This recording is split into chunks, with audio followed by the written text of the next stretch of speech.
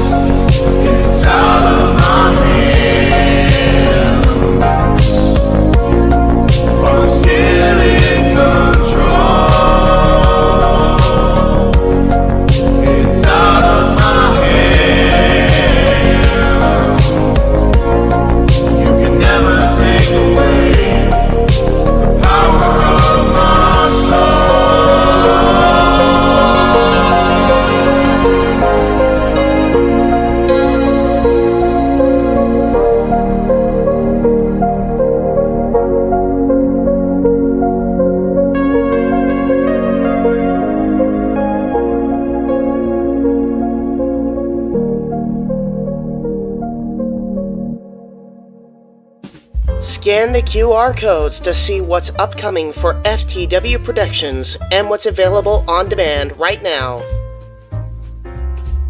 Button Master Stable Wars entire playlist. AEW Grand Slam Rampage and Dynamite Watch Party. Shared Experiences by Mistress Audio and J. Hebert Side 95. Survivor Series 10-year retrospective. The J. Hebert Side of Things, Episode 3. Star Wars Jedi Fallen Order Let's Play series. Watch-alongs for Halloween Havoc 97 and Fully Loaded 2000. All of A Simple Man's Brand Simply Predicting panels. Both episodes of The Don DeMarco Show. AEW Spark, WWE Aftershock, and Retro Wrestling Review series. The entirety of the NASCAR Thunder 2004 Let's Play series. All of AEW's watch parties the last 4 weeks. Wrestle Kingdom 17 coverage in conjunction with the Jeff Meacham Network. A Simple Take. Both episodes available now. Super Mario Bros. Z voice acting. Breaking news. ATW View Impromptu. WYW Intro and Immortal Stream. Royal Rumble Match Marathon with retros of events following Marathon. Plugs have concluded. On to the video.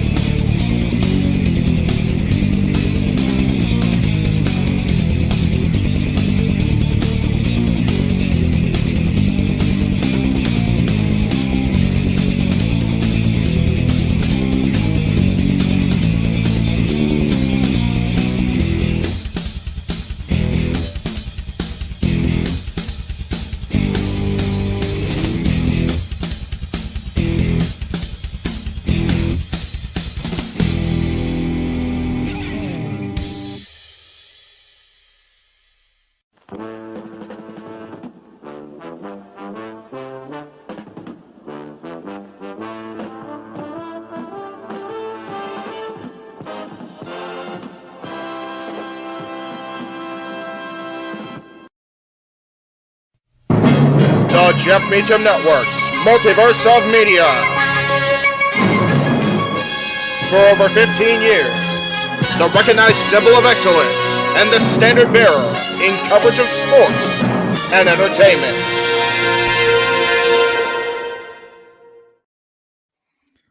What is going on, everybody? Welcome to the Jeff Meacham Network Multiverse of Media presentation of WWE Elimination Chamber.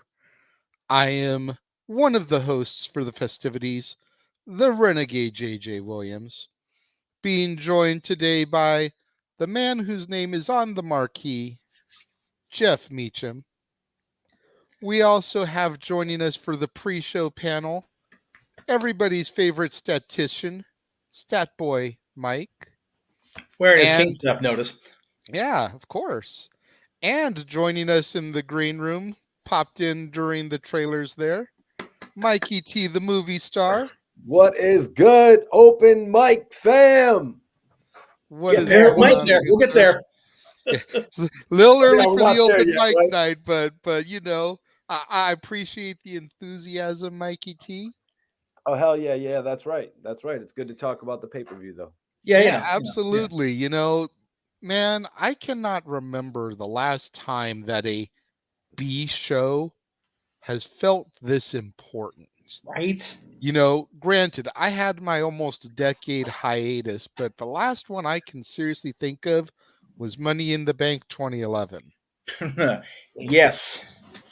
There may have been a couple others in between during my hiatus, but for me, the last time a B show has felt this major was Money in the Bank Punk and Cena. It is so major. We got Bondus Barrett on the panel. So there you go. Hey, you know what? You raise your hand if anybody is paying attention to Bad News Barrett. Yeah, no, I think everyone's looking at Kayla Braxton. Hey, you know what, Even though? my daughter, who's sitting off here off camera, looks at me and whispers, "She's pretty." Yes, she is. It's like, I'm just saying, like, I'm not trying to hate on Barrett. He's rocking the purple. Everyone I knows was that's gonna my say. color. But let's be real. Kayla Braxton's got those standout features if you smell what I'm cooking. Yes, and regardless of what the Heyman Hustle thinks of Kayla Braxton, she is rocking that suit her own self. But yes, Wade Barrett may be bringing the bad news, but he is rocking that purple when bringing it. So I'm here for it. Good on him.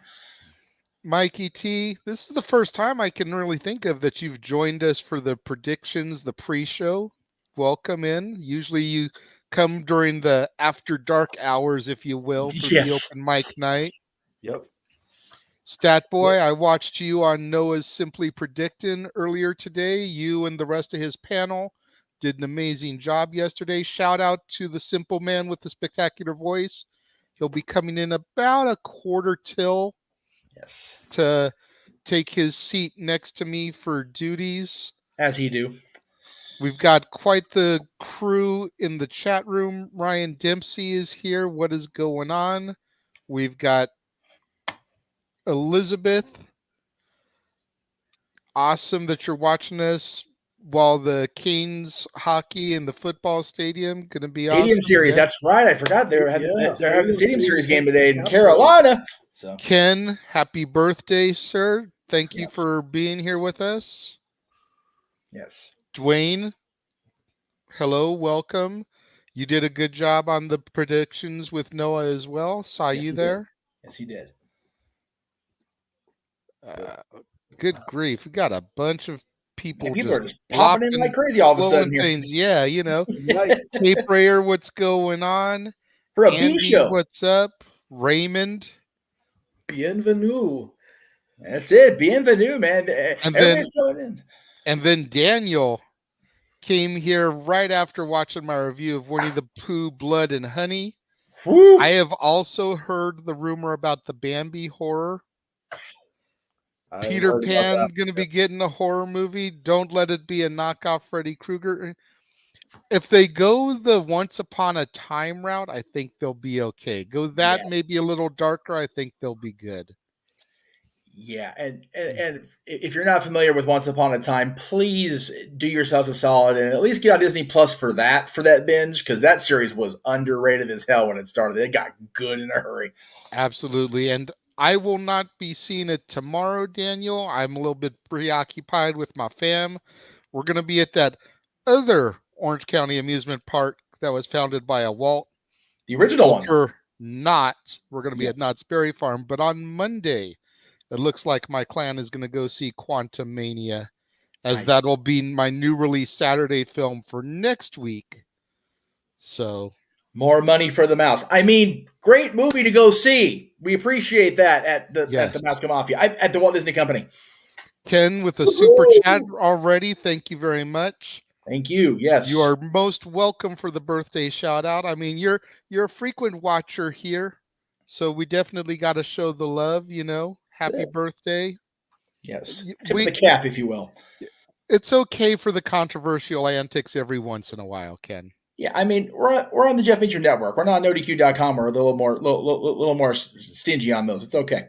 I think the match everyone is looking forward to the most is Sammy and Roman, and we will definitely get there momentarily, Cape Rare.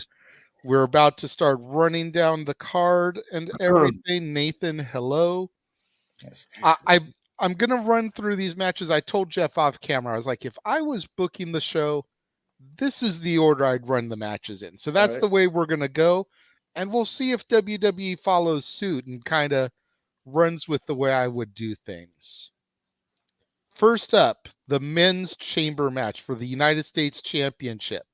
Yes. Austin Theory defending against Damian Priest, Montez Ford, Johnny Gargano, Bronson Reed, and Seth freaking Rollins. That's right.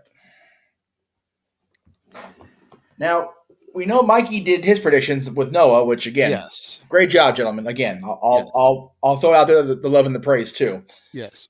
So what we'll try to do is we'll try to come to Mikey last on these, since he's already kind of given his thoughts. Stat boy Mikey. Yeah. That way, if any of us say something that maybe he wants to piggyback off of and interject on, he can, as opposed to trying to throw him out there first. He's already kind of given his thoughts on these. Exactly. So we'll go to Mikey T, the movie star, first. Yes. What are you thinking about this one, good sir? Well, guys, we spoke about this last week on Open Mic Night, which I see a couple of y'all have followed suit in what I was saying about Montez Ford being in here for a reason. I think Montez Ford is the backup plan. I think he's the backup plan for John Cena. And I guess me and Jeff are going to go and do some sort of a bet in regard to that as well, because I think John Cena might sit Mania out this year. If he has to, Montez will fill in for him, but that doesn't mean Montez is winning here. I think Bronson Reed will probably get the fall over Seth Rollins. Maybe they'll have a bit of a mini feud leading into Mania because, Logan Paul's not going to be there every week. Damian Priest, not going to win this. Johnny Gargano, not going to win this. I think Austin Theory keeps the title here. Very close with him and Montez Ford. I think they're going to be the final two, but they don't pull the trigger tonight. It's a fair point. I mean, in our prediction league, which Noah gets to host, and that's why he's not going to be here till quarter tells. He's going through taking care of the hundreds of people that he's got running leagues for. But he allows us to have two picks. And I completely co-sign with you, Mikey T. I picked Austin Theory as my main. I think he's going to retain. I think he's going to hold the title going into Mania, especially if he's going to do something with Cena. Cena in the last decade made a thing about the United States Open Challenge. I think Austin Theory is going to go into Mania, maybe not even have an opponent, and issue an open challenge at Mania, and here's going to come John Cena. Montez Ford was my second choice because I really like Tez, and I think the Street Profits are going to break up before the end of the year. Could this be that initial seed that gets everything rolling for them by giving him a singles title? Jeff, what do you stand on this one? Well, I went with Theory as my A pick. A-Town Down's my A pick because it makes the most sense. I saw a comment in the chat room, and I think, let me see where it went. There it is. Daniel says it'll be because of John Cena. John Cena is currently 16 hours ahead of where they are right now in Elimination Chamber. I don't think jets can fly fast. I don't think he's going to fly a jet that fast. So don't think he'll get back from Australia in time to interfere in the Elimination Chamber match. But stranger things have happened. Shawn Michaels hit under a ring during the entire Chamber match and cost The Undertaker the world title to get into a WrestleMania match. So if Shawn Michaels can do it, why can't John Cena fly a jet back 16 hours the wrong direction? My second choice, mainly just because of the star power behind him and his WrestleMania opponent, is actually Seth Rollins. And I'm saying that because, God forbid I put this out in the ether, out into the WWE universe, multiverse, whatever you want to call it. What if they want to set up Logan Paul to be a U.S. Championship challenger at WrestleMania and they put it against Seth Rollins? What if that's actually a thing? I wouldn't be so opposed to it, and I wouldn't scoff at it. Who would have thought that in Logan Paul's second match, he would challenge Roman Reigns for the Undisputed Universal Championship? Yeah, Granted, it was in country redacted, but still, who would have thought that he'd go from challenging Miz at Mania to challenging Roman for the strap? Yeah. Come on. So to throw him in a program with Seth for the U.S. title ain't that far-fetched. It's not. It's more realistic. It seems a little bit ridiculous, but it ain't that far-fetched. It's about as ridiculous as John Cena coming back and actually being a credible contender for the U.S. Championship when he don't need the goddamn championship no more. No. So, there is that. Of course, whatever with John. But you're absolutely right. John Cena was one that instituted the U.S. Open Challenge, so it makes sense for him to be in a program, especially with a punk, cocky punk like Austin Theory, who John always loved putting people like that in this place. So, knock the kid down a peg or two. Give him a little humble pie to go with his U.S. championship. Humble apple pie there, Matt, how's it going? Thank you for joining us. What's up, Mikey T? I see your hand up. Yeah, and I do want to point out that I could say, like, oh, why not save Austin Theory versus Logan Paul U.S. title for SummerSlam? But Logan Paul is obviously not a face, so that's not going to work. Right. Seth Rollins and Logan Paul for the U.S. title would be the more worked match with him working as a heel. So, yeah. Exactly. I think it just depends on who you want to throw Logan Paul in there against, because he was a face against Roman. Well, and he was a face against Miz. But if you throw him in there against Seth, then he can definitely go heel. And I think people want to boo Logan anyways. I think if I remember correctly, he was starting to get a little bit more boos than cheers towards the end of the Crown Jewel match. Yes. But he still went into the match as a solid favorite. Yeah, Logan is just one of those guys that can really work any angle that he wants. And I think that really works for WWE, considering he's not there on a weekly basis. It's just a matter of who they want to throw them in the ring with. You throw Logan Paul in there against Pat McAfee, he's going to be a heel. Yeah. You throw him in the ring against Michael Cole, then he's going to be a babyface. Looks like Cole's facing Top Dollar anyway. Right?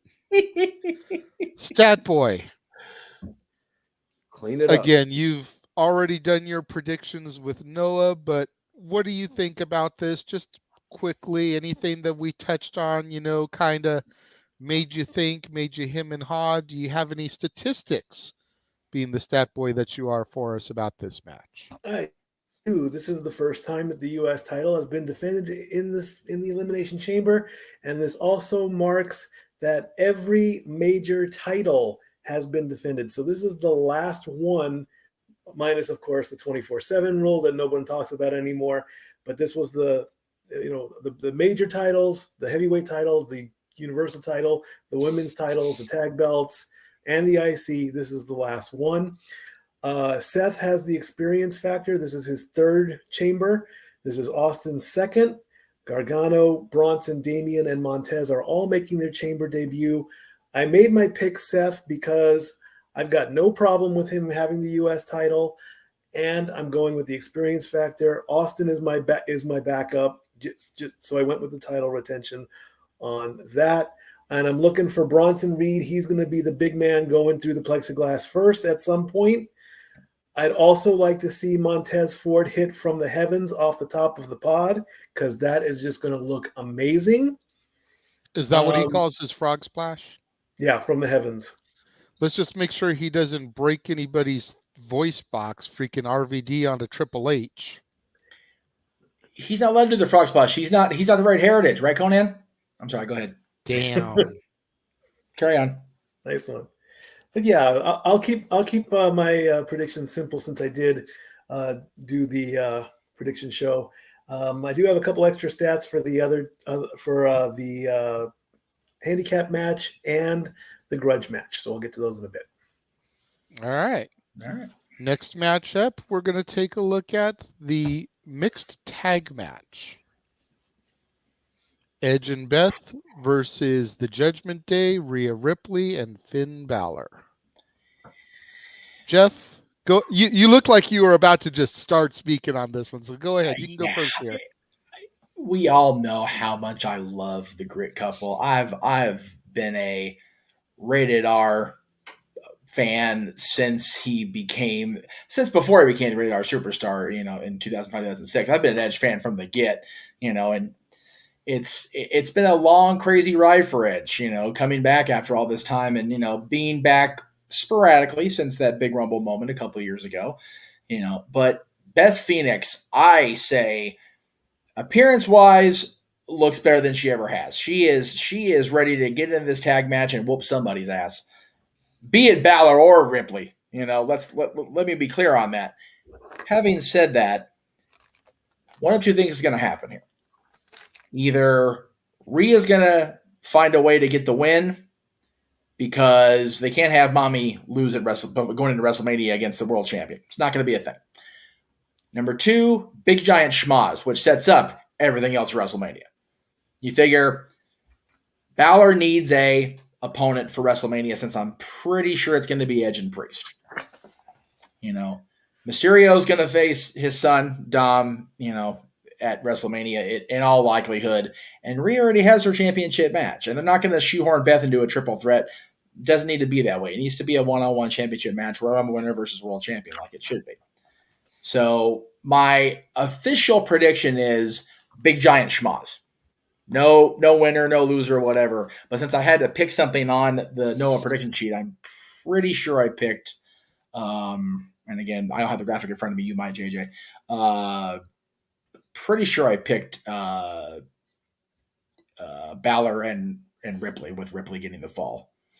So either way, it's going to be awesome to see Edge and Beth as a team. We don't get to see this a hell of a whole lot. I don't think we've seen it yet on pay-per-view or premium event anyway. So that'll be cool. And if we have, it was once. So it's always cool to see Beth on television. It's always great to see Edge back. Balor is finally getting used. My God, how long has that taken? And Rhea Ripley's coming into her own. She really is. She is becoming the superstar that a lot of us in this room saw on the horizon during the Mae Young Classic when she first appeared on WWE television. So this is probably my favorite match long-term wise, as far as overall favorites of everybody, not counting the world title match. It's a fair point. Ken wants to know, Jeff, did you like Edge ever since the Brood days? I liked Edge when he debuted, before he and Gangrel and Christian ever actually formed the Brood. I liked Edge when he was out there being a brooding, silent warrior out there in the crowd. The intros, the vignettes were kind of what they were. And even Adam has said, I don't know what the hell we were doing there. We were just whatever. So, but I've been a fan of his from the very beginning, from debut until now. I was one of the few people in my circle that was like, whatever with the whole Matt Hardy Lita thing. It's, you know what? None of our business. True. And it led to goddamn good television at the end of the day. It really did. And I wept like a baby when he cashed in on Cena. I did. It was wonderful. Mikey T, the movie star, where do you stand on this one, good sir? Yeah, so this match, it's one of those intriguing matches for the Royal Rumble winner to compete in. They always have some sort of a plan for the Royal Rumble winner, and this one's finally going to play out. We've kind of been waiting for this since like Survivor Series for some intergender type of match to happen.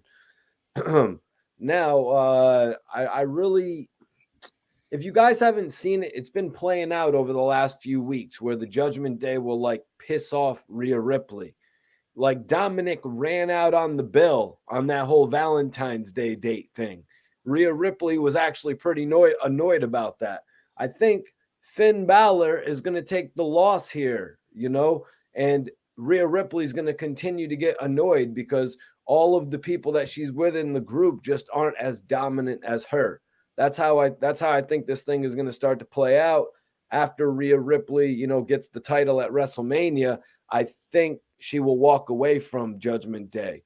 But so in saying that, if she's going to get that big victory next month, I think they'll, make her take this loss. So I'm standing by my prediction of Edge and Beth Phoenix taking this win. If I'm wrong, I mean, if in Triple H's era, what they do is they bring back people like Edge to put over Finn Balor, and Rhea Ripley, I guess maybe I'm wrong, but I just don't see it happening. I do not see them putting over these Finn Balor. And they've been looking horrible on Raw, lately. I really just don't think they're deserving of this victory over Edge like that. But, and furthermore, I don't want to see Edge compete with Balor again at WrestleMania. We already saw them in an I Quit match. So please just do something else. Give me Edge versus Brock, but we'll get into that with our next prediction. What, Jeff, we haven't really seen it since Insurrection, right? No. I understand that. I just don't think Edge's current story or character progress lens of Brock Lesnar thing. That's so random. It would have been better if Bray wouldn't have spoke, and then we could have got Bray and Edge. It would be a great thing, and I'm not saying it's not going to be a great thing, but again, I'm very much of the Steve Austin 2002 philosophy. Don't just throw shit at the wall randomly and see if it sticks. Give me a build. Give me a reason. Give me why. Yeah, and that's something that I see the WWE's been doing a lot lately. They've actually been giving us some long-term storytelling. And this is one of those matches, one of those feuds. It's like it really began last year at WrestleMania, and it needs to come to an end this year at WrestleMania. Exactly. An entire year-long feud with this. And it's been said by me, it's been said by people in the chat, if Phoenix pins Ripley, that'll make her look weak. And you cannot have the number one contender to the title looking weak going into Mania. That just is horrible booking for me. Yep. You do not want to do that. Just Cody. So I went with Edge and Beth, and I feel like Edge is going to get the pinfall on Finn. That way, Edge vanquishes part of the Judgment Day. He's now taken out half of them. Right. Rhea still looks strong going into Charlotte at SoFi. Finn is defeated. That just leaves Dom and Priest. Yeah. And then we can set up the fact that since Priest was Edge's first recruit, you get Edge versus Priest at Mania, since we all know it's more than likely going to be Rey versus Dom. And then the Judgment Day is dead. Rhea has defeated Charlotte, hopefully. Sent her off to Hollywood to go over do whatever the fuck she's going to do over there. And Rhea can turn face, because everybody loves Mommy anyways. I mean, that's fair. And just call it a day. And the Judgment Day will be dead and buried, just like the pay-per-view itself. That's right. Stat Boy, what do you got to say about this match, good sir? Very quickly. I picked Edge and Beth. I sit up. Can't see you very much. Oh, sorry about that. There you go. Getting on Cena status there. We can't see you. That's all right. Producer mode. I got you. Damian is 0-2 against Edge himself. They had the two one-on-one matches at Clash at the Castle and on Renegade's birthday last year on Monday Night Raw. So apparently Damian just can't win against Edge. However, when Damian and Rhea tag up on television, they're undefeated. They beat AJ and Liv May 2002. They had the match at Hell in a Cell with Edge as their partner against the OC and the 8-man tag in November of 2022. However, on the live event tours, the Judgment Day can't win. Damian and Rhea lose. Of course, they were going up against the OC at the time. So it's two different standards and two different stats. On television, they can win to be strong. On the live scene, they lose. So, albeit aside, minus the stats, I don't care that as a team they're undefeated. The storyline needs to end as Renegade and everyone is saying. I like Rhea. She's a great talent on her own. I actually like hearing "This is my brutality." I like the black hair. I like the black under the eyes. It's got to come to an end, and it comes to an end tonight. There we go. Just want to point out something real quick, Jay, before you move on to the next match on the U.S. champion. Go ahead. I was going to throw up a comment real quick, but go ahead. Oh no, go ahead. Go ahead first, because I actually wanted to address that comment. I think too. Oh, it was a different one. Something I had starred because Ken pointed out that he thought Ripley was going to choose Belair, since we've already seen her versus Flair many times. And while we may have seen Rhea versus Charlotte many times, you've got to think about the WrestleMania implications and the fact that Charlotte dethroned Rhea for the NXT Women's Championship at Mania when Charlotte won the Rumble. Yep. This was a completely different Rhea Ripley now than that person. So she's looking to get that revenge. She's looking to get that win back. Yes. Stat Boy Mike, as far as the U.S. Championship, if it does indeed change hands tonight, it'll be the only time it's ever changed hands in Montreal, but not the first time it's changed hands in Canada. 2 times, both in Toronto, it changed hands in Canada. 1970, where did it go? I just had it right in front of me, of course. 1974, I believe. Let me double. Yep. 1978, excuse me. Ricky Steamboat beat Ric Flair at a live event for Crockett. We're not going to call it a TV show because back then it wasn't a thing. But the other one was Bret Hart in 2010 becoming U.S. champion on Raw after his big comeback. There you go. Defeating The Miz, right? What's that? Defeating The Miz, right? Yes, defeating The Miz. So there you go. And it was vacated. Oh, I'm sorry. It was vacated in Winnipeg with that whole stupid thing with Cena and Angle when Angle was the GM of SmackDown. And he hit Kurt or whatever. The dumb storyline. But anyway. All right. And those stats were Stat Boy approved. There we go. And now we go to our middle of the pack match. The almighty Bobby Lashley versus the originator of cowboy shit. Fuck Adam Page. Right. Brock Lesnar. For me, it comes down to the fact that Bobby, I think, needs to get defeated and humbled so that he will go back to MVP, acknowledge the fact that he needs MVP in the Hurt business, and we'll just make that shit go from there. Period, point blank. And then Ratnick wants Gunther, or let's do this the Noah way, Walter, his name is Walter, to screw Lesnar tonight. His name is Robert Paulson. I'm sorry.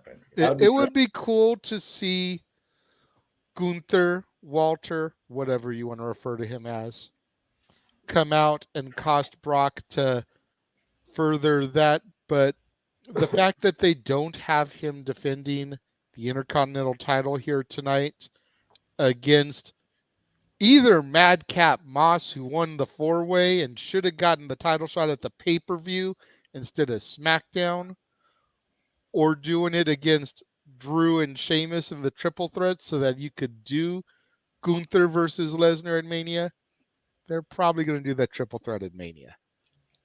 Brock is going to be final boss status for Gunther. Maybe SummerSlam. But right now, Brock just needs to humble the Almighty. Who wants to go next?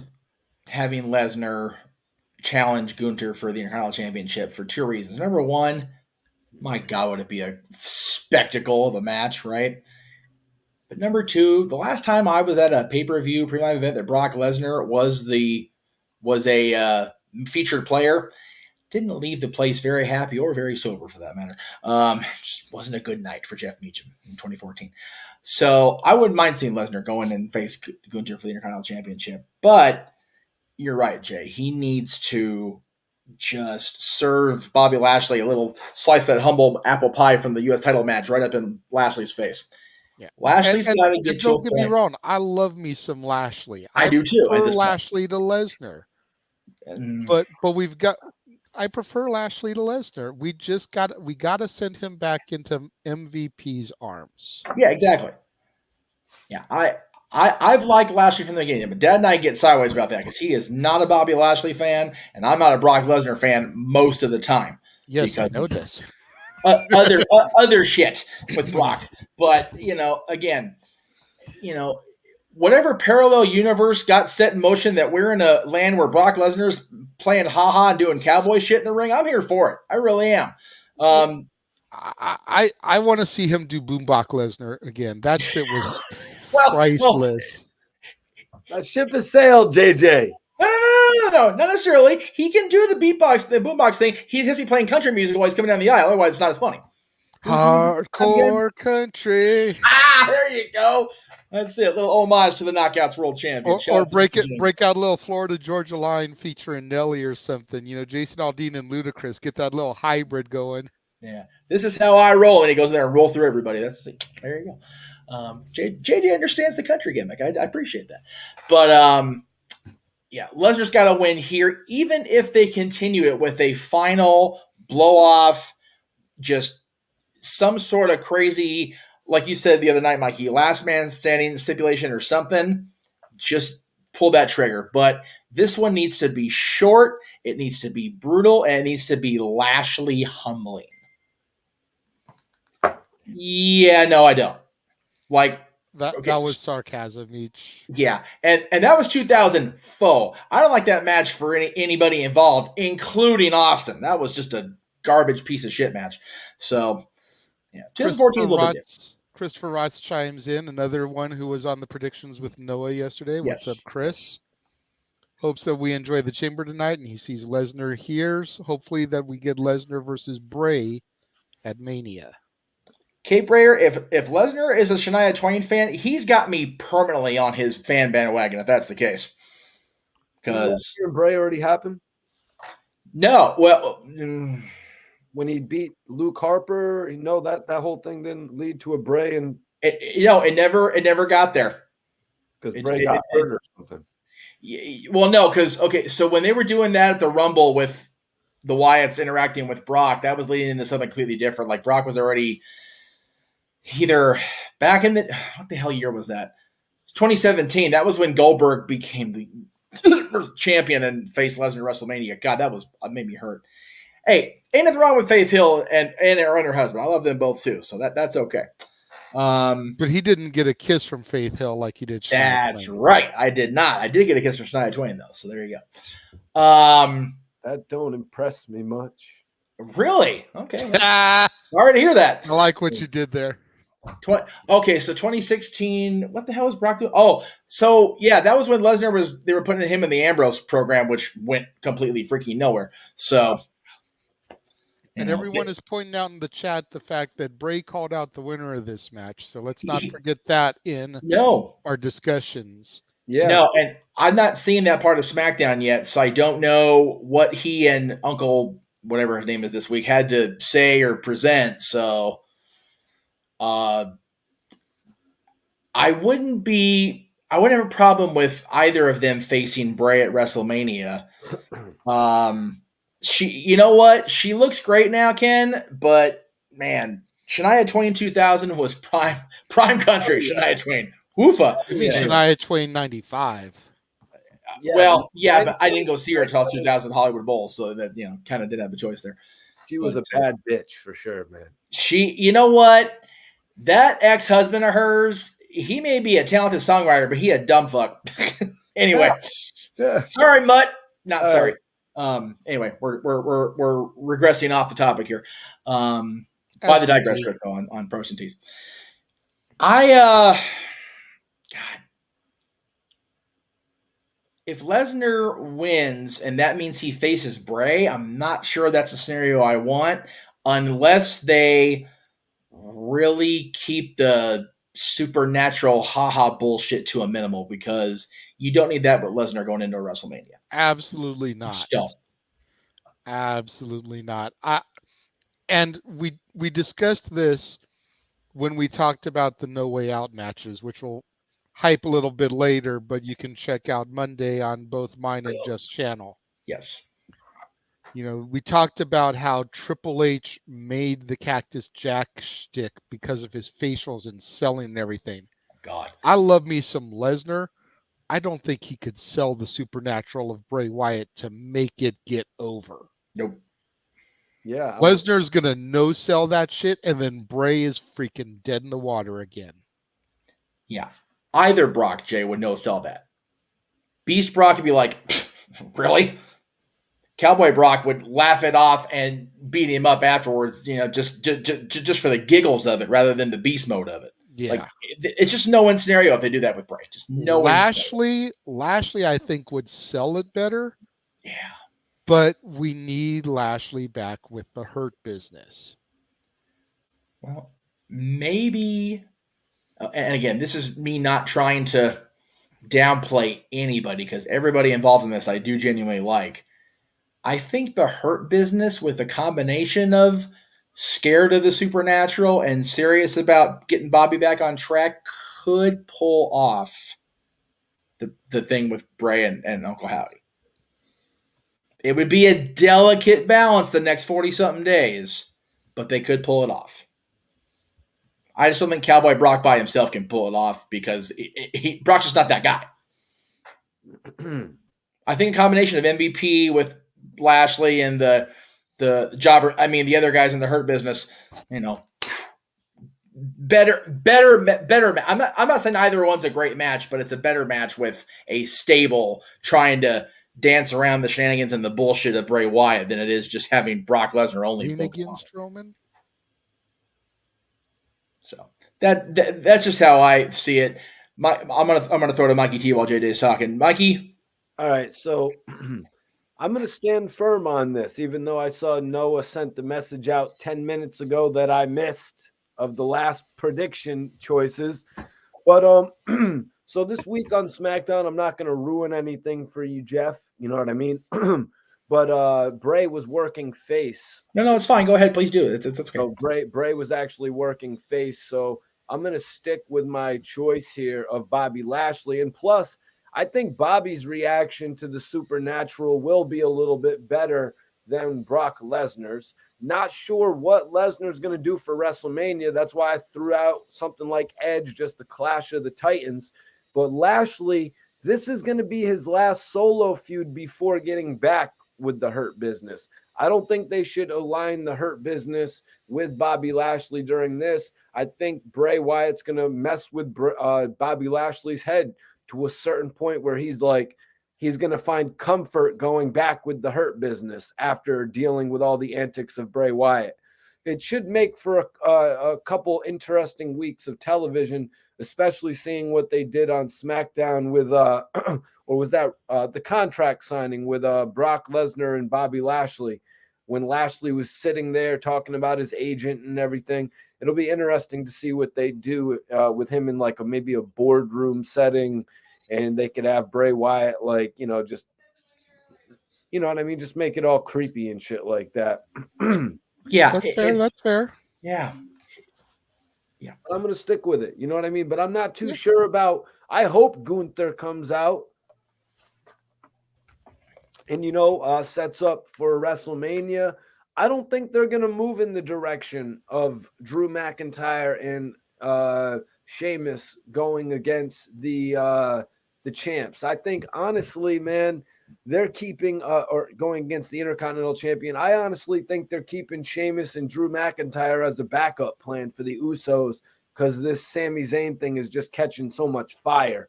They got to have a backup plan for when they ultimately don't do Sami Zayn and KO, if that doesn't end up happening. Because WWE is burning money right now if they don't put the ball in the court of Sami Zayn. They could really do two major stars right now with Sami Zayn and Cody Rhodes at the expense of Roman Reigns. But they're going to send him to the tag division? I don't know. Well, we'll get into the Sami situation when we get to the main event. You're right. Boy, is there anything you would like to add to this match before we move on? They are hyping that this is the rubber match, which is true in a one-on-one setting. Of course, Bobby beat Brock at Rumble 22. Brock beat Bobby at Crown Jewel, and this is the rubber match between them. They have fought overall 6 times, with the first meeting, of course, being day 1, the Fatal 5-Way, where I think that's where Brock got the title, I believe.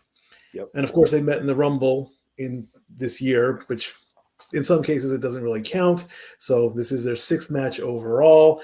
My pick is I'm going to go with Brock on this one, which is a shock. And on the prediction show, I said that Noah does need to put the option of the no contest in there because let's face it, something could happen where they could go one more match. They could go the last man standing route. They could go the steel cage route. They could go the lion den match or the fight pit match. I even said, hell, call up Dana White, make it a proper UFC match. Let these guys actually grapple because they both have grappling backgrounds. They both have actual wrestling backgrounds. Let's see what happens. Let's see if one's jiu-jitsu is better than the other. Stat boy, if you want them to go grappling, why not do a 60-minute Iron Man match? Because that won't just be all grappling. That'll be some power moves. They will slam each other once in a while. Okay, then turn it into the ultimate submission match. There you go. 2 out of 3 falls? No, the whole hour. Like Benoit 60-minute ultimate submission match. I would say if they're going to turn these two big guys loose in ultimate submission, it's got to go 30, man. 60 is way too long for these two guys. You don't think they could carry it?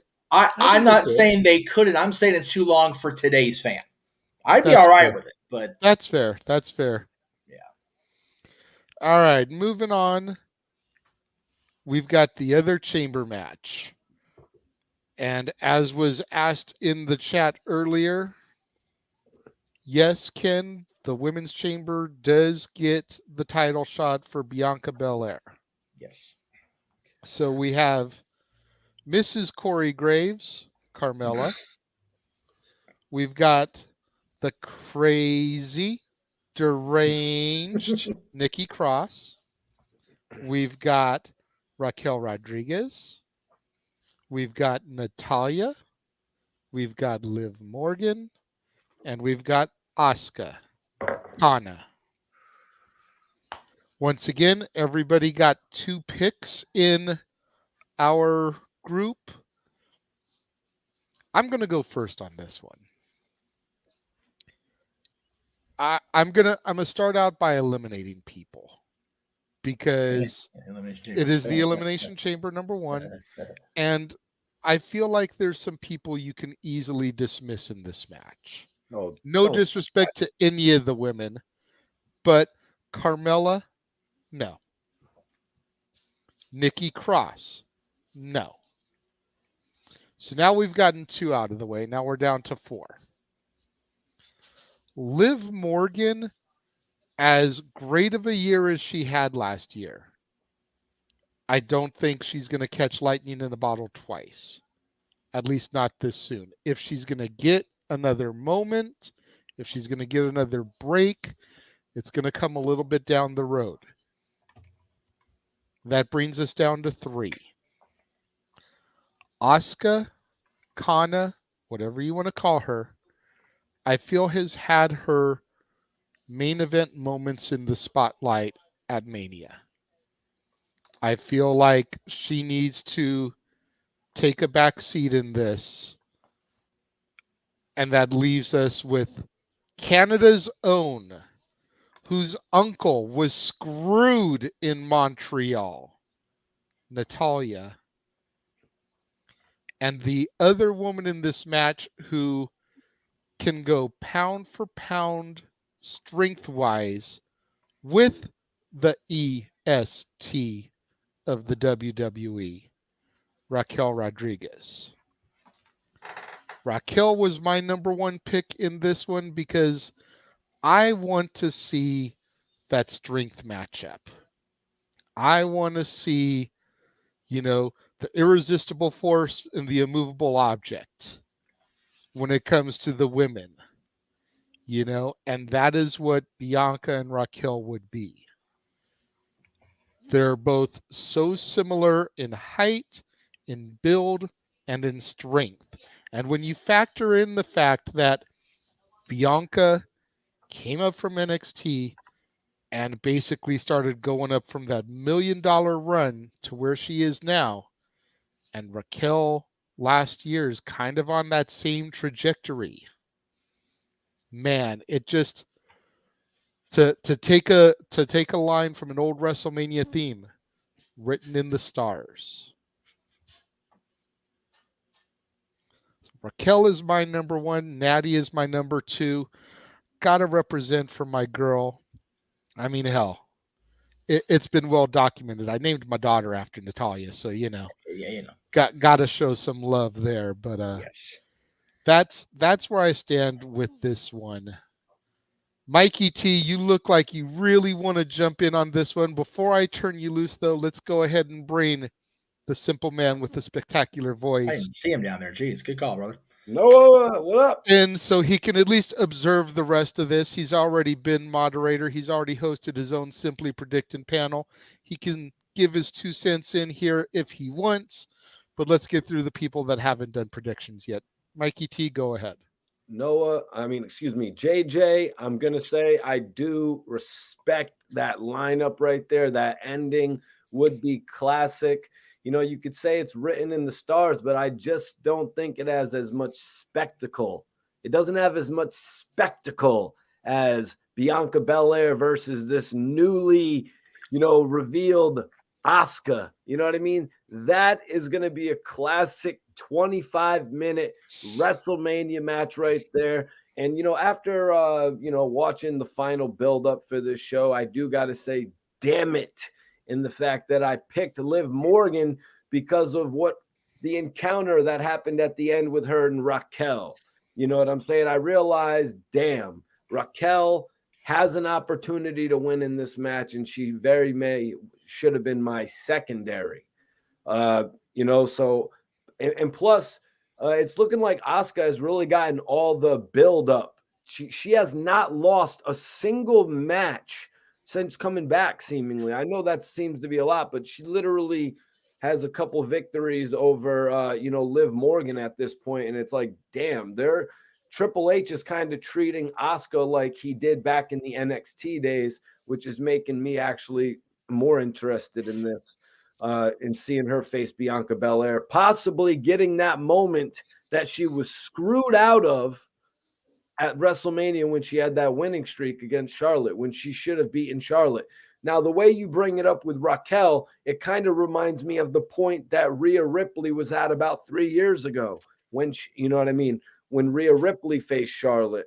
I just don't see Raquel being able to win this one here because her versus Bianca Belair at WrestleMania, it's like, it just doesn't, like I said, it doesn't have much spectacle to it. Like Raquel, like, when we talk about how Bianca Belair's career had such an upward trajectory, Raquel's hasn't had the same.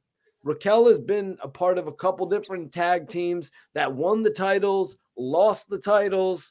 She's had a couple start and stop pushes. That was actually nothing like the trajectory of Bianca Belair. She's had these stop and start heel turns as well recently. She turned heel, but now she's a face.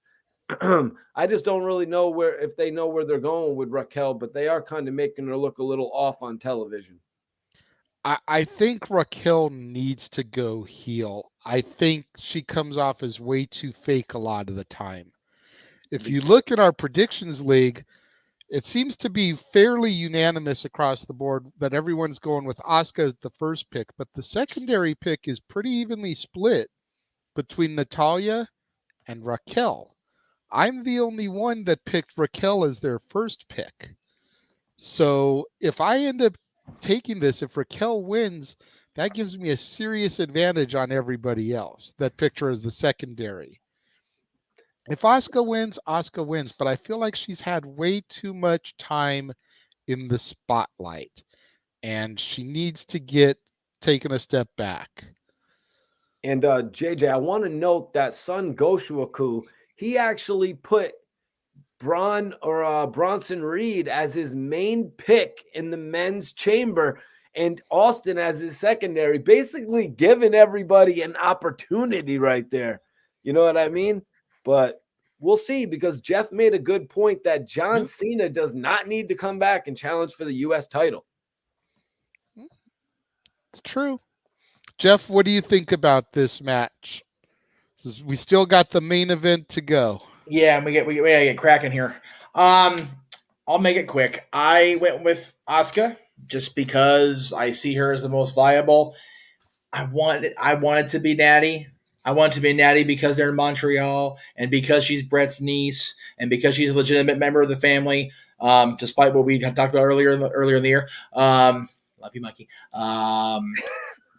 She's in the family, damn it. She's in the family. That's right. Don't go down that path again. So Asuka's my primary pick. I believe I went with Carmella just because, you know. Yeah, you had to go put that out in the ether. I swear to God, Meacham, if she wins, I riot. I walk away. To be fair, you called her Mrs. Graves.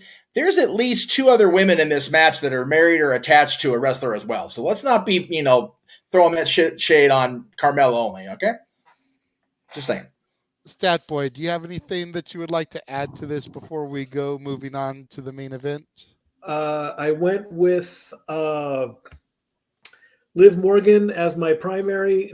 She has the experience factor. This is her 3rd chamber. This is Asuka's 2nd, so she's my secondary. This is Nikki's 2nd chamber. This is Natalia's 2nd chamber, and this is Carmella's 2nd chamber. Raquel is the newbie. I did say that I'm actually liking Raquel. I think she's a great person. She has a great character. But of course, everyone says that she smiles too much. She is a happy person. She's living her dream. Tell her, I know she needs to be tough, but let her show that beautiful smile, folks. And I'm not denying that she doesn't have a pretty smile, but it comes off as so fake. It comes off like she's hiding behind it, like a wait till they see what I really like. These exactly. idiots. And I called that Nikki is going to be the one to do the crazy whatever, jumping off the pod. Maybe Asuka will do it, or maybe even Asuka will take the bump herself. I don't see very much crazy spots in the women's match, but I did in the men's. So there you go. All right. And that brings us to the main event. And right. It's one of those things where none of us are walking into a Las Vegas casino and betting against the tribal chief. Correct. None of us are going to do that. Nope. At least not for another 40-something days. But the what if factor is huge tonight. Yep. They're in Sammy's home country. Yes. Home city. Yep. Jey Uso is still a question mark. Yep. KO hasn't been seen since he was crucified, essentially, at the Rumble a month ago. Yep. You know, there's so much that can go into this. Where does Cody Rhodes truly lie? Was his promo Monday all lip service, or did he truly mean it like he told Sammy? You know, the money says that bloodline versus bloodline is the way to go. Yep. But we have seen these uprising, these movements in the last 10 years in WWE more than once, where the crowds have derailed the booking plans, and the WWE has had no choice but to alter course, pull the trigger, and go a whole other route. And if anybody in this room, or even in the chat room, can tell me that when they watched the main event promo on Friday night with Sammy in his home country and the way the crowd was reacting to him, the tears that man was shedding in the ring, them chanting his old Generico song, doing the ole, ole, ole. If y'all don't think that Paul and company in Gorilla heard that and were like, oh shit, what do we do? They are doing it now on the screen as we are talking, gentlemen. Yeah. If there is not at least a seed of doubt planted in everyone's mind, then WWE has failed miserably these last 9 months. Because when Sami Zayn stepped into the ring last year against Johnny fucking Knoxville and got bitch slapped by that oversized hand and pinned in the middle of the ring by the guy from Jackass, did we ever think 11 months later he would be here challenging for the championship and a legitimate threat to the head of the table? Better chance in hell if there a water drop being seen.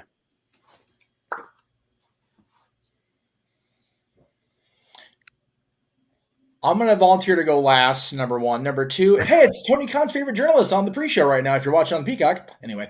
Oh, fuck me. I'll go next. Whoever's next, go for it. Yeah, I'll go whoever. ahead. The betting odds on this match, if you want to make $100 for Roman Reigns to win, you got to at least put up $2,000. That's how much it is. Yeah. Seriously. For every dollar you bet on Roman Reigns, you win 20 cents. Yeah. For every dollar you bet on Sami Zayn, you'll win 7. I'm taking bets at LB Stat Kid 1977 right now. Lucky 7, brother. hey. Sammy's a lucky 7 in that case. There you Lucky go. 7, Place okay? your bets. Place your bets. Place your bets, place your bets. But also, again, this is, of course, to win the match. There is nothing being said about winning the title. So there's your loophole, folks. We know we want to keep Roman strong going into Mania. We know this. Let there be a schmoz. Let somebody come out and screw with the match. Let Cody come out. And then at the end of the day, you'll say, here is your winner by disqualification, Sami Zayn. That's how he can win the match. Unfortunately, my pick is Roman Reigns in this one because I'm going with the rules of simply predicting who walks out with the title. I will be so happy. I mean, let's just face it. If by some miracle the stars align and the top brass say, you know what, 900 days is enough, put the belt on Sami, kablamo. Nuclear bombs would be going off in the internet world. But it's going to be a good match. Sami is going to put on a good show. His family's there. God bless him. I hope he's safe. Lord, please keep Sami safe. Don't let anything bad happen to him. Amen. Enjoy the match, but Roman's walking out with the title. A moment ago there, Noah, you said place your bets. Correct? Yep. My daughter gave me $1 that she is betting on her tribal chief to win tonight. Well, then, Oh, there you go. okay. At least it's not a Canadian dollar. Oh, that's brilliant. Mikey T, go for it, sir. Guys, man, first of all, I hope everybody enjoys this show tonight. Sucks we didn't get a pre-show match, whatever. But WWE of the modern era. Continue. so Roman Reigns, he was supposed to just run through Sami Zayn here. This match probably maybe wasn't even penciled in if the recent fame of Sami Zayn didn't catch on. This is the guy that, what did he handcuff people to the ladder and climb up it and win the IC title in that one triple threat match? Correct. You know what I mean? Because I have the US FBI warning on my screen. Sami has really put himself in real contention for the title. I mean, you could arguably say that Sami Zayn has had a better career than Cody Rhodes. If you were to line both of their careers up from the very beginning, I mean, shit.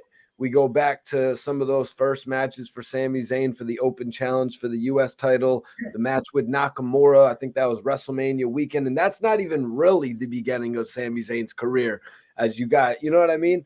But, so yeah, if you really were to compare their careers, it's like, what are we going to do? Are we really going to reward the guy who went and created AEW to beat Roman Reigns? Or how about we go with the homegrown talent, the guy who said screw signing with AEW and actually stayed with the WWE? I remember all that rumor was going on of Kevin Owens' contract was coming up and Sami Zayn, and they could end up in AEW, and where are they going in the WWE? Look where they are now. They are definitely the focal points of the new generation.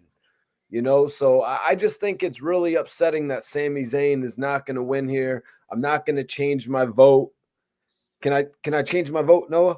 Nope. At 7:30 p.m. Eastern Standard Time, I made sure everybody in and out of the team was final. And that goes for all 105 of you in this whole entire thing tonight. Damn. But yes, I'm going to stick with Roman. But I will see y'all later on for the open mic night. I got to run. Meech, appreciate you. Stat Boy, JJ, and Noah. I will talk to y'all soon. Sounds good, Mike. We'll see you at open mic night. And then I planned the video package. So nobody said, but I made sure I typed my prediction out in case somebody decided to steal my shit, like pull a Josh on JJ after he talks. So I said it before. I'm saying it right now. All right. Nobody's talking about Sammy losing because Kevin comes out in Montreal and like, where the hell were you helping me a month before, 2 months before, and just guzzles Sammy himself? Yeah. I mentioned that the other night. I think it was on Talk Wrestling. I tried to suggest it as a possibility, bringing up the whole, where's KO been? That was also something brought up on Simply Predicting at one point.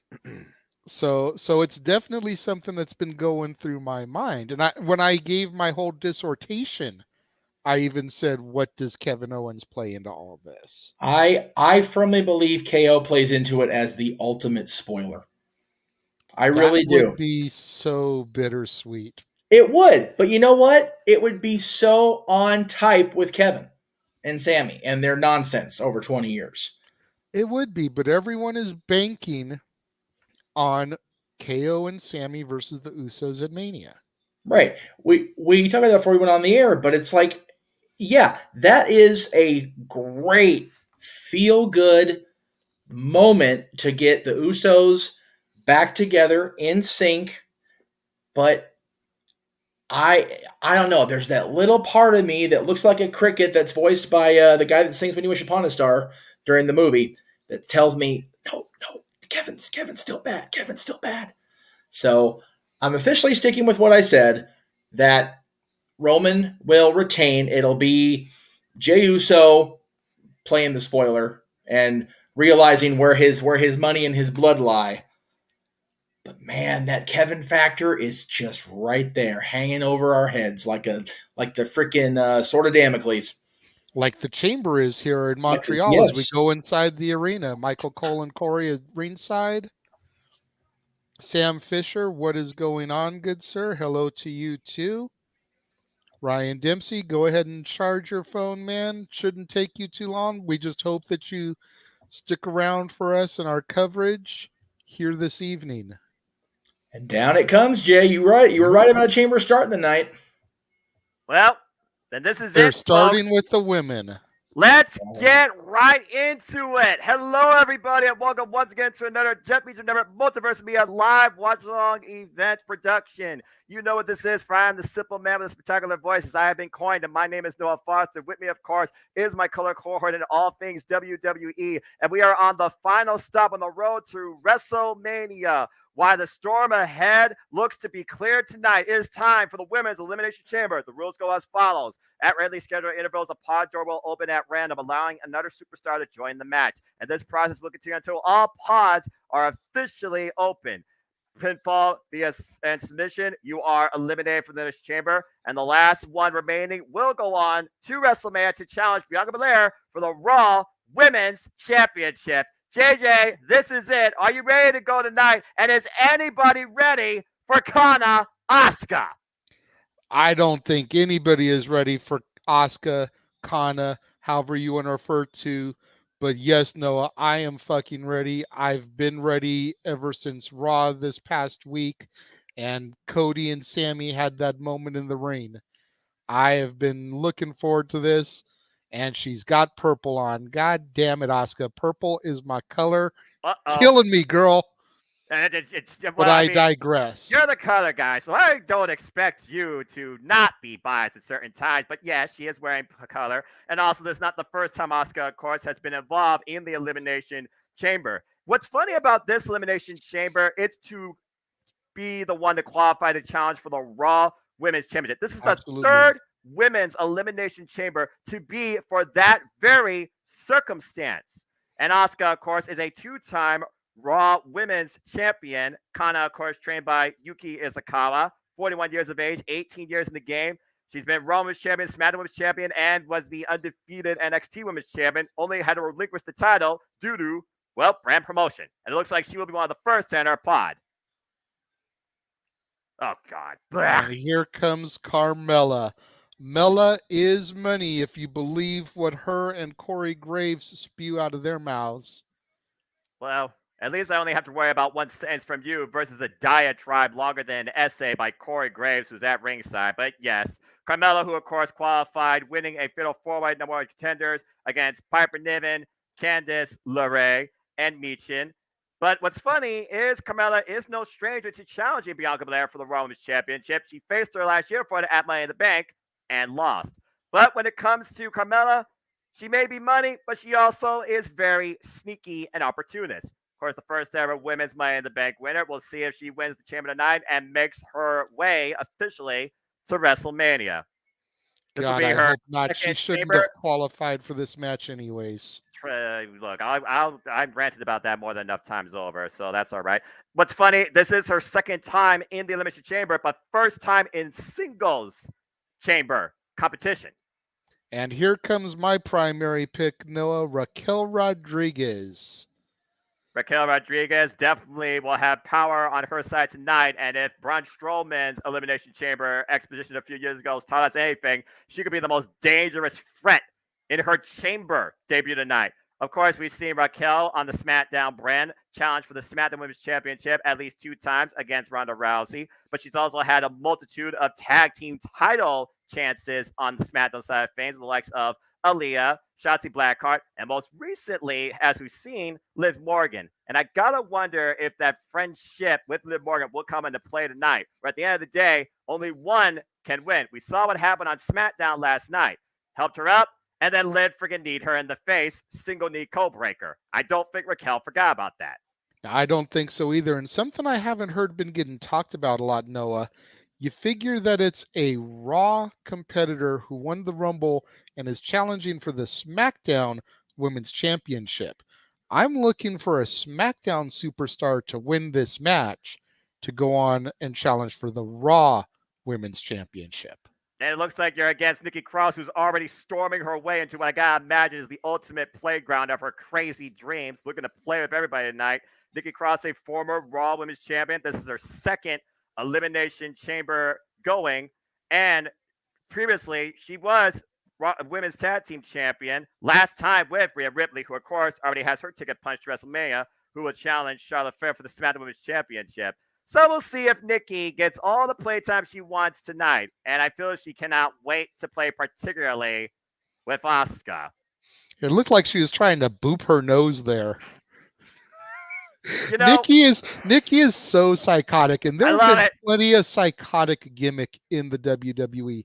It works for her. It works for her. About Nikki James, honestly, I think is the best since Victoria. Hey, you know what? I'll take it. Of course, Nikki Cross will be the last one to enter a pot, which means, JJ, the remaining 2 competitors will kick this chamber match off. And here we go. In Montreal, Canada, the heart is represented by Natalya. I've called her the locker room leader for generations, and yet Natalya, for as long as she has been involved in the WWE, heck, in the wrestling game, 23 years experience at 40 years of age, has yet to have a WrestleMania singles main event. Quite a homecoming, though, for a great graduate friend of the Hart family, of course, married in, former tag team champion, former SmackDown Women's Champion, and former Divas Champion. This is her second Elimination Chamber appearance. She was last involved in 2020. And tonight, she kicks things up. Can she run the distance and outlast the competition? Well, I definitely think there's no doubt that Natalya can do it. And you saw there as she came out to the ring, shades of her uncle Brett giving her sunglasses to the fan at ringside. You know, Natty, you mentioned how she has not had a WrestleMania singles match in her career. You've got to figure Natty has been with the company for going on 25 years, I think, 15 years. Correct. She's been there for a very long time. Her career is probably starting to dwindle in the WWE, if we're being 100%. Who's to say that this can't be like a farewell run where she's finally going to get that moment at SoFi Stadium? And here comes the woman she's going to compete against to open the match. Last year's Mrs. Money in the Bank, Liv Morgan. It's funny that you say live in the moment because Liv Morgan already had countless moments, and she's only been in WWE for 8 years, finally winning her first ever WWE Women's Championship, as you said last year, the SmackDown Women's Championship. She also had an incredible run at this year's Royal Rumble, making it to be literally the last two, only to be eliminated by Rhea Ripley. And right now, Liv Morgan is once again out to prove you only live once, and she's going to do everything possible to make sure that this year is her WrestleMania moment. This is also her fourth overall appearance inside Elimination Chamber. She was involved in the Tag Team Championship of Elimination Chamber and has been involved 2 other times in the Elimination Chamber as a singles competitor, which is ironic enough. She's a SmackDown competitor, but here's the thing, JJ. Those previous 2 singles outings in the chamber was also to be the #1 contender for the Raw Women's Championship. It's 3rd time the charm.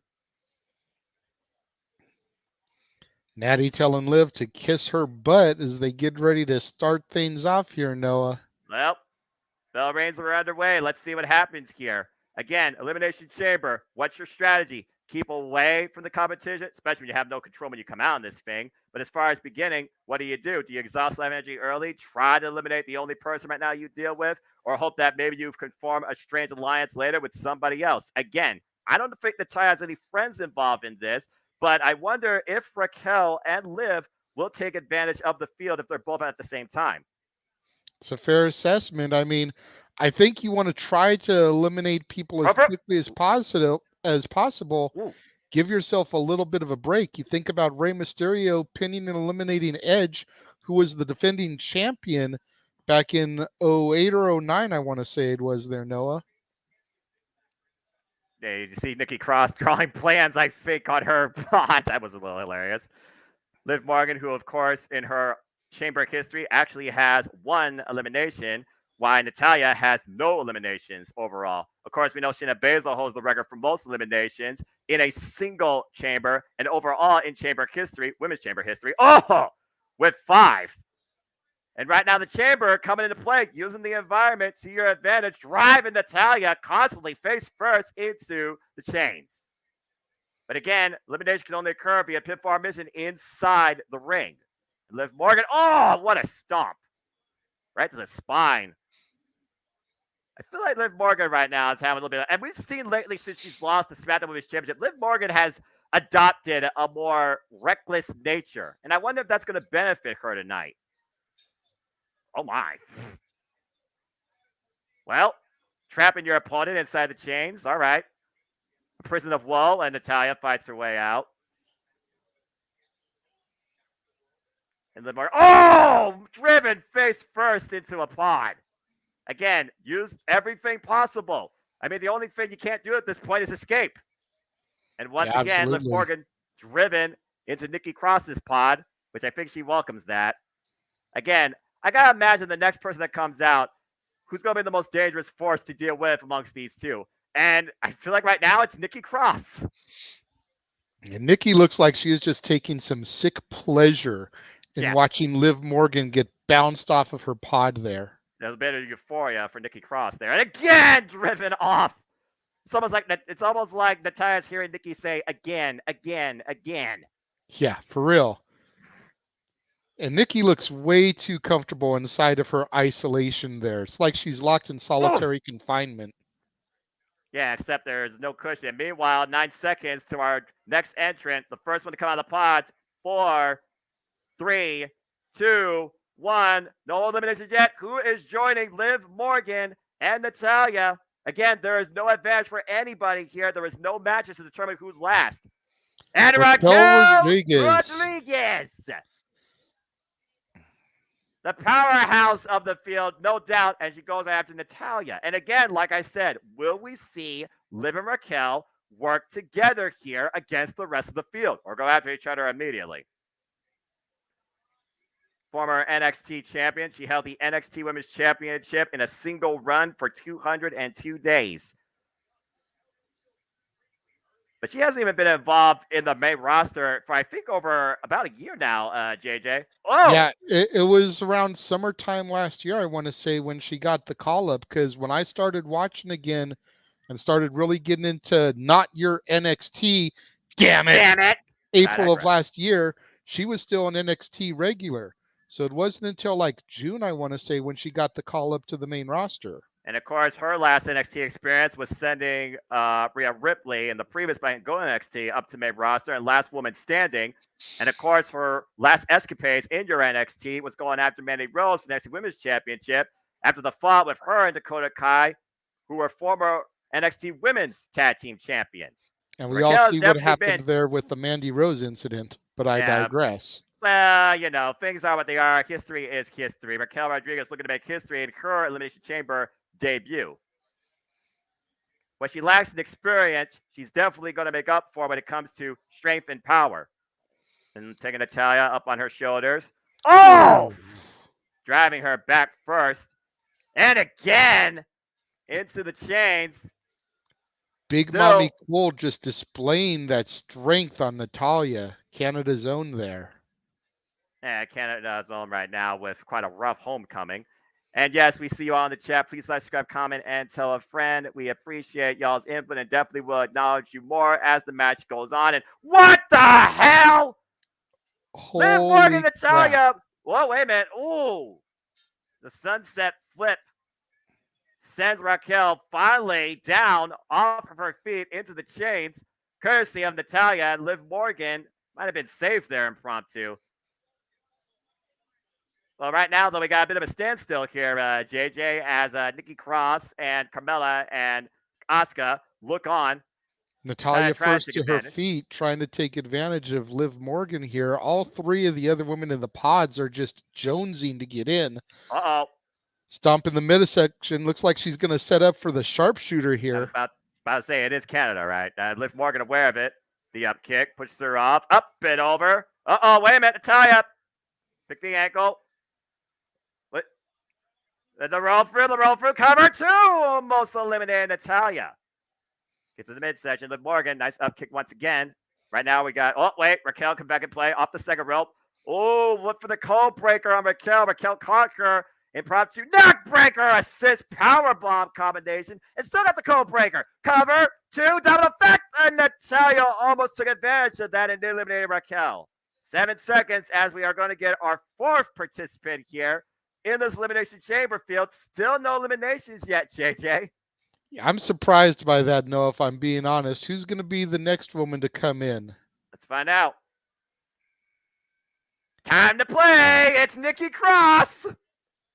The unpredictable, wild, reckless ball of excitement and fire, bringing her own insanity to the Elimination Chamber as she literally is attacking everybody corner to corner. The Psycho has entered the ring. Thank God there's no shower here. Well, right now, Nikki Cross in the grips of Raquel, driven into the second turnbuckle. Raquel falling out. Oh, no! God. Even yeah, I was going to say, even Carmella's like, damn, girl, that looked like it hurt. She almost went head first into Carmella's chamber pod because of her height. And Nikki driving Natalya to the outside. Now we're down to Liv Morgan and Nikki Cross. Imagine these two getting along. Stephanie Segura misses, and Nikki Cross driving everybody to the outside. What is this crazy little Scott thinking? Carmella's like, hi. And of course, recently we've been seeing Nikki Cross playing hide and seek, particularly with Candice. Wait, what is this? Catapult. Oh, man! Liv Morgan face first, catapulted into the pod. But again, you can't eliminate her out there. You got to pin him inside the ring, Nikki. Now just driving I was going to Natalya. say, right now, I don't think Nikki's worried about pinning anybody. She just wants to inflict pain. Pain for pleasure is Nikki Cross's game right now. At this point, let's not lose, again, the objective here that's at hand. The winner of this match will go on, replay and see Liv Morgan eliminated for now from the field. Again, the winner goes on to face the EST of WWE, Bianca Belair, for the Raw Women's Championship at WrestleMania. Nobody can lose sight of that, even Nikki Cross. And right now, Nikki is looking on Carmella. And honestly, I can't wait till she gets her hands on her. And Raquel driven now face first into the pod. I think Carmella Nikki kind of telling Carmella this is going to be you here in a minute. Meanwhile, Carmella's just talking smack, asking Raquel, how does that feel? Well, you'll find out soon enough. Like, what's Nikki thinking here? Oh, no. Here we go. I think Statboy called it. Nikki Cross going for the crazy spot. Nikki heading up to the top of the chamber on top of Carmella's pod, looking down from above. What the hell is this little lady about to do here? Then Nikki Cross, good great crossbody! Taking out pod. all three of the other competitors there, Noah. Well, caution to the wind, safety be damned. Why the heck not? Live in the moment, even though you're not Liv Morgan. All right, Nikki Cross, but what do you do now? Everybody's down and out. If Carmella or Asuka come in here literally next right now, they have a super easy opportunity to eliminate somebody. As we look at the replay here, literally Nikki Cross free falling. Eat your heart out, Tom Petty. Dropping down on Raquel, Natalya, and Liv Morgan. And everybody's down for now. And here we go. 10 seconds. Counting down to who's going to be next. Will it be Carmella or Asuka? As we still, Noah, have not had a single elimination. Well, I know is whoever comes in next is a huge advantage. Let's find out. You would think. Uh-oh. Oh, here comes Carmella. Oh, boy. And immediately goes the cover on Liv, 2, and Liv kicks out. Now looking for the cover on Natalya. Cover, 2, and Natalya kicks out. 2 immediate quick covers by Carmella. Leads to nothing. If I was Carmella right now, I would not judge like the most dangerous competitor yet get involved in this match, and that would be Kana, a.k.a. Asuka. How fitting that Asuka is last. I was going to say, why would you want to go over there and taunt the one person that's not in the match? You've still got bodies laid out in the ring. Take advantage of it. Well, Carmella does not want to play with Nikki Cross as she puts herself back into her pod. Thank you, Moonlight Mirage. Appreciate you, Moonlight. And wait a minute, Raquel's got Nikki up and up. Uh-oh. Good God! Driving Nikki Cross through the pod. Carmella literally getting out of there and trying to trap herself in another pod now that one's broken. Talk about a freaking collision. Yeah. Good luck with that there, Carmella. I mean, JJ, hey, look at this. Good. I think Nikki Cross sensed that. She grabbed the back of her head, and Carmella literally stormed the hell out of there. Raquel Rodriguez, the most dangerous hazard right now. And somehow, and Raquel is taking advantage of that, pinning Nikki Cross in the ring. Nikki Cross has been the first one eliminated. All right, so we're down to 5. Liv Morgan. Code breaker. Oh, but Raquel, very smart, rolled to the outside of the ring. Yeah, let's go ahead and see what happened on the replay here. Yep, she just literally brought Nikki Cross back inside the ring and pinned her for the 3. And Liv Morgan now trying to do her best Spider-Gwen impression, climbing the chamber herself. Natalya, though, coming in from behind against Raquel. And Raquel, I also like the fact that right now Raquel is not smiling, JJ. Good. She needs to be more serious. She needs to be more determined. If she expects to be a big deal in the main roster, the time for fun and games of smiling is over. You've been on the roster for a year, and you've done jack diddly shit. Yeah. And meanwhile, Raquel's looking to do something. Losing her balance. Perched Natalya on the top rope. Might be looking for a superplex here. Oh, boy. And right now, Natalya, experience, escaping. Going underneath. Oh, wait, trying to hook her up. Maybe for a power bomb. Raquel trying to hold on with all her strength. I was going to say, do you see that strength there, Noah? Yeah. But again, we call her the powerhouse for a reason. And she just drives the boots down into Natalia's face. Wait. What's Liv Morgan doing here? Sunset flip. God! What a freaking sunset flip powerbomb top of the bar. Come on with the advantage. Should nearly piss Raquel off that. Raquel able to kick out from Carmella's opportunistic pin attempt there, Noah. But what a sunset flip powerbomb by Liv Morgan off the top of the pod onto Big Mommy Cool Raquel Rodriguez. And here comes Donna. And Carmella is running for her life. Missed her in the face! I'm sorry, did I say that out loud? And meanwhile, Carmella immediately at the mercy, if you want to call it that, hoping for it anyway, of Asuka, who is driving her into the pods, driving her to the chance. I just hope she immediately pins her and breaks her arm. And meanwhile, just driving the boots to the lower back. Oh, Corey Graves, get over yourself. You're on commentary. You're supposed to be unbiased here. I was going to say, you know Corey Graves is beside himself. He just better be happy that Asuka isn't right in front of him with it. Too bad. So sad. Oh, man. Double Jesus. back fist and the spinning soba kick. Oh, my God. Oh. Okay, that might be the moment Carmella needs to escape for now, as Asuka just literally kicked the chamber pod. Wait, we're going to follow up. Oh, got that kick, though, off to the top of the head, grazing the head of Carmella. Asuka, one of the most lethal strikers in WWE. Nice German suplex release. Everyone else is still down for right now, though. And she's got Raquel in her sights. Asuka, again, who has won both matches heading into this week's Elimination Chamber match. Traditionally speaking, though, Noah, that makes it seem like she is going to lose her momentum here when they've got that much momentum going into the PLE. Well, you want to think about momentum. Asuka, for us, has been looking to reset her momentum since losing to Charlotte Flair back at WrestleMania 34 and losing at WrestleMania 37 against Rhea Ripley, both the Raw and SmackDown Women's Championships, respectively. And right now trying to hook an arm, but Raquel's just too damn strong. Up on the shoulder. What you looking for here? Asuka trying to fight back, and she does. Raquel sent face first in the top turnbuckle, and a kick took her down. Oh, Liv Morgan, the missile drop kick. Look at the pinner. Is that enough, too? Whoa, almost eliminated Asuka. Liv Morgan almost eliminated Asuka there, and Natty going to capitalize, trying to take advantage of Liv right now. They're trying to hang on, though. And a knee to the face from Natalya. Single knee. And looking for a Oblivion. Oh, but Carmella with a kick from the outside. Prevents the... Stepping through. The sharpshooter. In the middle of the ring with Liv Morgan tap out in Canada to Natalya. Crawling her way to the ropes. And Natalya drags her back into the middle of the ring. That is cinched in deep. Liv Morgan, though, biting her own hand, trying to resist tapping out. Will she submit? This is your moment, Liv. You decide now if your road to WrestleMania stops here. And wait, Asuka.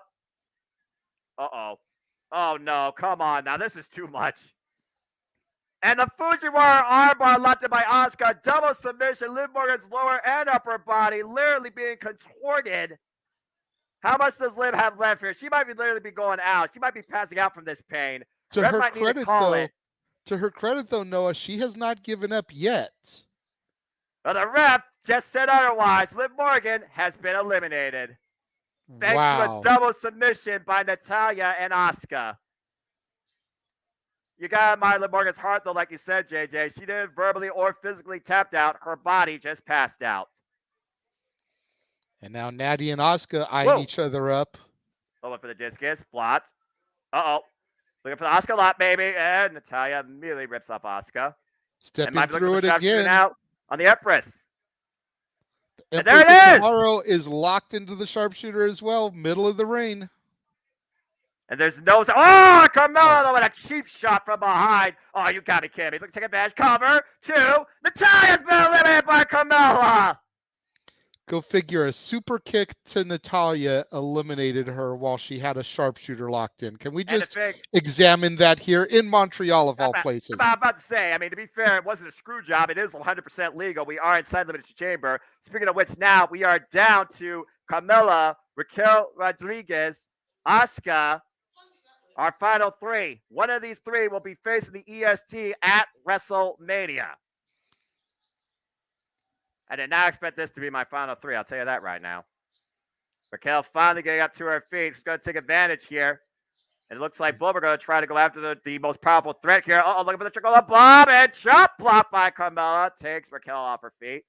Spinning back. Try to take the tree down. Oh. Super kick into a kick from Back to Asuka. kick. Just Good grief. trading back and forth. Double cover by both Asuka and Carmella. Deep stack. Ah. And Raquel's been eliminated. Well, both my picks are gone now. We are Damn it. down to Carmella and Asuka. Oh, the super kick out to her lights out. Cover, not like this. MacBook. Oh, my God. Carmella nearly won it. I would have lost my shit. Same here. At this point, as long as Carmella does not win, I'm happy. Holy hell. Nobody wants to see a Money in the Bank rematch with this diva in 2023.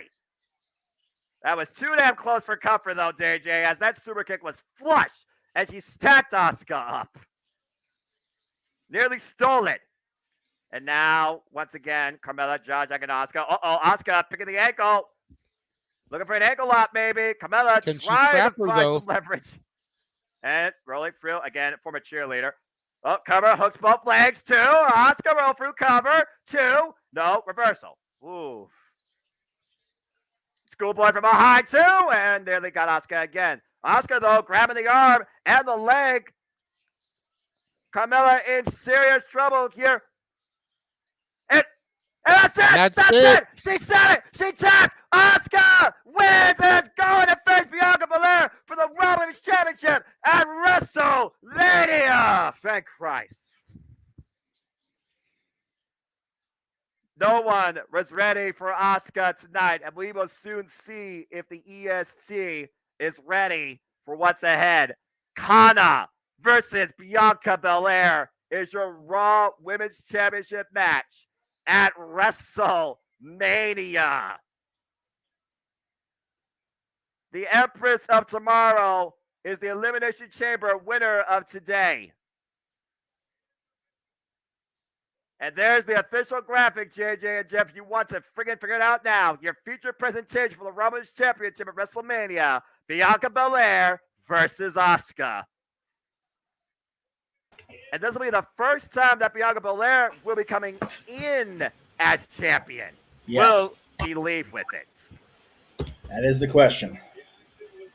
Well, I was fast and furious as they just said on commentary there. yeah, no kidding. Good grief. That was bonkers. Take a look at some of the replays here. This was definitely a turning point. Carmella nearly was part of a head-on collision, leaving her pod after Nikki Cross had an unwelcome in it, courtesy of Raquel. And then the avalanche sunset flip powerbomb by Liv Morgan. Carmella taking advantage, eliminating Raquel nearly, but not quite. I'm proud of you, by the way, Jay, on Natty's elimination. We'll get there in a second, man. That was very easily could have been a moment for you because that was a chicken shit elimination there. And that was just a crazy kick affair by both. Who kicked stronger didn't matter. Carmella and Asuka impromptu worked together to eliminate Raquel. But as soon as Asuka hooked that arm and kept the leg away from the ropes, Carmella had no choice but to tap out. Yes.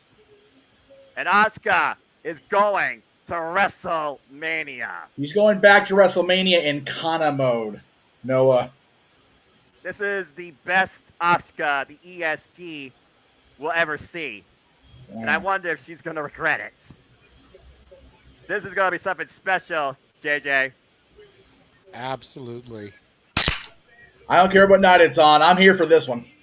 They got to figure out how to put these matches on each night. That's why they have both dates, Jeff. Yeah. Congratulations, Asuka. You're number one contender to the Raw Women's Championship as we go to an impromptu publicity stunt here. So let's go ahead and chat and engage with y'all here. Elizabeth, I think you're definitely right here. Bianca's biggest challenge is ahead of her as Asuka heads to WrestleMania. And, well, I mean, I'm not always right, but sometimes I am. But unlike Corey Graves, I don't hate it when I'm right.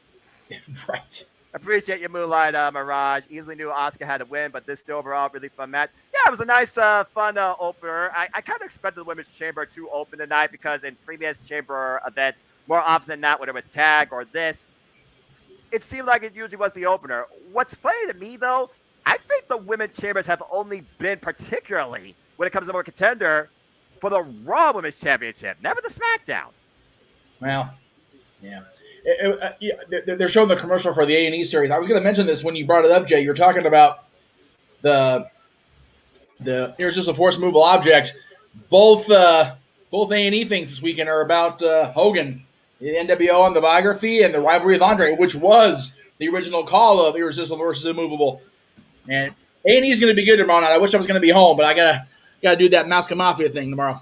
Well, the good thing, Jeff, in 2023, DVR is a thing. Right.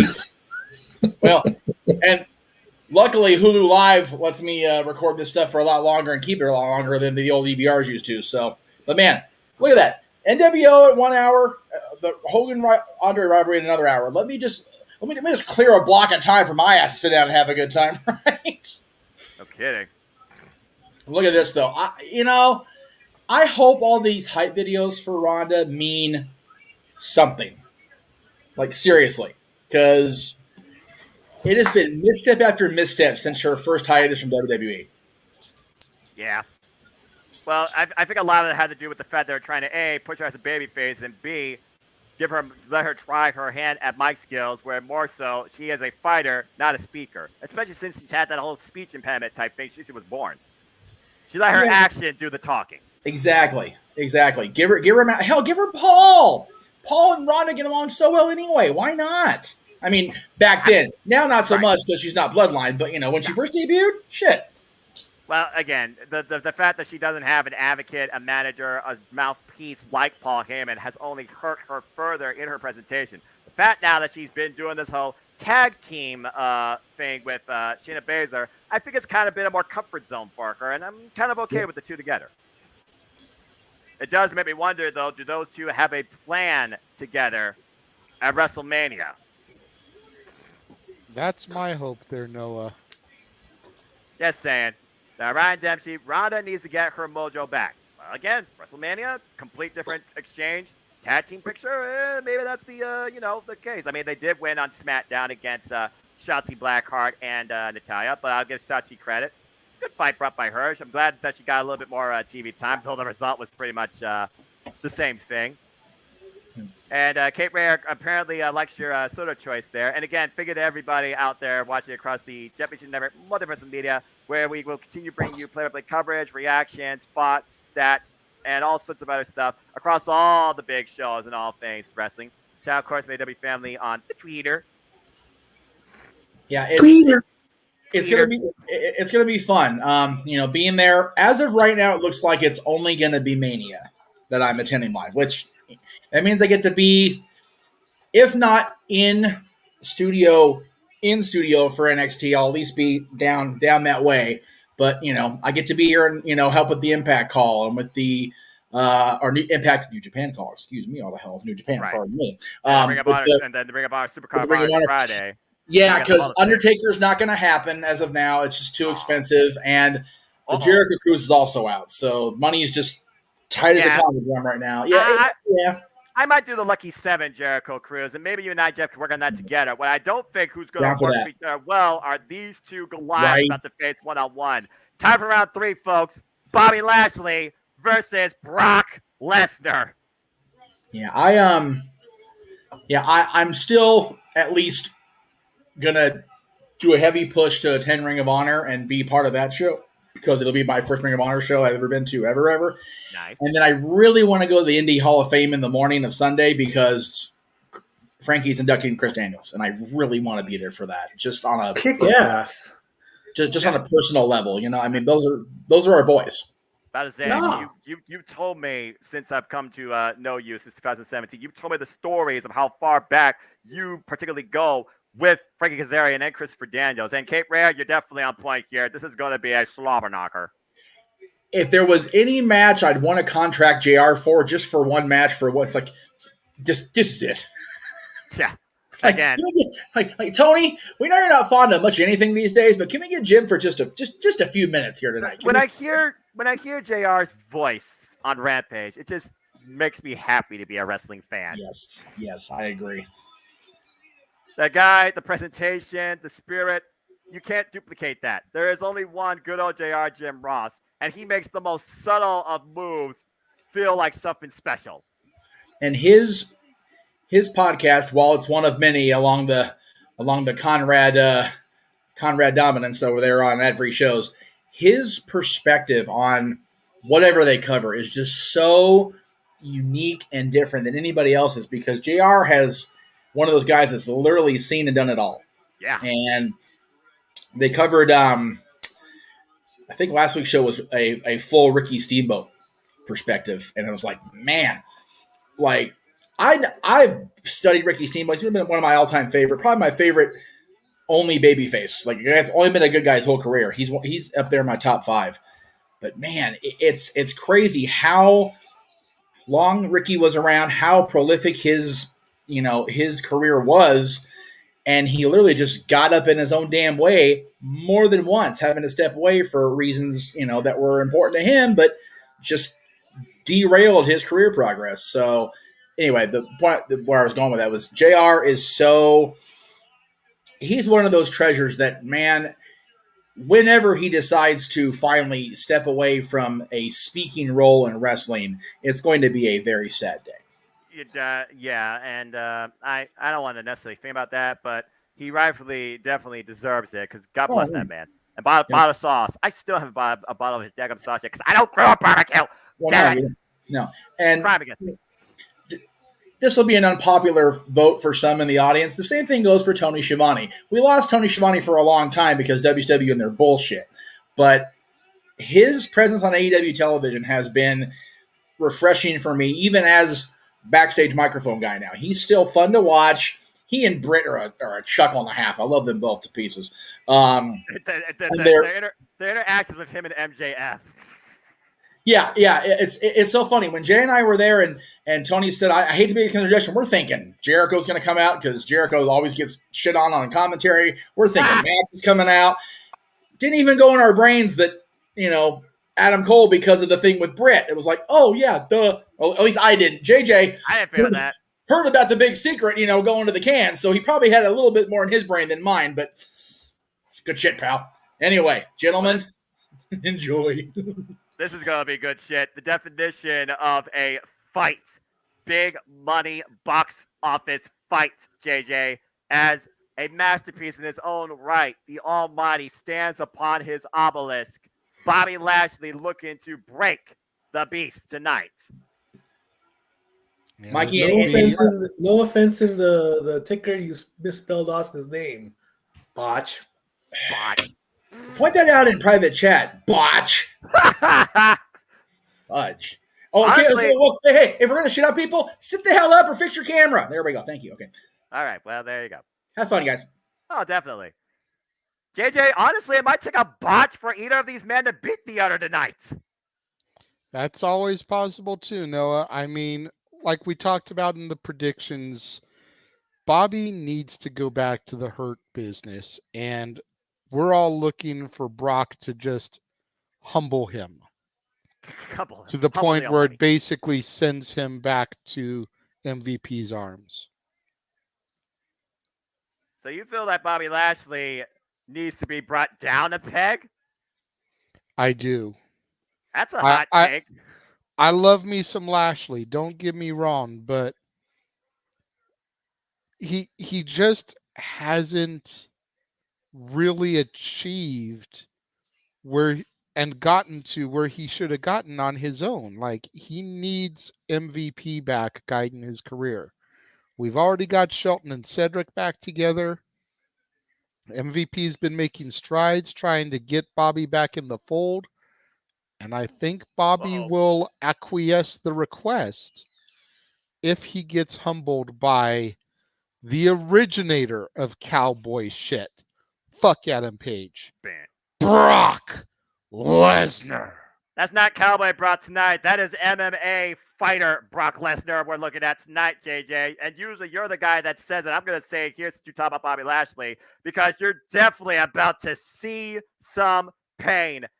Brock Lesnar is in full-on fight mode tonight. And to think, these two gladiators have been going at each other since last year's Royal Rumble, when Brock Lesnar lost the WWE Championship to the almighty Bobby Lashley. We haven't seen high nor tail of these two engage with each other until the season premiere of Monday Night Raw in the Barclays Center, where impromptu, Brock Lesnar cost Bobby Lashley the United States Championship after bringing his arm, and Seth freaking Rollins took advantage.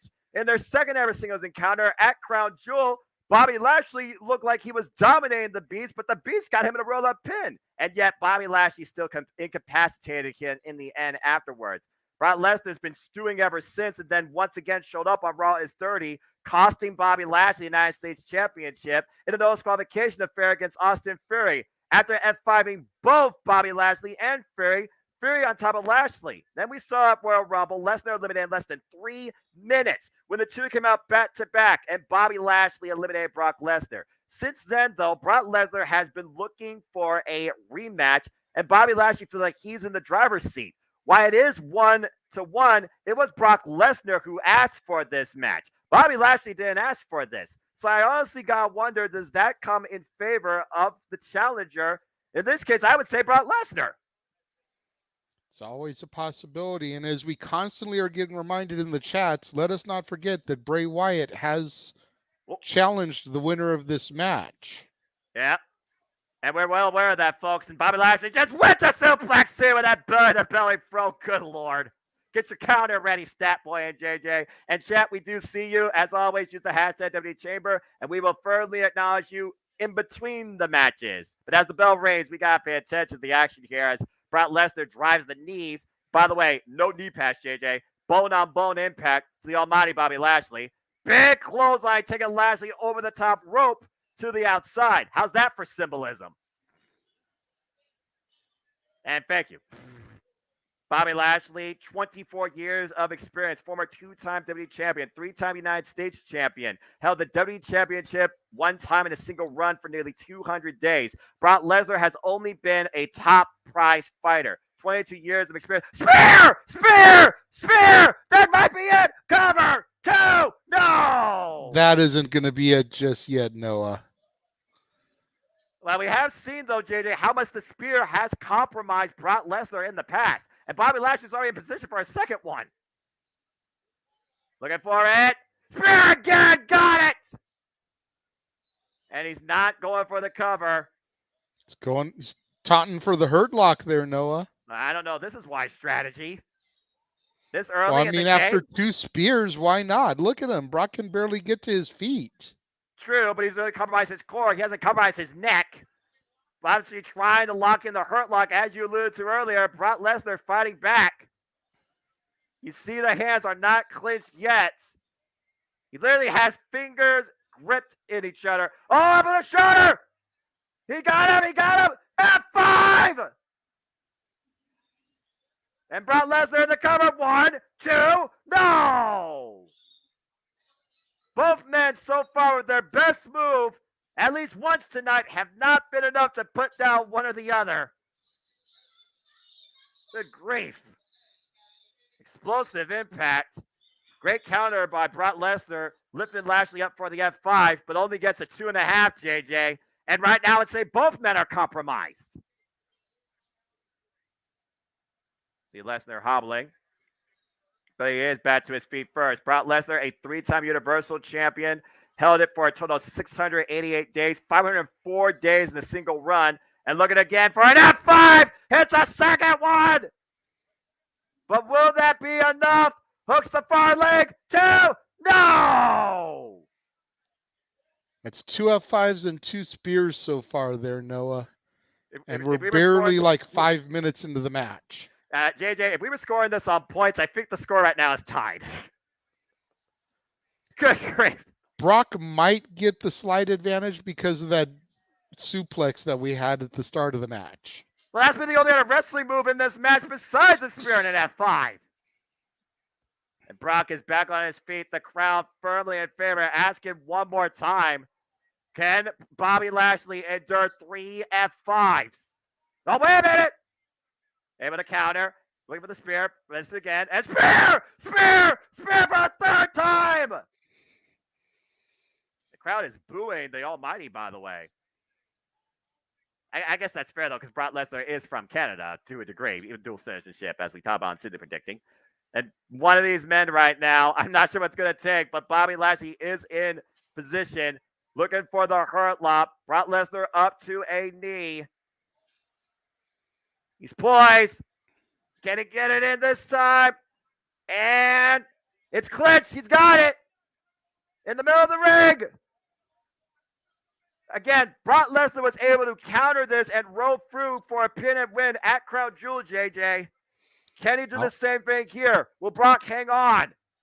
I don't know, Noah. I mean, it looks like Brock is seriously hurting here. But Brock Lesnar right now, I think, is actually fitting off the WWE Universe. You see him back to his feet, trying to break the hurt lock. Bobby Lashley, though, firmly has it gripped.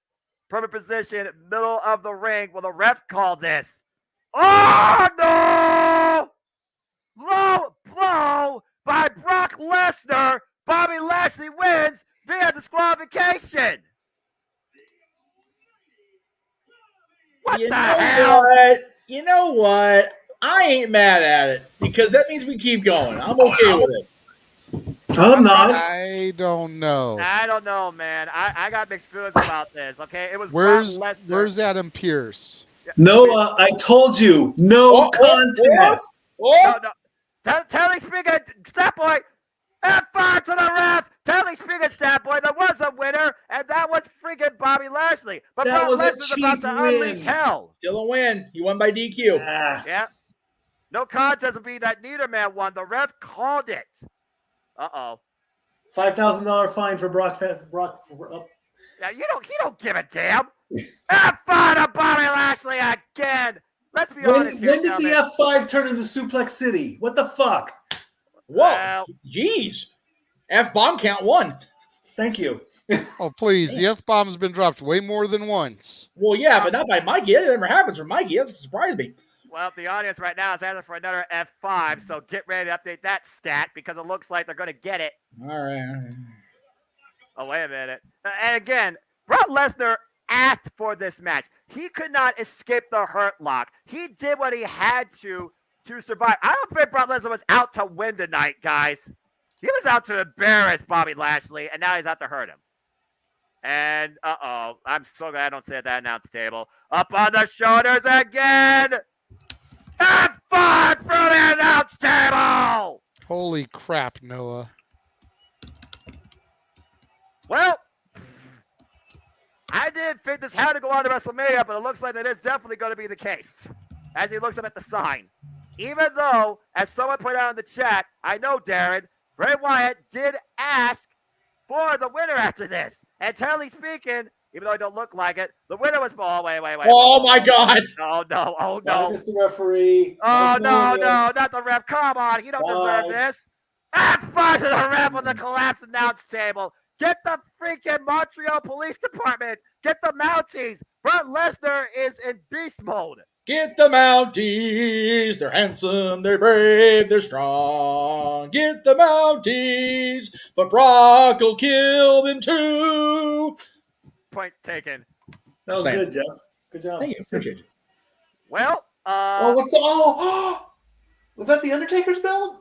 I think that was. That was not.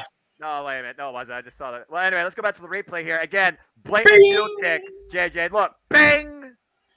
That was a blatant mule kick right between the uprights. Flag on the play. Oh, gee. He even called for the ref, like, come here. You disqualified me? Well, you pay for it. Somebody called Mrs. Patton. Chad's not coming home in one piece tonight. Yeah, no kidding. Bobby Lashley also might need an ambulance after what he endured. F5, talk about a freaking natural disaster occurring in Montreal. Oop, hang on. And then the F5 for the announce table on the monitors, as if the impact wasn't bad enough.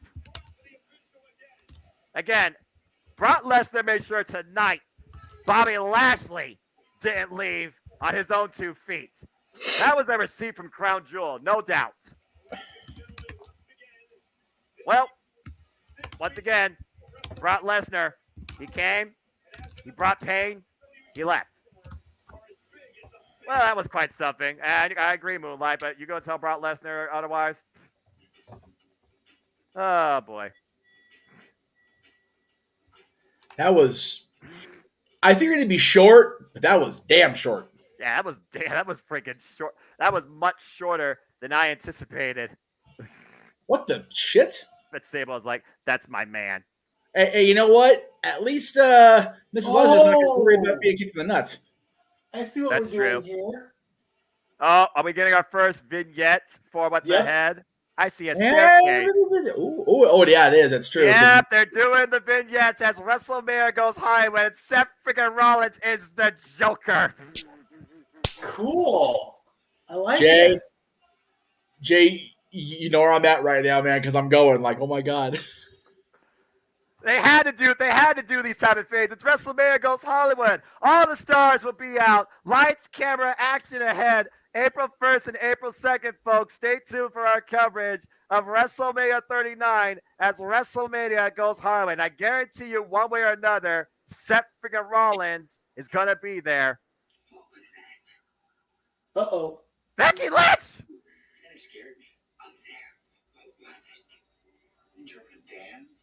All right, I'm not going to lie. This is pretty damn hot.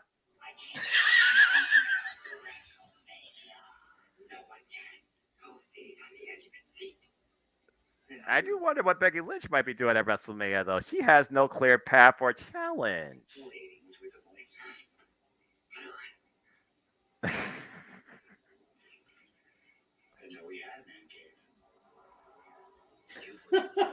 I hear somebody's TV. That's me. Sorry. It's fine. Sorry. Well, at least Seth freaking Rollins realizes that.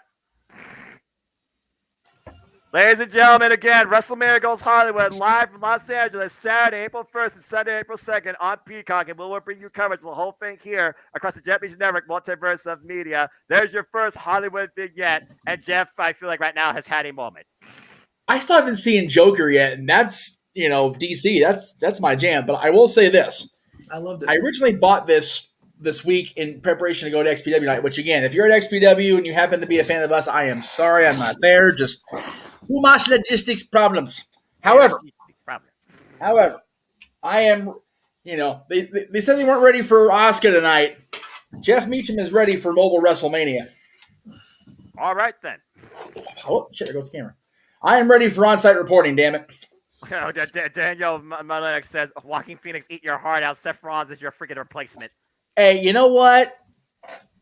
If we get Becky Lynch's... Man, we're okay with that. I'm all right with that. Oh, here we go. Cody vignette again. Oh, boy. And again, you know what? They have 5 matches on this show. They have to fill Peacock time. Whatever. They also got to wipe Chad Patton and Bobby Lashley up from the floor. You got to scrape the carcasses off the ring and off the floor here. Yeah, heaven forbid they do the Intercontinental title or something. Oh, who would challenge Goofer in Montreal? I'm just saying. So I'm just saying they could have saved the Madcap Moss match that they put on SmackDown and thrown it here instead. See, Ratnick understands me, and I don't even watch movies. Ratnick understands me. I was saying, Seth Rollins called what he was doing interpretive dance. I have an interpretive song for Ratnick. You are not alone. We are here with you. Not copyright. Not copyright. Not copyright. Oh my gosh. We understand, Ratnick. We understand. If we know, y'all know. All right. And yes, I swear to you on that. I do. Just right. Yeah. Gotham can't be trusted. Thank you, Rick Ellis. We appreciate you. Let me put this in perspective for you. I'm a simple man, life on fan professional wrestling, damn it. I don't watch movies, and I understood everything that happened there. Again, I've not seen Joker. I think that's the one recent DC thing I haven't seen the whole way through. I haven't seen any of it, to be fair. I didn't even turn it on yet. So, but you know what it is because it was all over our freaking, mass promotional media when it was being released. So you know what that's supposed to be. And, and Becky, using the Batman voice. I mean, she's dressed in black. She's got the dark makeup on. She's Batman. So everybody knows what that is. And yes, Ryan, I have not watched this week's Young Rock yet, but I did see the trailers for it. I saw the opening part of the episode. She is a tremendous Cyndi Lauper. I am here for it. So let's just go ahead and let our brains wander here when we got like time to kill. What other vignettes should we see on current modern media? Chat, go ahead and let your minds wander as far as movies and because they're going to obviously focus on movies and who should be who. Like if y'all can think of anything right now. Right. I mean, Mikey, please, while I think about it, go for it. I have some rumored stuff. I will only reveal one. Okay. Drew is going to recreate 40-year-old virgin. Should they have Drew be? Going to say. Well, I mean, what the hell? 40-year-old virgin isn't recent, but if they're going to go far back, why not have Drew recreate? Braveheart. Yes, it would make sense. Triple H did that already. You're right, but do it again. Hell, yeah, he can do it better than Triple H. Hell, have Sheamus come in at the very end and go, hey, I'm Triple H's boy. I should be doing it anyway. GSP's in the house. Look at this. Whoa, George St. Pierre, UFC Hall of Famer. Well, yeah. And Tony Khan's favorite journalist next to him. Yay, Ariel! Oh, God help me. With a full head of hair. Well, when you retire at the top of your game, you can actually grow your hair back, Mikey. I don't know anything about that, but you know. You mean Getsy's going to get his hair back now that he doesn't play hockey? No. He was a captain of the Ducks. He stress lost his hair a long time ago. Well, someone might lose some hair here, and definitely there is some stress ahead as it's time for mixed tag team action. Edge and Beth Phoenix welcomes Finn Balor and Ripley to Canada. Don't invite the duck conversation, Mikey. You know it's good for you. All right, you've been warned. Well, I went with bald people that I knew, so. There you go. I like this one. Yes, I agree 110%. Yes. And as much as I'm not a Tom Cruise fan most of the time, I co-sign on this one too. JJ, you're the movie guy. Come on, man. American Nightmare doing the Top Gun gimmick. Well, JJ's probably going to have Top Gun Tower do it, but that's a whole other. Well, JJ is our movie guy, and right now I feel like JJ's brain is processing everything he saw, not only with the Joaquin Phoenix vignette, but like, what else could I see? JJ's the man that thinks. He's a thinking man. He's thinking. A long-term story threader. Yeah. Dom can do Shawshank Redemption. No. You wrong for that, Ratnick. You're bad. You're bad. If you're gonna have Dom do a prison movie, have him be John Coffey in The Green Mile. I'm out of here. Oh, dude. Don't spoil Michael Clark Duncan for me like that. That's right. Michael Clark was a rock homie and a wrestling fan. Damn you, JJ. Bobby Lashley can play that part. Bobby Lashley and can this do is John why Coffey. he is the renegade with the review. As simple as that. That's right. The easy answer would be to have John Cena do a Superman parody. Well, but yeah, who? obvious. Oh, Superman himself? Especially if he's challenging for the U.S. Championship. Hello, American Boy Scout. Okay, so who is damn, what's the news lady name? Lois Lane. Lois Lane, thank you. I almost said Lois Clark. Well, they're not going to bring his wife on there because Shay don't want no part of that mess. That's fair. And I don't blame Shay for a minute, by the way, to stay out of that limelight. God bless her. All right. Jesus. If they're going to go full bore with a Lois Lane parody with John being Superman, again, please send your hate mail to @_Jeff Meacham on Twitter and Instagram. Charlotte. Or, no, I'm sorry, that's Charlotte. My brain went to Charlotte because she's the top star. Bailey has that Lois Lane Bob-style haircut right now. And the glasses. Good. The glasses. Yeah. She has the glasses. Well, no. Clark wears the glasses, not Lois. So. Oh, I thought she did. No. Did she now? Oh, okay. No, the glasses on WWE Hall of Famer, Nikki Bella. You wrong for that on levels. And you know why. No, wait, hold on. No. I'm defending my brother on this one. He's right. What? Nikki can do that part because she has the same hairstyle. But opposite John Cena right now? Are you ribbing? No, I'm not ribbing. Take my name off the marquee. I'm out of here. I'm back in There's a my hostile color. takeover. Do you understand? Do you know who you're talking? You think you know me? me? The conversation I returned from Arizona. Did this not take place? Well, you think you know him. You maybe not known him at all. We maybe haven't known yet what Finn Balor and Ripley's true intentions are ever since Judgment Day was formed. But tonight, they're looking to pass judgment on Edge and Beth Phoenix. Dominic Mysterio is in their corner. This is going to be interesting. And yes, I agree with Daniel and Ratnick about doing something with Avengers Endgame or an MCU thing. That has to be a thing right now. And I know the company will grant the licenses for real. Yeah. So you're not wrong. And Alexa Bliss, that's Harley Quinn. Alexa Bliss, that's it. Yeah, the name. That's Harley Quinn. Yeah, that's a duh. But I think she's taking time off, mental break. So I don't think that's going to happen. Yeah, please do that. These trailer parodies, there'll be one Top Gun. Wonder if they'll do a scene from the original or its sequel, which is nominated for Best Picture. That's fair, because again, we talked about relevancy, where they go all the way back in VO archives, like Hollywood's greatest hits, or will they only focus on the modern takes and the modern hits? Well, I mean, Joker was only a few years ago, and I don't think it was even up for any of the major Oscars. But they can. Joaquin Phoenix got Best Actor for it.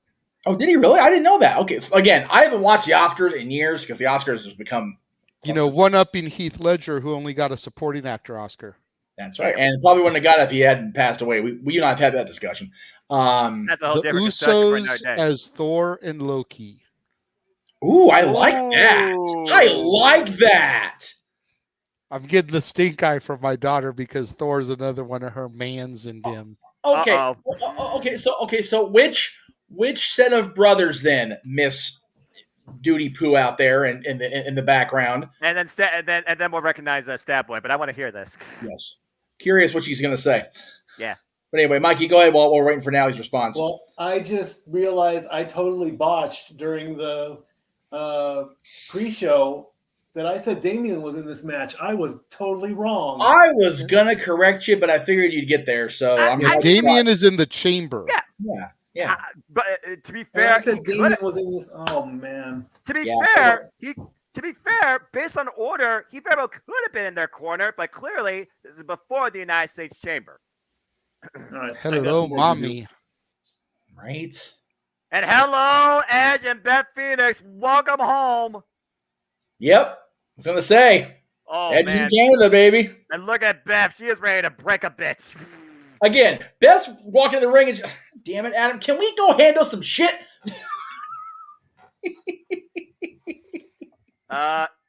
Is it wrong to say that I want Beth Phoenix to actually face a women's champion at WrestleMania versus the two that are actually on the card? Is it more wrong I want Beth winning the Glam Slam just for reasons? Well, you're going to. I mean, that's a whole different take. Yeah, Seriously, she is looking. Beth Phoenix is channeling. Oh damn, what's her name? God, the what was it? Lady, not Luna. Shit. Yeah, Luna. Yeah, it is Luna. Look at yes, she's channeling Luna. Yeah, you're good. That's freaking awesome. Well, the Vachon family, Canadians in their own right. I was going to say that's exactly why she's doing it. Good call, Jay. Well, again, it's a homecoming for Beth Phoenix and Edge. They are in Canada. They're back home. As I see Moonlight Mirage, Rhea needs a W as pickup for her WrestleMania headline. That's fair. Bobby Lashley has played. Hot take. Bev and Lita were on the same show the other day. #awkward.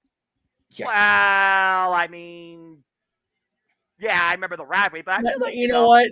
It's honestly not awkward because Amy and Adam were what they were, and it was tumultuous when they were. Right. But they're all way growed up, glammed up than they were in 2005-06. We all grown folk now.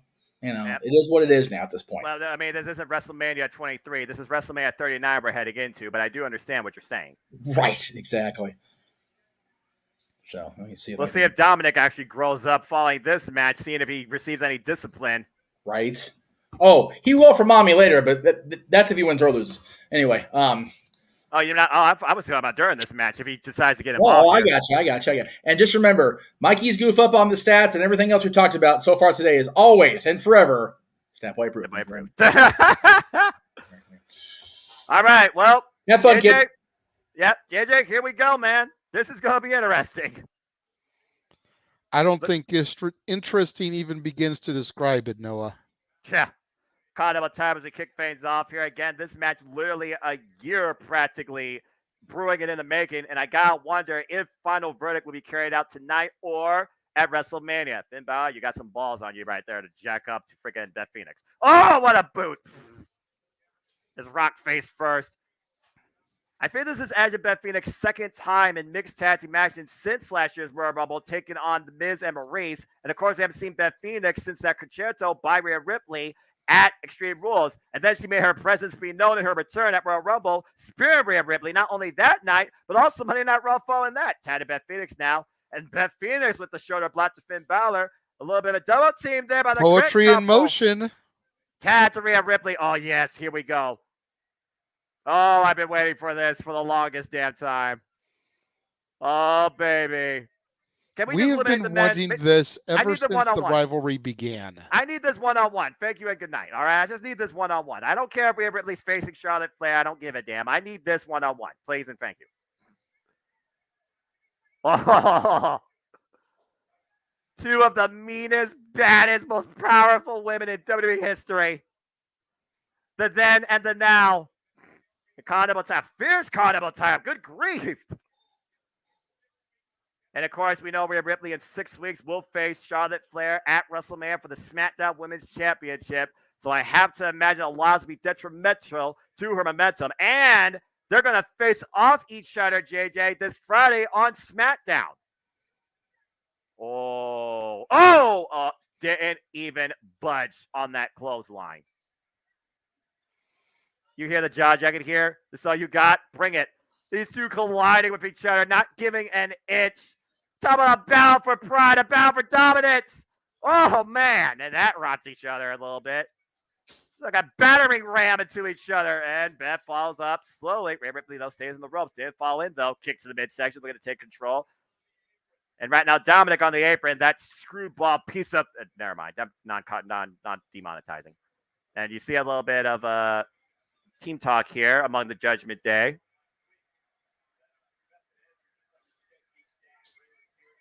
Uh-oh. Honestly, I can just listen to these two jaw jack all night. You don't have to wrestle. Looking for a test of strength here against the Glamazon? I guess if anyone could try and match her for that, it would be Rhea Ripley.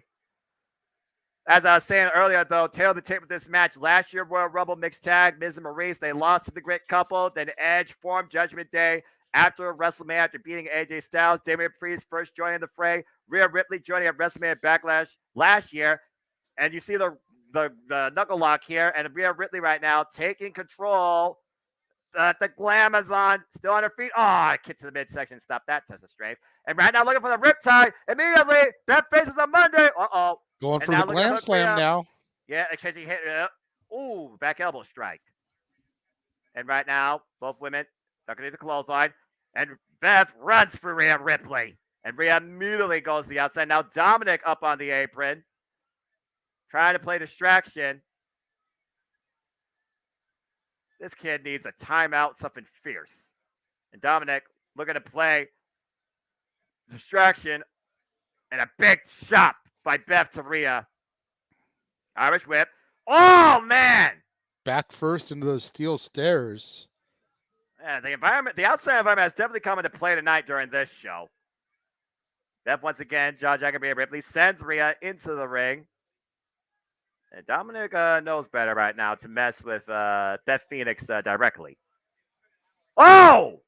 And Beth just took down Finn Balor.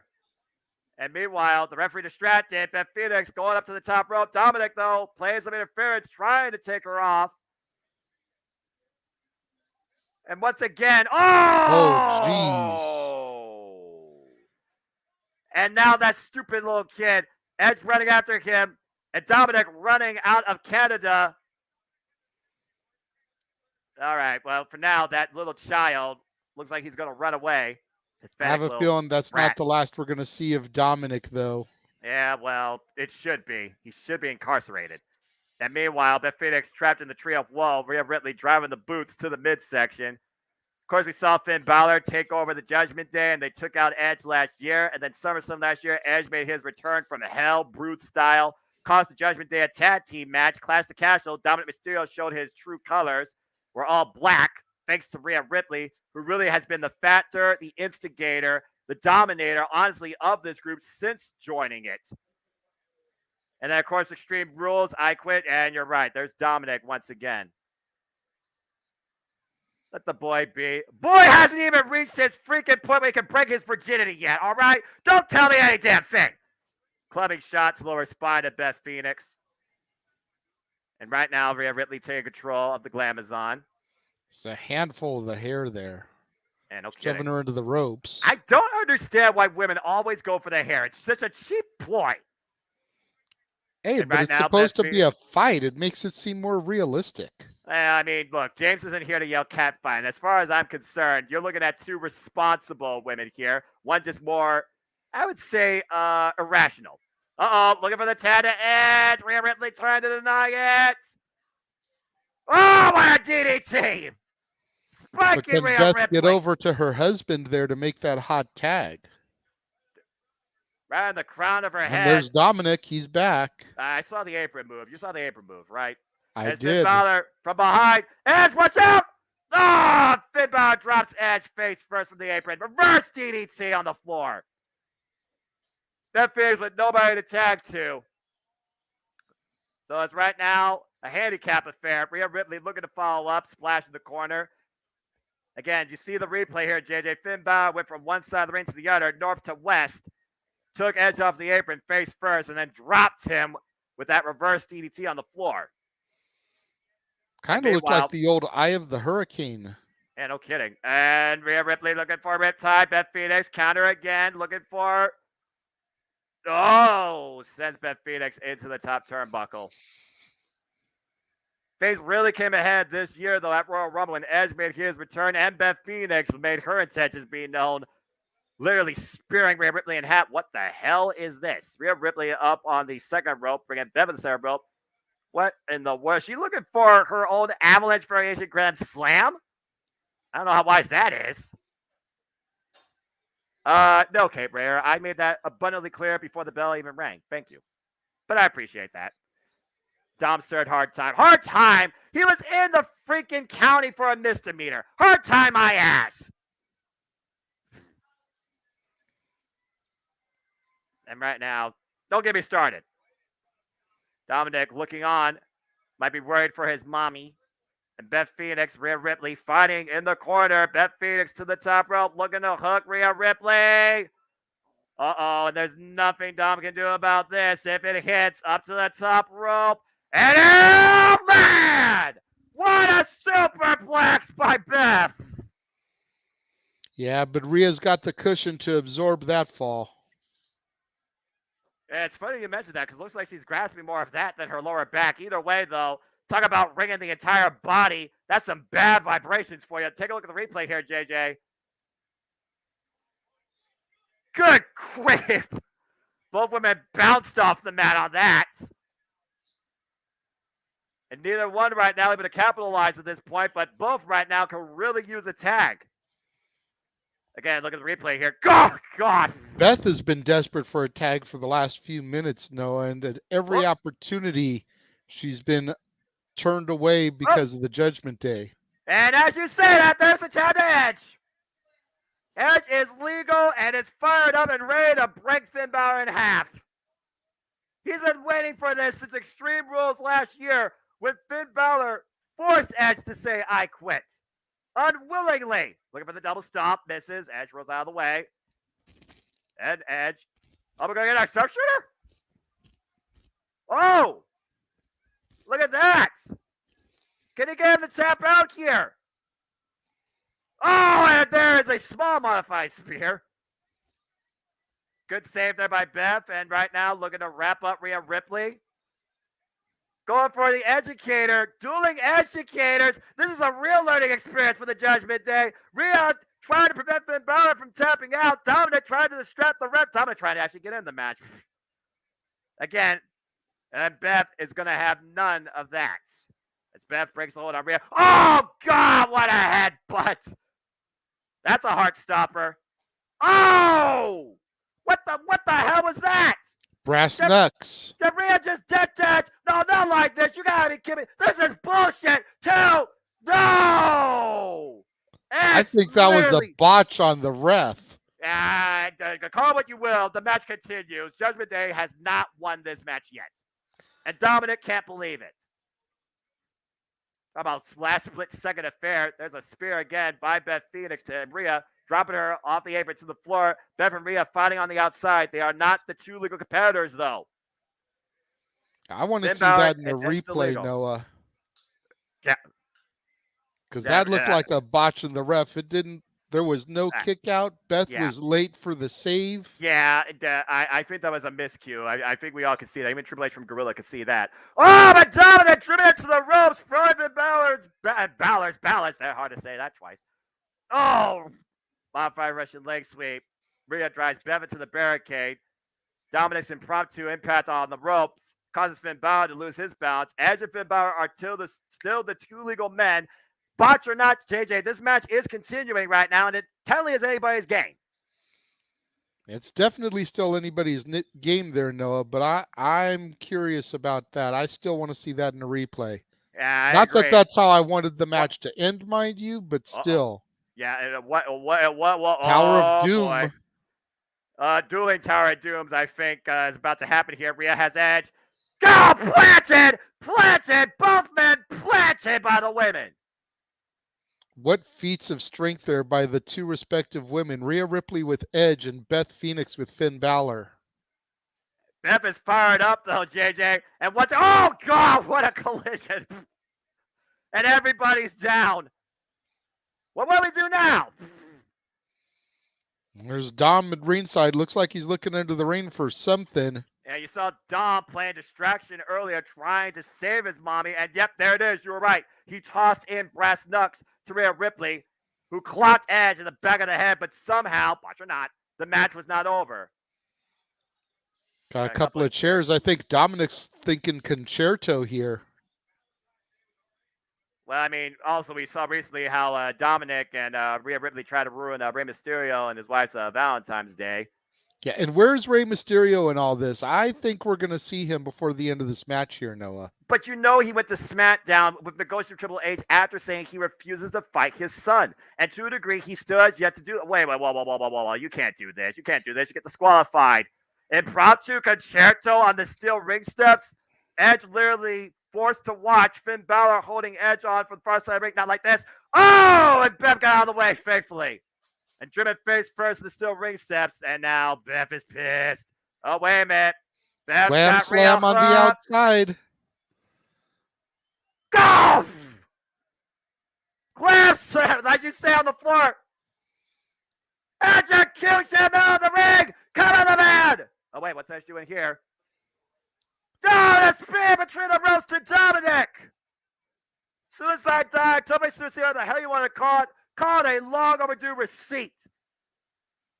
And Edge is fired up. Stalking Finn. Look at the eyes. Oh, sling blade counter the spear. Well scouted by Finn Balor.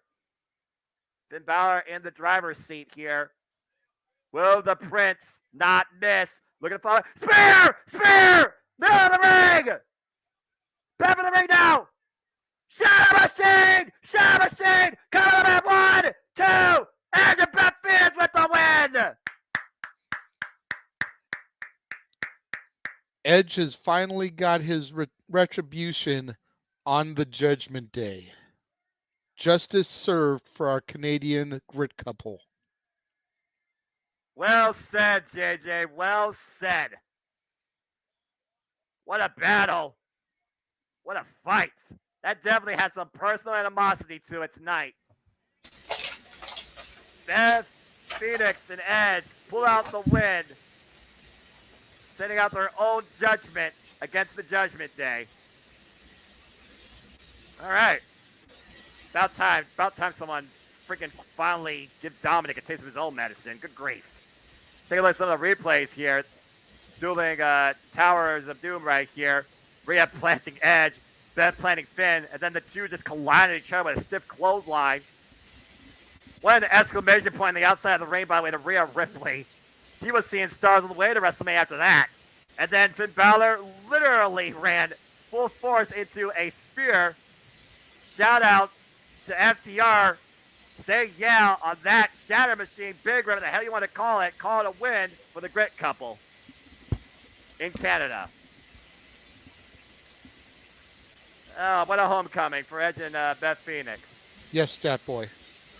So this was the fourth matchup between Edge and Finn. Edge is now 3-1.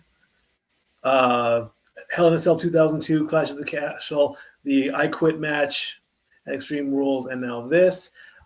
This was the second time that Finn and Rhea have teamed up on television. They're now 1-1. Two questions I have. The double, the Educator, is that a modified Canadian Maple Leaf? No, it's a different move. Different move? Okay. Different move. I think so. And, Anyway. I mean, the way the toe was hooked and the leg was wrapped. I mean, also Beth had a different modified position versus Edge. But anyway, continue. And you guys said that her makeup was inspired by Luna Vachon, but the commentators were saying Bull Nakano. That's it. Thank you. Well, okay, yeah, that well, to be okay. So the Vachons were big in Montreal, and also for about 45 seconds or so at one point, Luna actually did manage Bull in her feud with Medusa or Alundra. So Alundra. Yeah, right. Yeah. Okay. I'm thanking for that. I was like, wait, Luna. Oh, well, now we got another preview. No, this is just a miss. Just show. Oh. Oh, what would the Miz do? The Miz is already a Hollywood superstar. What movie would you put Miz in as a vignette? The Marine Part 45? Oh, God, hell no. Yeah. Why? The Marine's been overkilled since the first one. No. I vehemently disagree. They got better when they added Mike to it. Mm-hmm. John's was good. Teddy Jr.'s was very good, underrated. Miz has been, no pun intended, but awesome as the Marine character. The last one, he was killed off, I think. Spoiler alert. So maybe that means the Marine series is finally dead. Didn't know that. Freaking Fast and Furious should be. How many times do you freaking overdo a car explosion in a romantic scene? As many times it takes for Vin Diesel and Rock to stop being bitches and get along with each other. Oh, sorry, was that out loud? My bad. Go ahead. Can they coexist? Can these two men possibly coexist? We'll find out today. Yeah, right. You know, folks. 2025. Let's see what y'all. I know Jay knows. I mean, there's man 41. Let's see what y'all are saying here. Part of the punch didn't work. Yeah, you're right about that, Cape. Never thought I would see Edge do that his age. What, the Educator? Well, that ain't going to help Rhea for our WrestleMania build-up. I disagree. She wasn't involved in the decision at all. It wasn't like she was pinned. Beth Phoenix got her revenge. We move on. Charlotte Flair can use that as trash talk on SmackDown. There you go. Exactly. And Moonlight, predictions are what predictions are. Michael, I agree. Very fun match. Shout out to Medusa. Good on you, Cape. All right, good on Deuce. Happy recent birthday, by the way, Deuce. We love you. Yeah, I think John Cena could play the Terminator.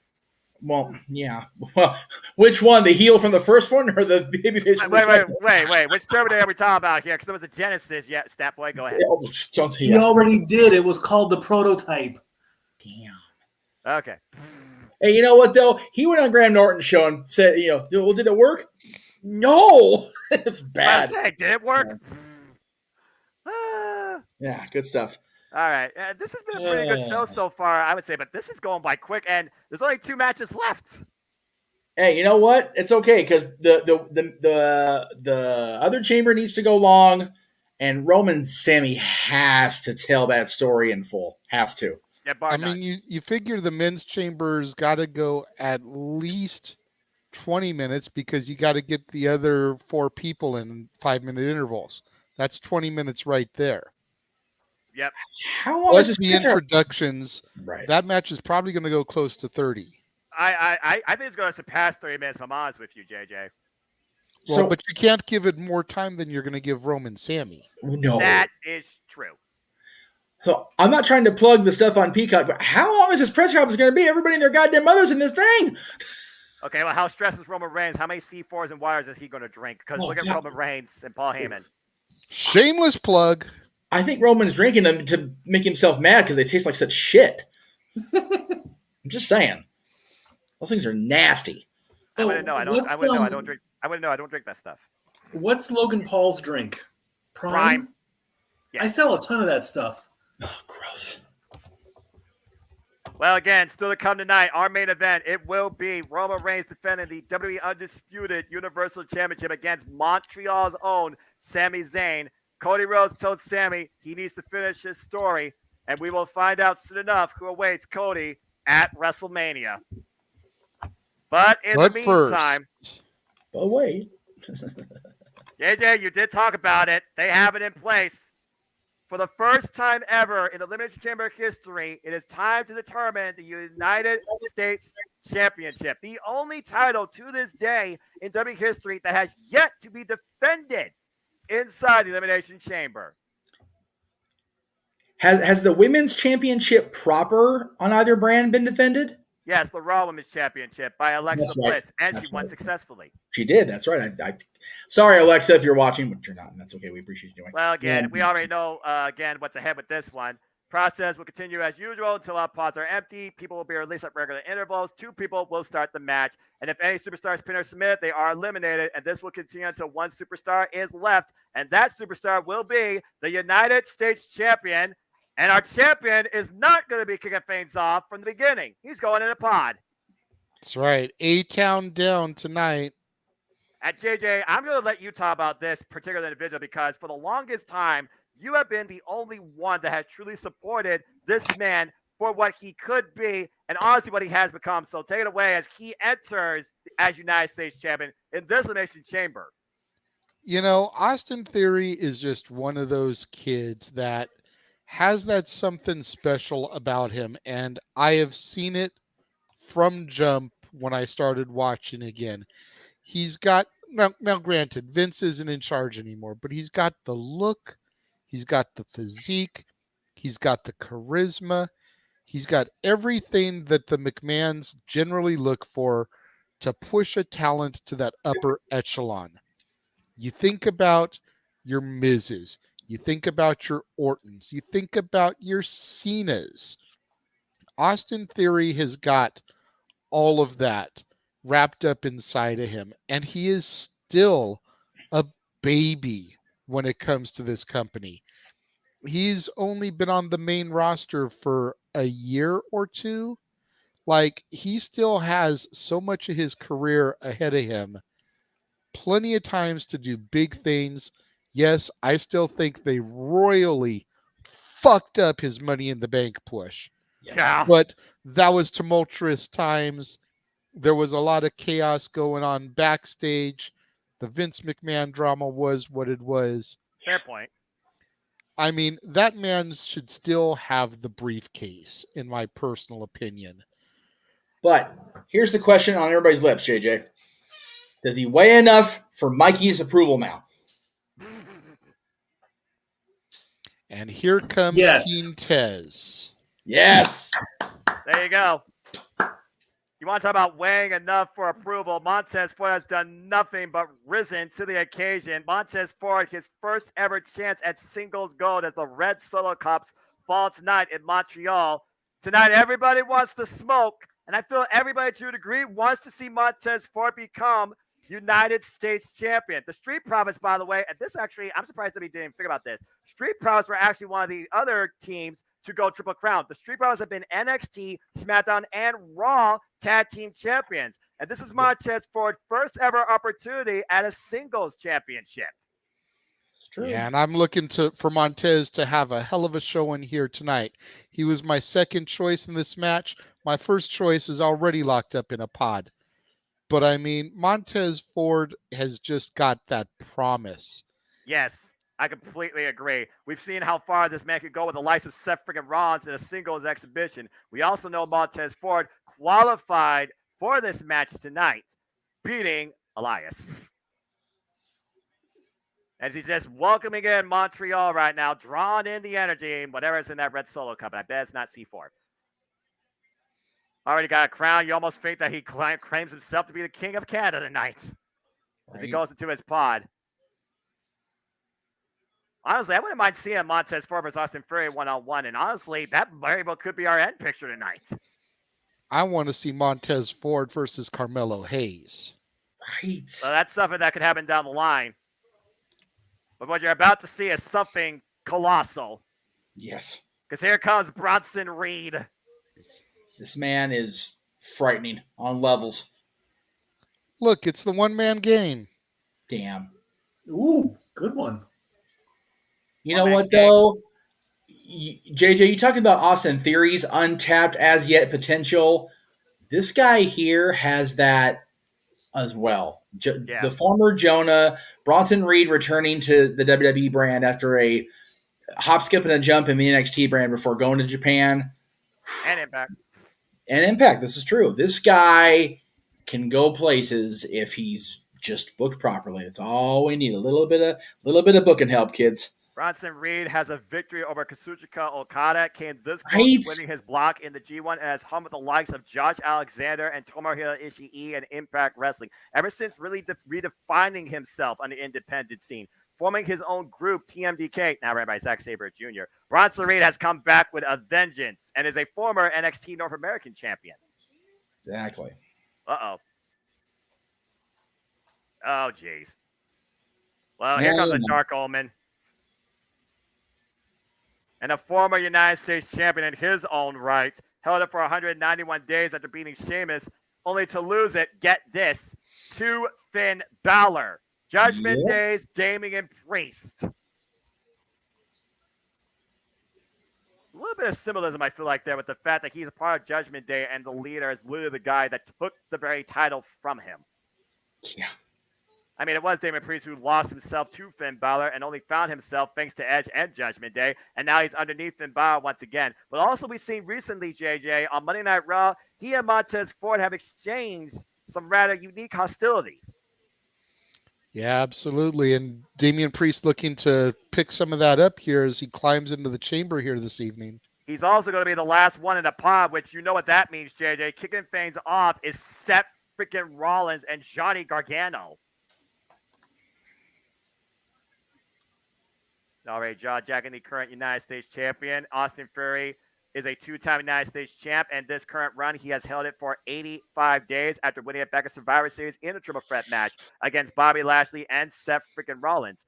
What's interesting about this Chambers match, this is the 12th men's Raw exclusive Elimination Chamber and the 15th Raw base Elimination Chamber match, Elimination Chamber history. So a lot of unique firsts here. Well, the Chamber did begin as a Raw exclusive match from the mind of Eric Bischoff back in 2002. And it was not even its own thing. It was freaking Survivor Series in the freaking Garden. Yeah, I miss that old Chamber, honestly. This new one doesn't do it for me. Thank Christ I'm not the only one that fucking realizes that. But I like, okay, I will give the extra height and the actual tops. That's cool, but like, I missed the grate on the outside. Like, that was like so unforgiving. That made the cage. This structure is supposed to bring pain. This structure is supposed to bring horror, bad memories. This structure is supposed to be enduring, taxing, and testing. It doesn't fully feel like that. And I stand by that to this day. Not anymore. And here comes Johnny Wrestling. Johnny Wrestling might be the guy that maybe changes my mind considering this man's heart and what he might literally do inside this structure. As again, he will kick things off. He is not in a pod as Johnny Gargano enters the Elimination Chamber for the first time ever. What's also interesting about this, we have 3 other participants here that are making their Elimination Chambers debut. Johnny Gargano, Damian Priest, Bronson Reed, and Montez Ford. But Johnny Gargano is kicking things off with the guy with the most experience inside this structure and is a 2-time United States champion just in U.S. title rights. I think Johnny Gargano is the true underdog here in this match, Noah. I mean, nobody really knows what it is that he is capable of or can do inside of this match. Well, I guess we're about to burn it down and find out because here comes Seth freaking Rollins. That's right, the Joker himself, as we saw in the WrestleMania Goes Hollywood trailer. He is a visionary. He is a revolutionary. He is a 2-time United States champion, a 2-time Intercontinental champion, a 2-time Universal and 2-time WWE champion. He is Monday Nights. He is Seth freaking Rollins. The And he has yet to win an Elimination Chamber match. The Monday Night Messiah, the architect of the WWE, getting ready to go in there and go for at least 5 minutes with Johnny Wrestling. And think about this, JJ. Johnny Gargano and Seth freaking Rollins to win this, they're going to have to at least survive till everybody's out. That means these two men have to endure at least close to half an hour of action. That's true. This is going to be definitely a unique way to set the pace for what I imagine is going to be much longer than the Women's Chamber. No offense, but let's be honest, this is what WWE does. Bronson Reed looks like he's ready to bust himself out of his pod.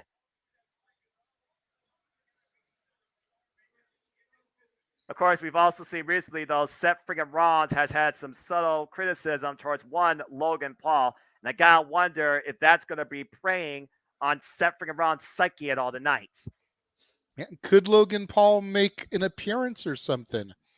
Whether it's a run-in, his music hit, could Logan Paul play a factor in this match in any way, shape, or form to further set up him versus Seth freaking Rollins at WrestleMania? Very well possible. Bell Reigns were underway as, of course, WrestleMania, the showcase of the Immortals, and there's no doubt all 6 of these men want to be a part of that showcase and probably would love to be going in as the United States champion. WrestleMania, known as the Super Bowl of wrestling, the only Super Bowl I give 2 shits about. Amen to that, brother. Sorry, not sorry, as I am a lifelong fan of professional wrestling. Hashtag non-sports. That's right. When I watch the other Super Bowl, it's for the commercials and the live performances, the halftime show. When I watch WrestleMania, it's for the goddamn matches. Keyword matches. I don't need no damn musical performances, Triple H. Thank you. I don't care how many times you use the weekend for your themes. Nobody is there to watch a music concert. You want to go watch that? Go watch Elton John. Damn sure don't go watch that Harley dude, or whatever the hell he is, Kid Rock wannabe. I'll talk about that later. Drop down. Oh, went for the lateral. And I knew these two were going to set a fast pace to begin with. And definitely look for the mat game early. Absolutely. I was looking forward to seeing these two go at it. And I'm so glad that we get to start the match with these two. Because like I said, Noah, we get a minimum of 5 minutes. Johnny Gargano versus Seth freaking Rollins, the former Tyler Black. And Johnny Gargano, of course, multiple-time champion from his previous promotion, Absolute Intense Wrestling, former NXT champion, former NXT North American champion. Seth freaking Rollins was the first NXT champion in NXT history, beating Jinder Mahal in the inaugural tournament. And meanwhile, dropped down by Seth Rollins, Gargano up the ropes. Look at that agility with the rope for under, though. Oh, went for the clothesline, went for the rope, went for the kick. Seth Rollins ducks, Seth Rollins cuts out. Gargano got it. There you go. Counter, cover, 2. Got the shoulders down. Seth Rollins, cover, 2. Oh, nice reversal, cover, 2. No. And again, combination covers, 1, 2. Hooks the near leg. Crucifix now by Gargano. Roll through. Seth Rollins, Gargano up on the shoulders. Good grief. But also, I got to consider this, Jay. You did talk about this is going to be a great showcase for these men. We got them at least 5 minutes. They're still exhibiting a lot of it. They're still exhibiting a lot of it. Oh, boy. Rope assist pedigree. Nope. Over the top rope. Seth Rollins on his feet. Catches him with a forearm. And Gargano looking for the signature. Go, man! Tope. Short-range tope. Cutting Seth Rollins in half. I was trying to say if I could get my words out there, and they finally slowed down. Well, wow, that was 5 minutes already. Damn. Talk about exhibiting a lot of energy, but also setting yourself for a vulnerability. 4 seconds, JJ. Time for our next participant. Who we got? Right now, chamber match action has come to a standstill. Uh-oh. And the United States champion, JJ, is about to be tested. The Elimination Chamber is now going A-Town down. Clothesline to Seth Rollins, taking him back up into the ring. Who can forget the hostilities that Seth freaking Rollins and Austin Fury have exchanged? And now, again, oh my goodness, raking Johnny Gargano against the steel chains. And of course, Johnny Gargano was once a mentor to Austin Fury in my Black and Gold NXT as he showed him the way. I was going to say, former stablemates there. I've I've done my homework. May not have been my NXT, but I have done my research on the way. That. It surprised me Andy Hartwell still isn't on the roster, but I digress. Meanwhile, also Austin Theory brought into WWE by Paul Heyman. Jeez, face first drag again onto the chamber. Former Evolve heavyweight champion literally signed his contract, hand given to him by Paul Heyman. So when you talk about this guy has a lot of stock in him, when you're endorsed by the likes of Paul Heyman going into the company, you already know the expectations expected from you. Yeah, absolutely. I mean, that just goes to further my point. You're endorsed by Paul Heyman on your way in, and you're endorsed by Vince McMahon when you make it up to the main roster. Oh! Well, again, the crowd, I still feel like, is trying to learn and actually appreciate Austin Theory. I feel they still consider him a bit of underwhelming, to say the least. Untested. That too. I don't know how wise it is, though, to mock the Monday Night Messiah. I think of winning this match here tonight, Noah, would go a long way to proving Austin Theory's merit to the WWE Universe. But Kevin Owens freaking chastising him, telling him to grow up and really show these people what you're capable of. Do it all on your own. Don't take the cheap way. I think only helps further is that, oh my gosh, that was an open bomb straight to the back. You notice how Johnny Gargano did not give his fist to Seth freaking Rollins. I think we have a common target here. Well, yeah, I mean, it's the United States champion. If you can wear him down and beat him, then we're guaranteed a new champion. Fair point. It's like everybody's common enemy is Austin Theory in this match. Yeah, you see Johnny Gargano right now. Austin Theory pleading. Remember, we were the way. Oh, trying to do a little bit of NXT animosity here. Although I do think that people do care a lot more about Johnny Gargano. This is the same country where Johnny Gargano and Tommaso Ciampa won the NXT Tag Team Championships against DIY in an instant classic at NXT TakeOver Toronto. Psych! There you go. I knew that was going to happen, but very smart to roll the outside of the ring, trying to get back into his pod. Going the Carmella route here, just trying to keep himself locked in. Does he realize that there's a door behind him? I think he forgot about that. You might want to turn around, Austin Theory. Hello. Welcome to Seth freaking Rollins. Oh, good grief. Pinball, tilt, back and forth. Your U.S. champion is literally being bombarded in his own pod. Oh, no. Wow, man, that's a horrible house enclosure to be trapped in. What a clubbing by Seth freaking Rollins and Johnny Gargano, Austin Theory. All three men trapped in a pod, JJ. And we're about to get our next combatant coming into the match here, Noah. If Bronson Reed just comes in there and storms into that pod, I'm going to freaking lose my shit. All right, who's next? Damian Priest, the Archer of Infamy. Whoa, man! Jesus, turning Seth freaking Rollins inside out. Chucking Johnny Gargano back into the ring. Big boot. Well, I also want to say this. Damian Priest and Johnny Gargano had a hell of a hot rivalry in the Black and Gold NXT over the NXT North American Championship. Big right hand on court on Seth freaking Rollins. Damian Priest right now showing his power and agility. The Punisher of the Judgment Day. So Edge proclaimed. Look at Johnny Gargano up. Oh! Broken arrow. Modified Falcon arrow. And right now, Seth out of the corner. Catches Priest. Looking to hook him up. Maybe for a pedigree. Is it game over? No, Priest fights out of it. And meanwhile, hooking him up. Oh! God, face first. It's like a 1% by EC3. And hooking Johnny Gargano up. Elevated flatliner cover. Hooks the near leg. Johnny Gargano is still alive in this match. You see Montez Ford still looking on from his pod. Bronson Reed also still looking on from his pod. There have been no eliminations yet so far. So far for his debut, Damian Priest firmly in control. Goes with Seth Rollins. Oh, Seth. Nice roll through. Oh, and catches a kick to the back of the head. Kill switch engaged. Hey, shout out to Christian Cage. Cover 2. No. Well, we are in Canada. Call it what you want. The unprettier the kill switch, it's still a damn effective move. Yeah, no kidding. And now Austin Theory, that might not have been wise, young man. Yeah, you don't want to bring attention to yourself.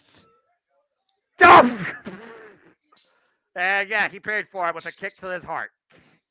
And what's Priest looking for here? What the hell? And Damian Priest the step up. Oh! Crushing Austin Theory with the step up over the top. I thought he was going for a leg drop. No, that was just a straight up senton drop of his body. Crushing the chest cavity of the United States champion. But again, so far, no eliminations. Just a lot of punishment. Hey, Punishment Martinez. I remember that guy. Seth Rollins preventing himself from going into the chains. Hanging on. Again, the most experienced participant inside of the Jesus. What a counter! Oh, Damian Priest out the back door, and there's a head clap. Oh, it's a Guri. Oh, man, Rocky Gargano. Roll through drop kick by Fury takes Gargano out. And a head kick takes Fury down. And Priest is the only man on his feet. For now. Whew. For now, you got to figure it's pretty close to the next combatant to come into the ring, and you got to figure it's more than likely, I'm guessing, going to be Montez Ford trying to bring the smoke. Well, let's see what Damian Priest brings from the heavens. Looking to send somebody to hell, looks like. Oh, it's Seth freaking Rollins. Agile as a cat to the top rope. Hooking Damian Priest for the superplex. Roll through. Is he going to the Falcon Arrow? He got it! He got it! The cover! Hooks the leg too! No! Priest kicks out. Man. Here we go. Next competitor. I'm just going to say this. Every time I see that combination of moves by Seth freaking Rollins, I wonder why it doesn't put a man away. Uh-oh. Who's next? Still no eliminations. Damian Priest rolling the outside of the ring, and here comes the Colossal Bronson Reed. That's a game changer, JJ, in the worst way. Absolutely. Coming through, just decimating the opposition. Uh-oh. Talk about Rampage. Uh-oh. Look at Seth Rollins. And Drag Gargano. Oh, no. Oh! Impact tried to choke slam Gargano on top of Seth Rollins. Thankfully, Seth was rolled to the side, but still a bad impact for both. Oh, got some of it. What's your weapon of choice, Bronson Reed? Oh, human beings. This double splash in the corner. Again, Bronson Reed, a former NXT North American champion. He beat Johnny Gargano for that title inside a steel cage. There you go. A little bit of a callback here of sorts, because you got Johnny Gargano, and they're confined inside the cell here, this time for the United States Championship. And now Bronson Reed, what have we got here? This? He's got him stacked up. And he's marching around with them like nothing. Seven Gargano on the shoulders of Bronson Reed. Ooh, what a Samoa drop. God. That was friggin' impressive. Montez Ford look shot. Cover on Seth. 2. No. Gargano Personally, I think Bronson went for the wrong pinfall. I know Seth was the one in the ring because Gargano rolled out. Yeah, thankfully. But I think that was the wrong call trying to go for Seth Rollins. And the thing about this, though, he probably thought it was like immediately he could have gotten it. And now Damian Priest and Bronson Reed finally mixing it up for the first time ever in WWE. Oh, man, what a shot. Please just friggin' off the second row. Got caught. Bronson Reed. Oh, Jesus. Oh! German suplex him into the chain. Back first. And Bronson Reed sees Damian. Hey, Damian Priest might want to move out of the way. Go, man. I can't believe that pod did not break. But talk about. But I think Damian Priest did. Look at Montez Ford. Yeah, homie, you don't have to do all that. Up yours. That's what Bronson Reed thinks about that. Watch the replay here. Oh, God. That door with no give. Bronson Reed squashed freaking Damian Priest. And now, oh, man. What a shoulder to the top rope to Austin Theory. But again, you got to bring him inside the ring. No eliminations yet. Let's see if the men learn from the women to team up to get Bronson eliminated. Good point. And now Bronson racing Austin Theory. Into the pod and 6 seconds. Montez Ford, you want the smoke? Get ready to unleash it. Bronson Reed walking right up to him. And no fear by Montez Ford. Telling him to suck it. The jumping against Aguri. Another suck it. Austin Theory looking to take advantage, though. Trying to look for a deadly German suplex. Ford was able to escape off the ropes. Ooh. Oh, man. Corkscrew elbow. Kick to the midsection. Bending the United States champion up and over. Jumping against Segura once again. Montez Ford coming out like a freaking... Spine what on a the pine. buster. No way. You feel the electricity, JJ? I am, and I think Montez is too. Look at him. 8 count down. Kicks it in. No way. No freaking way. I want the smoke for this. The most electrifying move in sports entertainment. Oh! And the electricity was just shot dead. Short circuit. I'm sorry, The JJ. smoke got snuffed. Well said. I wanted you to call that so badly. Austin Theory, you crazy. No way. Jesus, look at the show of strength by Austin Theory. No Look at the take Bronson Reed 8 way. count down. No, Bronson Reed fights out of it. That was impressive. Uh-oh. Go! What a scoop slam by the Colossal. Johnny Gargano now back in the ring. Speed on Johnny Gargano's side. Taking the fight to Bronson Reed. Took him out the knee. And finally down to a knee. Rocks him with a head kick. And what the hell is going on? Up in the electric chair position. Bronson Reed. Oh, wait a minute. Seth Rollins. Oh! Doomsday device! Poison Rana! Combination! Montez Ford, come on, Reed! 1, 2, no! How the hell did Bronson Reed survive that? I don't know, but it looked like they were taking Moonlight Mirage's comment to heart there, Noah, all trying to work up on him. Damn! And again, JJ, we are in Canada. Freaking Doomsday device, heart attack, whatever the hell you want to call it. Poison Rana and Pro 2 on Bronson Reed. Thanks to Suffering and Rollins and Johnny Gargano, Montez Ford nearly gets the 3, but still no eliminations. And everybody's out right now, by the way. They're all out of their pods. So we have a full field. Yeah, the crowd really giving it to the competitors in this match, Noah, chanting, "This is awesome." I agree, man. This has been a hell of a bout. Good grief. You see Seth freaking Rollins and Austin Theory on the outside of the ring. Montez Ford getting his breath back. Bronson Reed still out on his feet. Whoa, my! Uh-oh, got caught. Whoa, and counted out Damian Priest. Oh, God, got clotheslined. And that might take Montez Ford out for now. Damian Priest looking to take advantage. I did talk about their hostilities on Monday Night Raw. Uh-oh. Oh, no. Razor's Edge. And Ford, aware of the danger, grabbing onto the structure. There's a kick to Damian Priest. And then Montez Ford climbing his way to the top. And now Ford, what the hell is this man going to do from here? I don't know if I want to know, Noah. I think we're going to find out here soon enough. I mean, again, make a moment, right? Damian Priest, Seth freaking Rollins fighting from below. What in the hell are you doing? Montez Ford is climbing. I kid you not. Montez Ford is climbing across the roof of the Elimination Chamber, hanging like Spider-Man. Oh, man. I was going to say, you called Liv Morgan Spider-Gwen earlier. Montez Ford going little Miles Morales here. And drops himself like a bomb, wiping out the entire field. What the hell is that? Holy tea! I didn't expect to see that tonight. Take a look at the replay here, JJ. That's insane. That's gift work, right there. Talk about dropping a bomb. Oh, my gosh. I don't know if he's a fan of the Gap Band, but I think the Gap Band approved that. Dropped the bomb on everybody. That was amazing. And Bronson's got him up.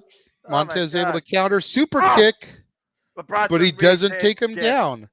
Double team kick.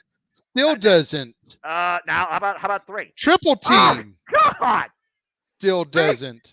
Still not off his feet, JJ. Seth Rollins, Montez Ford, final big slingshot DDT. Curb stop! Proving and to now those Montez people. Ford, the splash!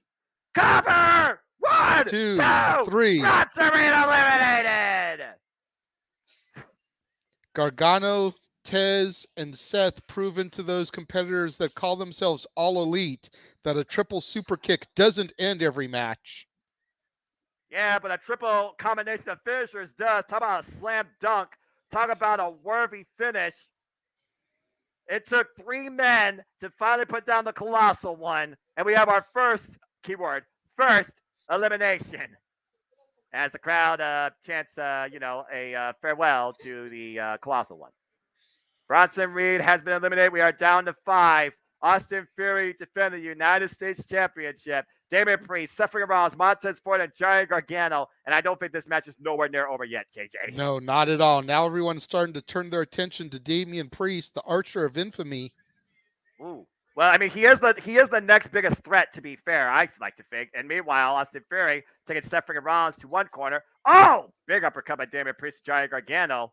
I don't know. I would think that Seth Rollins is a much bigger threat considering his name recognition and his stature on the card. He's been around. He's multi-time world champion, as you pointed out earlier. Yep. He doesn't need the U.S. title, but he's been to the top of the mountain.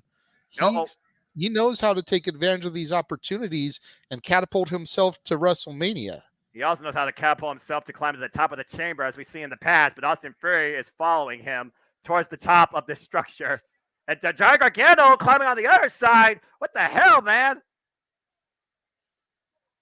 Oh, man. And Austin Theory driven off down to the floor. And, okay, Damian Priest now climbing on the other side of things.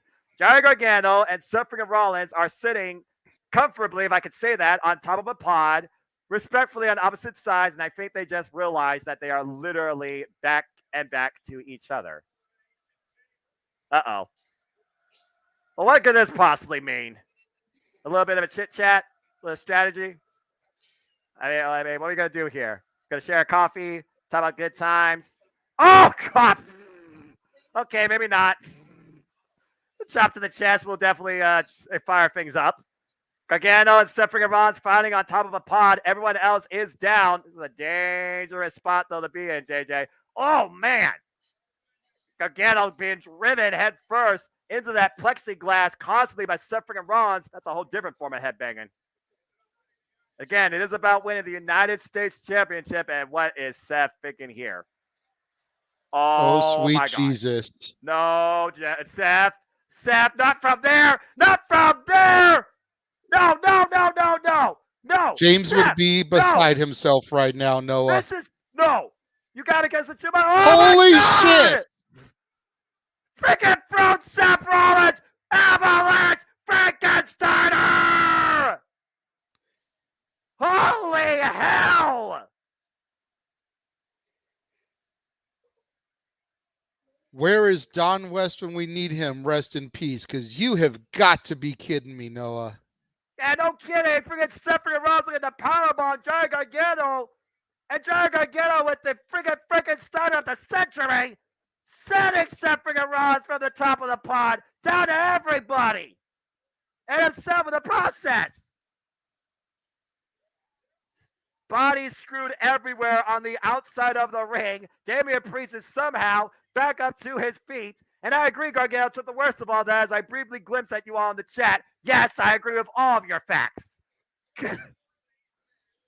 We are still down to 5 men, including the United States champion. The first time ever, the United States Championship being defended inside the Elimination Chamber. Oh, super kick to Priest by Gargano. And meanwhile, looking for the tail. DDT! But on the outside of the ring, Austin Theory looking to fall in and gets caught with a super kick by Johnny Gargano. How is Johnny Gargano even on his feet? Oh, man! Montez Ford flying into that kick. Off the top rope. Gargano is feeling something here. Finally going back inside the ring. Looking to maybe pin the United States champion, Austin Theory. Wait a second. Maybe looking for one final beat on the outside. Oh, man! Spiking United States champion. But again, on the outside of the ring, you cannot pin or submit people there. Damian Priest grabs in the back of his head as he stands on the inside. Gets rocked again in the head. Oh, uppercut, though. Stops that one final beat. Damian Priest hooking Gargano up. Got him set for the Razor's Edge. Razor's Edge hits. Cover. 1, 2, and Gargano's been eliminated by Damian Priest. And we are down to 4 men. The final 4. Performance by Johnny Gargano, JJ. Yeah, absolutely no love lost for Johnny Gargano. He did an amazing job. We're down to Damian Priest, Seth freaking Rollins, Montez Ford, and the defending champion, Austin Theory. And Johnny Gargano started this thing off by the way, with Seth freaking Rollins, who is still in this match. As you said, the most dangerous threat here with the most experience, despite the fact he hasn't won an Elimination Chamber match yet. But also the actual prize at hand, currently with Austin Theory, is at stake, and Austin Theory is still in this match. Damian Priest right now, again, bringing his punishment forward, these kicks and uppercuts. Oh, man, booting Montez Ford, almost sending him head first to those chains, excuse me, not change. Then meanwhile, Seth freaking Rollins right now playing the role of a kickboxing bag. Oh, caught the kick. What's Steph looking for here? Trying to stop Damian Priest's momentum altogether. Oh, eats an uppercut. Gets to the midsection. Might be looking for a pedigree. Is a game over for Damian Priest? Nope, too big. Oh, God. I don't want to jinx it, but I haven't seen Seth go for that buckle bomb yet. True that. He was going for a freaking release power bomb where there was no buckle earlier, to your point, though. And meanwhile, Montez Ford, okay, Damian Priest surveying the scene, going to the top rope as Montez Ford is stuck between the ring post and the pot. Oh, wait. Why did you say that, JJ? Seth freaking Rollins says Damian Priest up in position. And Montez Ford, oh, what a blockbuster! Come on, 1, 2, 3. Damian Priest eliminated! That was like a street sweeper by Proud and Powerful. That was amazing. And I do believe that is Tez's second elimination of the match there, Noah. Yeah, you're right. He pinned Bronson Reed, and he pinned Damian Priest. But literally, that was a page out of a tag team playbook there. Seth freaking Rollins with Damian Priest in the electric chair position. Montez Ford with the takeover blockbuster. Again, tag team work cohesion, allowing them to eliminate the participants. And we are down to 3. It is Seth freaking Rollins, Montez Ford, and the champ himself, Austin Theory. At least both of my picks are still in this one, Noah. You're right. United States Championship is the prize at hand. The golden ticket to WrestleMania. If I can put it in a movie reference for you. And Montez Ford and Seth freaking Rollins face to face. And Tez taunting, conducting the crowd a la Seth Rollins. Rollins kind of enjoying that. Like, ha, ha, ha. I feel there's some mutual respect between these two, if I'm honest with you. Yeah, just a little bit. Oh, well, now we're going to get into the fight. Figure Rollins, a tag team specialist when he came into the company, obviously was able to break out, climb the ranks to, as we alluded to earlier, multi-time world champion. Tez looking to try and do the same thing, break out of the Street Profits tandem, eventually climb those ranks. Everyone says he's got what it takes to be WWE champion or Universal champion. This is very well the first step for that climb for Montez Ford. The agility and athleticism of Montez Ford is enough to make this man be qualified for a world championship. Oh, man! Wiping out Fear on the outside, cannonball, and again to the other side of the ring. Montez Ford is the all-star here. I know we had the all-star basketball game just a couple of days ago, but damn. Or yesterday, excuse me. And Montez Ford again setting his body on the top rope. Top pin calling hello, wiping out both Austin Theory and Seth freaking Rollins. Talk about steal the show, steal the spotlight, steal nothing. Uh-oh. But Theory's got him up. Oh, counter. Looking for A-Town down. Rock bottom. Rock bottom. Are you kidding me? And now Ford going to the top rope. The most electrifying man in the Elimination Chamber right now. Oh, no, the knees. Uh-oh. Curb stop. Stop on the outside of the ring. And Seth Rollins drove into the outside of the chains. Austin Theory in the cover. 1, 2, Montez Ford eliminated. Well, what a hell of a showing by Montez Ford in the chamber here, Noah. 2 eliminations, final 3, pinned by the champ. And if this guy is not an exemplified most electric man to happen sooner or later in WWE, I don't know who, and I don't know why you would ask the question why. What a performance, like you said, JJ, in chamber debut. The crowd definitely not happy about this elimination. And we are down, finally, to 2. It is either Austin Theory, the United States champion, or Seth freaking Rollins with the super kick to the jaw. And hooking Fury up. There's your Lager bomb cover to new champion. Almost got it. I thought I was going to go for the Buckle bomb. Referee was slightly out of position at the start of that count because he was tending to Tez. If he had been a little bit more free to move around, that very easily could have been the match, Noah. Yeah, I think you're right. As right now, Montez Ford is literally out. He hasn't moved, JJ. We saw what Montez Ford took, by the way. So, I mean, curb stomp on the outside of the ring. The match could be mildly concussed at best. Well, hopefully it's not that. Well, and considering the trainers are in, that's why I'm saying like a mild concussion could be the best case scenario because he is not getting up on his own. But the crowd is still applauding this, man. Again, let's saw what happened earlier. Look at this curb stomp. Oh, God, face first on the outside. I mean, again, I understand it's padding, but still, that's nothing but steel chain grate underneath. Yeah, the lights are on, but nobody is home right now for Montez Ford. Yeah, well, the entire house is literally being woken up by the crowd here tonight. Tremendous respect being shown to Montez Ford. What an effort. What an athlete. What a future singles champion. I guarantee you before 2023, that man will be a singles champion before the end of this year. Mark my words. Absolutely. And I still predict Mr. Money in the Bank. Well, get the medics out here while we check on the outside. We got to focus on the inside of the ring, though, JJ. After the Liger bomb didn't put down the United States champion, looking for the curve stomp. Austin Fury dodged it. You called for it earlier. A-Town down. Nope. Counter. Setting up for the pedigree. Pedigree. Nails it. Game over. Pedigree. Pin the man. What's he doing? Going for the curb stomp. He wants to put the final nail in the coffin of Austin Theory. Logan Paul. Logan Paul! Buckshot lariat! What the fuck? I knew it! I talked about this! I mean, he did Joe Jack him on Monday Night Raw. Logan Paul eliminated Seth Rollins at the Royal Rumble. And the curb stomp! You gotta be fucking kidding me! This viral disease just curb stomped Seth freaking Rollins! And it's closing the door tight.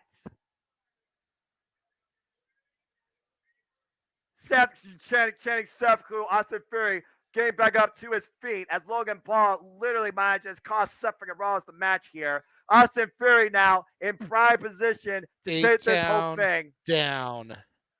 Oh, you've got to be fucking kidding me. Sets Not him like up. This. There it is. A-Town down.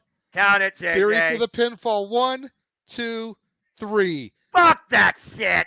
And still your WWE United States champion with a huge assist to Logan Paul. Austin Theory. Absolute bullshit ending on a classic Elimination Chamber match. The first United States Elimination Chamber match with a big old ass asterisk by it. Rules be damned. I don't care. Outside interference. Logan Paul, you viral piece of shit. We called it, though, Noah.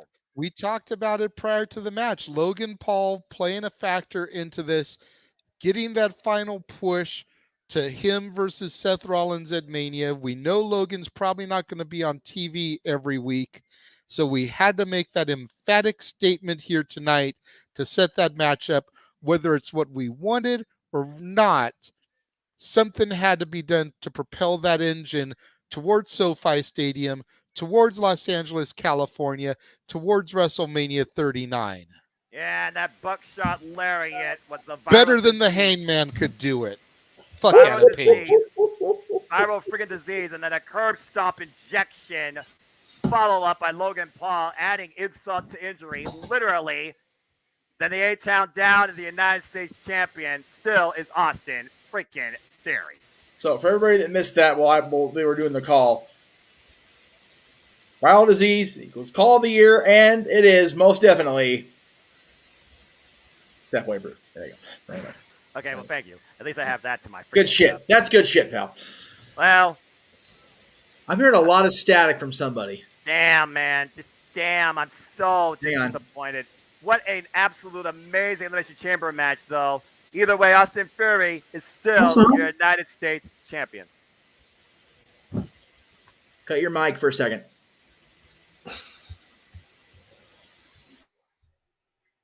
Yep. You, dude. I'm hearing static or a fan or something really loud in the background. Mas noise.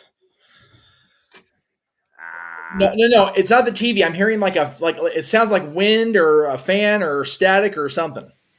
It's Dory's son who's asleep. Oh. I'm sorry. No. Hang on. I don't hear it now. So it wasn't snoring or whatever you were saying it was. All anyway. All right. All right. As we got a commercial break, Stat Boy, Jeff, go ahead and talk about what you guys just saw, man. What a match, though. So, again, I'm not mad that Theory retained because they needed that to be a thing. Right, I get that. I'm even not mad at Logan Paul being there because it was just it's been telegraphed. You know, Thomas Edison might as well book the match. It was so telegraphed.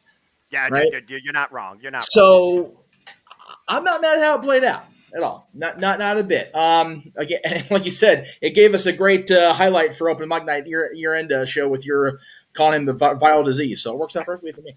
Well, again, I mean, I'm just learning what it means to be a play-by-play guy more every day, it seems. Thank you. By the way, interference was so obvious. Stevie Wonder and Ray Charles could see it. Damn fact. Yum. And I approve that comment as a music lover. By the way, Jeff, Fairy Tale ending is Ciampa's finish. So what does Gargano call the slingshot DDT? Yeah. The final beat. One final beat. Oh, final beat. Okay. Yep, I got you. Don't worry. I can't remember which one because they both used the slingshot. I can't remember which one called it which. So yeah, and he uses like the overhead and plants them in the mat. I got you again. DIY. Hey. Yes. I'm just looking at the chat here real quick. Just seeing. Yeah, that's why you're play, and I'm trivia dork. So it is what it is. Well, I mean, I'm not a trivia guy. I'm just the guy that knows most of the moves by people in the industry. But yeah, it definitely seems like we're going to have Theory and Cena, which, again, it is what it is. We'll see. Logan Paul, Seth Rollins. Again, think about a year ago. Rollins was with Cody, which was an amazing moment for everybody. Yeah, and a trilogy. And Logan and Miz were a team, and then Miz dropped him, right after the match. So both these guys had big, high-profile moments last year going, at Mania, and – they're out in Hollywood this year. Logan Paul's, for better or worse, a star. It is what it is. So I'm not mad at him being involved. I'm not mad at the way the match laid out, and I'm honestly just nervous right now. My camera's really blurry. Let me pop back out and then give me a second here. Hey, you're fine. I'll see here, Chad. Michael Zaz, Incredible Chamber, match of the night. Well, to this point, I agree. Ryan, so Ford wasn't hurt. They needed a reason to open the chamber for Logan Paul to enter. Fair take. That might be a fair take. Osprey vs. John Cena, possibly. Sheesh, what did Heyman do to the Renegade? LOL. But learn more about that later. Yeah. Sabat as well. Going to be tough for Sammy and Roman to top that. Moonlight Mirage, and still your U.S. champion, Austin Theory. Second pick to win, to be honest. Ford was my first. Well, you got 1 point at least, Moonlight. So, hey, good on you. Yeah. Right. Okay, go ahead, Jeff, and check that. I saw that. Well, I was just doing something real quick. All right, just so checking the chat. I acknowledge our audience, as I always do. Okay, so. Oh man. It was a great match. Yeah. There were some great spots, some funny spots. I laughed out loud twice. Rollins and Gargano up there just sitting, and the next thing you know, whack! That was an MCU moment. That was awesome. The one super kick, two super kick, three super kick finisher, beautiful. And wow, tables are us. We've got a desk. Okay, cool. Hey, look at that. Well, as people look at stuff, being promoted officially on the PLE, it's time to go down the road for sure. Well, again, going down the road, Jeff, in 6 weeks, we're going down to WrestleMania Goes Hollywood. The question is, who's going down that road in the blaze of glory, or by the end of tonight, a tragedy? Because it's time for our main event as Montreal and Sami Zayn takes on Roman Reigns for the undisputed WWE Universal Championship. And I was talking to the guys prior to going live or prior to going on the air here. Please do while we got a video package. Everybody can talk right now with the video package on. Please do. Yeah, I inadvertently Sami Zayn myself out here. I got the Montreal Canadian red on, and I've got the newsboy cap on. The what is it called again? Oh yeah, the scally cap. People that have followed me, my entire career, my entire life, know I am not a fan of the Montreal Canadiens. They were our opponents, the Kings' opponents in 1993 in the Stanley Cup final, and we lost. And it was a heartbreaking thing that we shouldn't have lost. There was a lot of shit and shenanigans involved in that, and I have detested the Canadiens to this day. As far as the team, Canadians as a people love you guys, but the team, seeing Sammy go to that game last week, and after what happened at the Rumble, after all he's been through, and have the Canadians give him a shirt very reminiscent of his honorary Ooze shirt, but it says honorary Hab for the habitants for Montreal. Was too cool, and and instead of the Ooze logo, he's got the Montreal Canadiens logo in there, which was awesome as hell. Yep. And again, like I said, I'll never be a Canadiens fan, but that was such a cool moment. And then last night, I had not seen all of SmackDown. I said that, but I made it a point to watch his segment because I knew it would be special. I knew it would be something that we hadn't seen in a while. And dare I say it, wearing one of the colors of this man, that kid, the guy who I've known, Sami Zayn and Kevin, I've gone back and forth with Kevin over the years, but we've known those two for almost 20 years.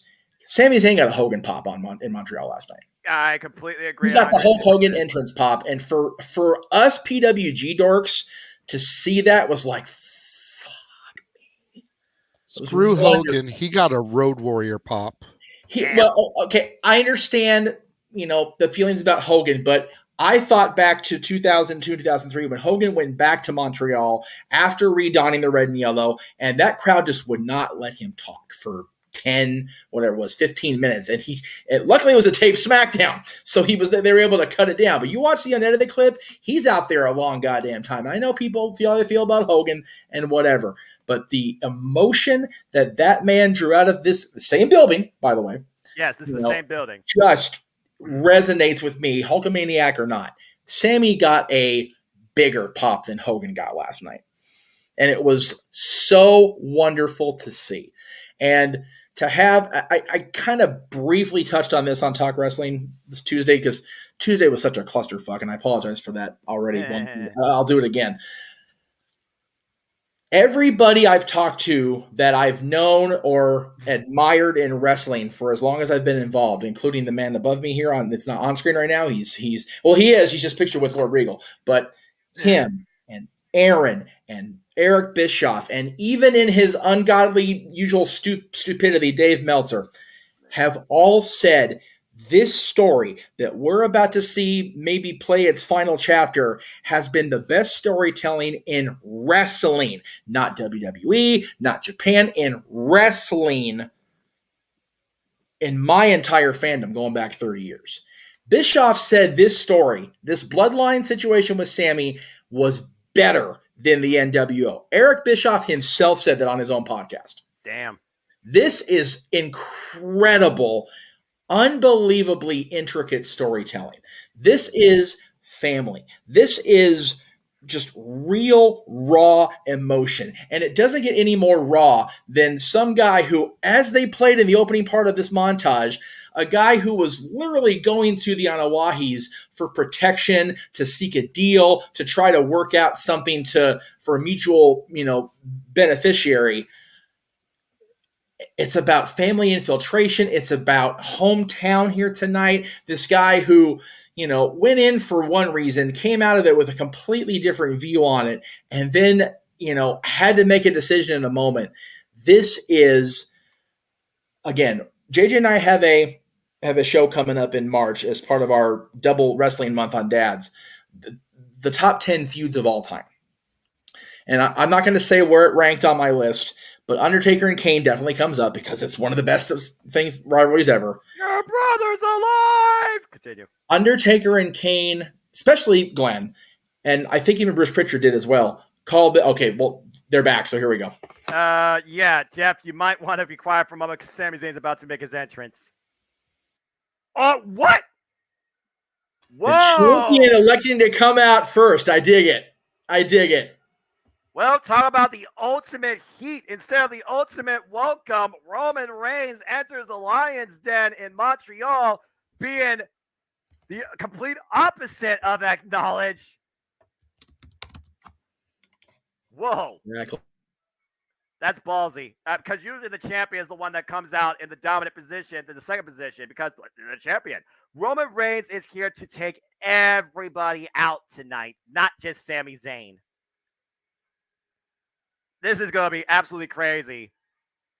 As we wait for Roman Reigns to make his way out, he's making them wait too. There he is. For over 900 days, Universal Champion, undisputed WWE Universal Champion, WWE title playing accessory for 322 of those days. This guy is right now ranked up with the likes of Bruno Sammartino, Bob Backlund, Hulk Hogan, Pedro Morales, in the longest reigning champions in WWE WWF history, just trailing behind those names and surpassing the likes of Brock Lesnar, John Cena, and CM Punk. The absolute definition of domination. The unstoppable, unsolvable force, the head of the table, the tribal chief, Roman Reigns, has literally held the WWE hostage for well nearly over 3 years now with his special counsel, wise men, Paul Heyman. But for the first time ever since he has adopted this role, he truly believes there is a threat to it tonight. We have seen the cracks in the bloodline. We have seen the dissension. We have seen the separation. But tonight, will we see the conclusion? That remains to be seen, Noah. The environment, the field is set.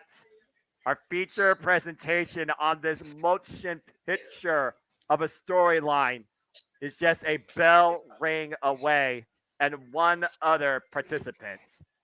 What is it going to take? Hope, passion, unbreakable will? Can Sami Zayn figure out Roman Reigns with the fact of the matter that he has literally been underneath this man's wing for the last better part of 9 months? Is Sami Zayn the most dangerous threat ever to the tribal chief? And seriously, look at Roman Reigns right now. He's out here just with Paul Heyman, but he's not being acknowledged. There's no Jey Uso. There's no Jimmy Uso. And yes, I understood Paul Heyman said the Usos stay home. And there's no Solo Sikoa. He is being booed out the building. I truly look like Roman Reigns, and I don't see the emotion, but I can feel it. There's a sense of, I feel, discomfort right now with the tribal chief. Unlike anything I've seen before in his incredible title run.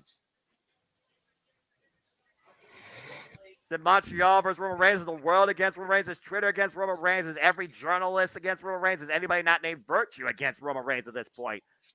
The only one not against Roman Reigns at this point, it looks like, is Paul Heyman. You see And that there's, sign? I was going to say, there's the iconic sign that we first saw back in One Night Stand 06. If Cena wins, we riot. There's if Roman wins, we riot. Would you say this is the type of same atmosphere we saw at ECW One Night Stand 2006, JJ? Yes. I'm sorry. You said that. I'm sorry. Well, I mean, Jeff, you can definitely talk about that being a history buff. Of course, we got the guy that literally created ECW in the ring with him. JJ said it earlier. This is very Chicago-esque. This is very ECW-esque. This is intense. I'm just taking it in. I'm just trying to just wait until Sami Zayn comes out and the whole entire place turns a complete 360. Again, place your bets, place your bets. Stat Boys on standby. If you truly want to pull the greatest Hail Mary, since I don't know when in sports entertainment history, if you believe that Sami Zayn can complete this story and come out tonight as WWE Undisputed Universal Champion. Where no matter what happens tonight, Cody Rhodes awaits at WrestleMania. Out of respect for you guys' call, I'm going to go off mic, but I am going to stay on camera because the reactions are probably going to be redonkulous over here. And I would not expect anything less from you. JJ, get ready. I'm just listening to the crowd right now, folks. I'm just Lord, please take care of our boys. For real. Just please. If you are not watching this on Peacock, you have no idea right now the goosebumps and the feeling of the environment. For real.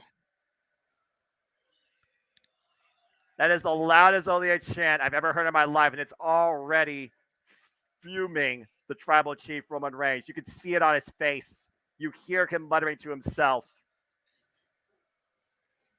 Never before have I seen Roman Reigns in such a state of discomfort. Oh, boy! Here we go. And it looks like he's coming out to his classic theme.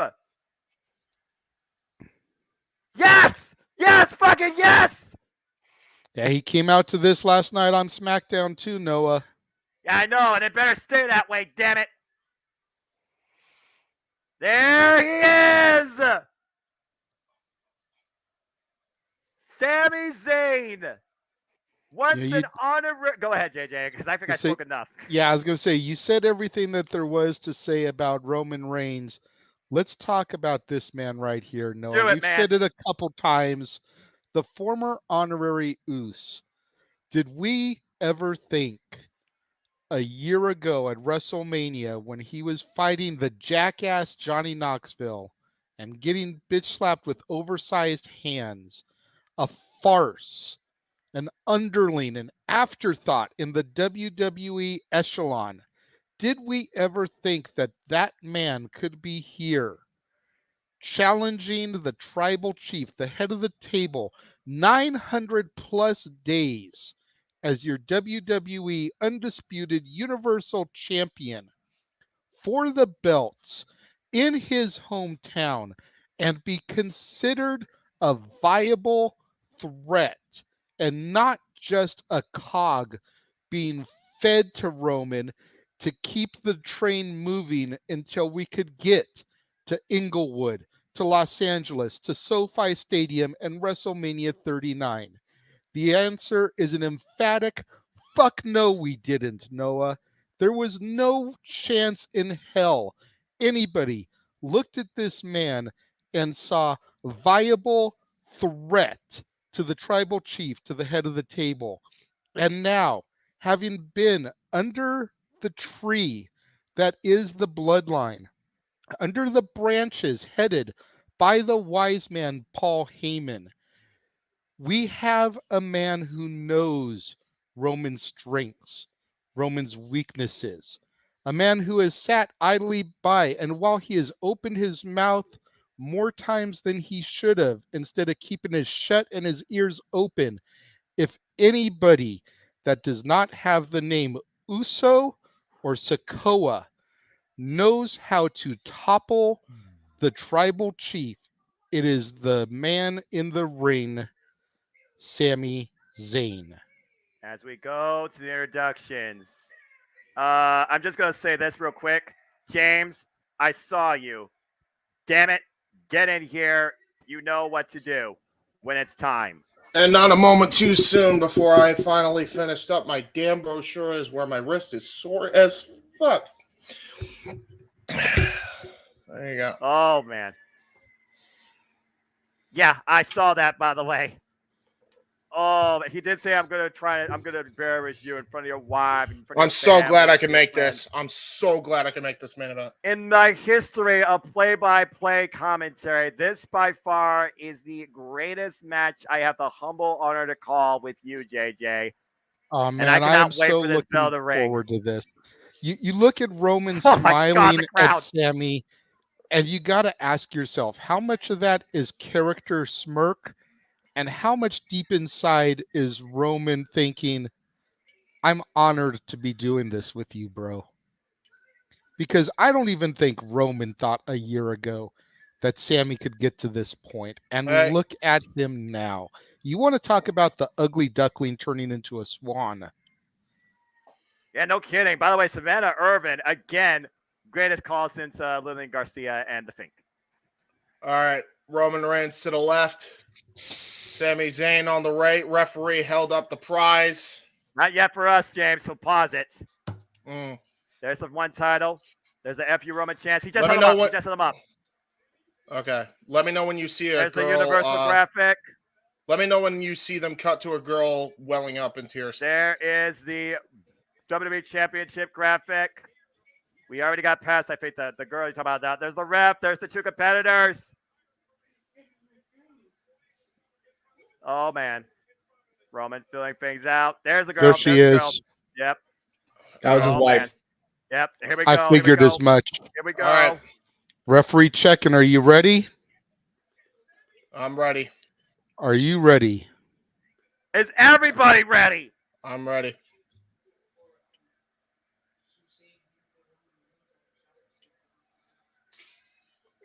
Bell rings! Here we go! Sami Zayn, Roman Reigns, the WWE Undisputed Universal Championship. Finish the story. Roman just staring a hole into Sammy's soul, assuming Sammy has one, since gingers supposedly don't have one. Oh, I think it's safe to say tonight that every ginger in Montreal is making sure Sami Zayn has the biggest soul of them all on the planet Earth. Yeah, seriously. Oh my gosh, this environment. Neither man has moved yet. The audience is literally dictating this match. Paul Heyman on the outside praying to the God mode of Roman Reigns. It's going to take more than God tonight to survive Montreal with this atmosphere. I cannot remember the last time in my 31 years of professional wrestling I have felt something like this. Punk Cena, Chicago. That Money very in well the might Bank. be it. The audience is on their feet! This is a moment in time! This is wrestling!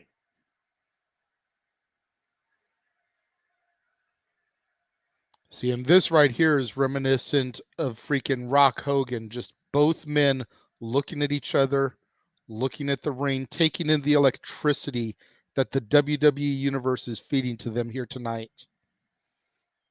I'm just going to watch and just literally just let the crowd do this right now. We have not even tied up or locked up yet. This is for the undisputed WWE Universal Championship. The Olay chants rising back up in the crowd. For Their those of highest- you out there that don't know, Bouncing Souls Olay was Sami Zayn, El Generico's music on the indie circuit for years.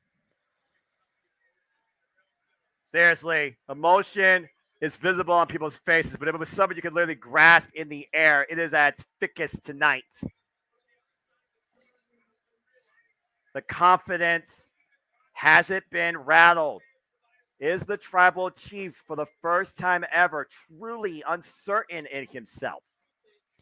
I don't think it's uncertainty in the tribal chief. I think he still doesn't take Sammy seriously. And as we've discussed numerous times on these calls, Noah, when a champion does not take his challenger seriously is when the champion usually gets defeated. You hear the chants, F.U. Roman, ranting out loud and proud. Again, every time Roman Reigns has been in the ring, the very first thing he expects is to be acknowledged. He hasn't even asked Montreal to acknowledge him tonight. May I interject for a second, gentlemen, because JJ, you brought up an extremely crucial point. Roman doesn't take Sammy seriously. He might not take this seriously, But right now, he's taking that Montreal crowd seriously. He knows he is not on home turf. He knows he is the most hated man in the room. And normally, Roman's been able to get through moments like that. But this is a whole other animal that he's dealing with tonight. Roman's in a lot of trouble in the first time, and I don't even know how long. If I class the Castle was a partisan crowd, this crowd is definitely one-sided. It's got about a third of the people, too. How's that for a statement?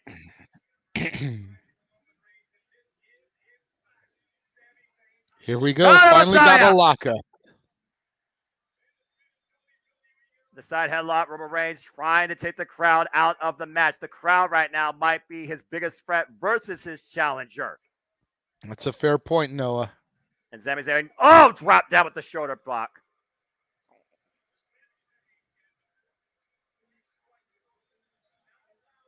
Sami Zayn obviously doesn't have the power advantage here, but we see in the past how much Sami Zayn has been able to use psychology. He's even talked about Renee Paquette's sessions. He's been able to learn, manipulate, use WWE-based psychology to his advantage. There's a reason why he's a former 3-time Intercontinental Champion. And those aren't his only accolades. You got to go to the indie circuit. Sami Zayn is a former world champion as well. Often underlooked. He does have what it takes to get to that top of the mountain. The question is can he climb Roman Reigns here tonight? Well, he's bringing Roman down to a knee with the side headlock. And again, Cody even asked Sami Zayn, do you believe that you can beat the tribal chief Roman Reigns in a passionate Raw promo? Sami Zayn says he has to believe, yes, I can beat Roman Reigns. Yes, I can be WWE Universal Champion. Yes, I can be a main event competitor at WrestleMania. But to beat the tribal chief Roman Reigns for the WWE Universal Championship, he simply said, I don't know. And Roman Reigns right now, once again, reminding Sami Zayn and the crowd who exactly he is.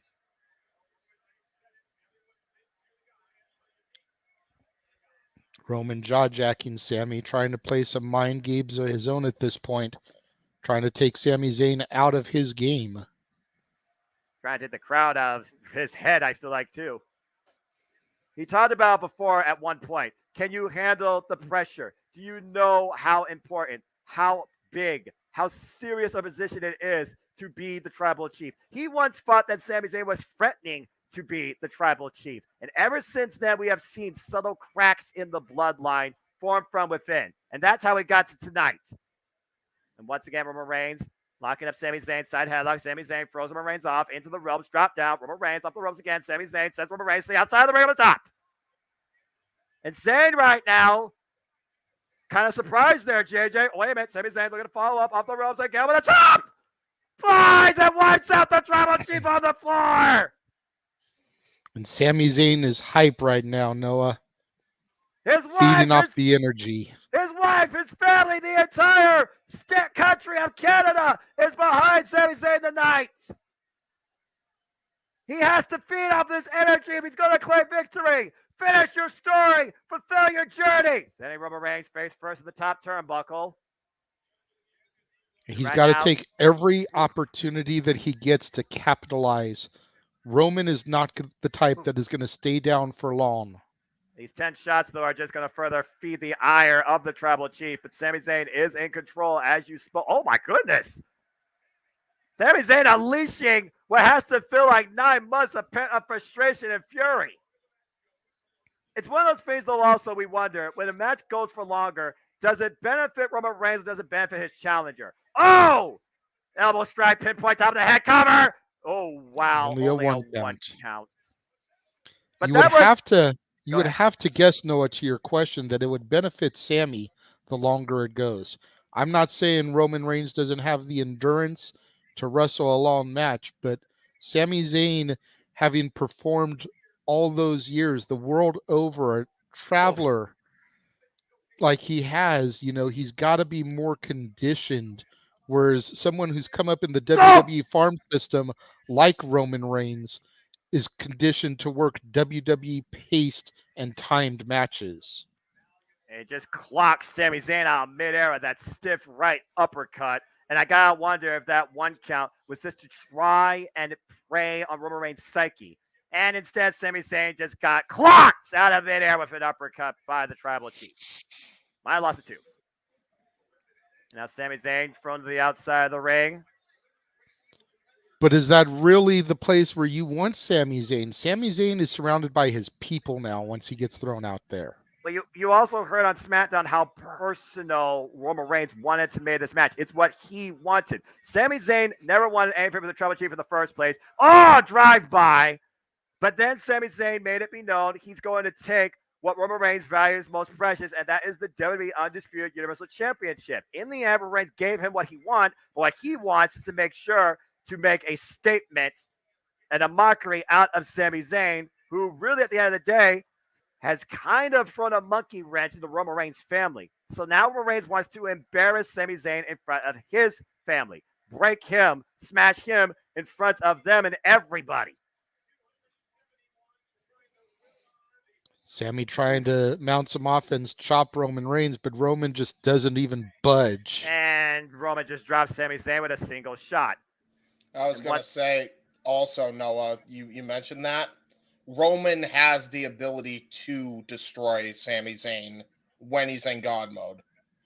That's the scary bit. We saw what happened to Kevin Owens. And there's been no sign or tell of Kevin Owens. It's a very good point, James, because, again, we got to wonder, will Kevin Owens play a factor? Will Jey Uso or Jimmy Uso go against their Tribal Chief and Wise Men and break what Paul Heyman said? Will Solo Sikoa come in and once again reinforce the dominance that is the Tribal Chief? But also, subtly speaking, we heard what Sami Zayn told Paul Heyman. The bloodline days are numbered. Oh, what an uppercut. Is Solo Sikoa going to one day find his own way and usurp himself against the Tribal Chief? Is Sami Zayn the only threat against Roman Reigns? And not only his dominance, but honestly his family. Well, he's definitely not the only threat. The WWE landscape is filled with threats, but he is the most prominent threat right now, with Cody Rhodes being just on the horizon with WrestleMania. Cody Rhodes says wrestling has more than one royal family. If WrestleMania is going to be a family affair, they got a hell of a sequel to follow up to after the night.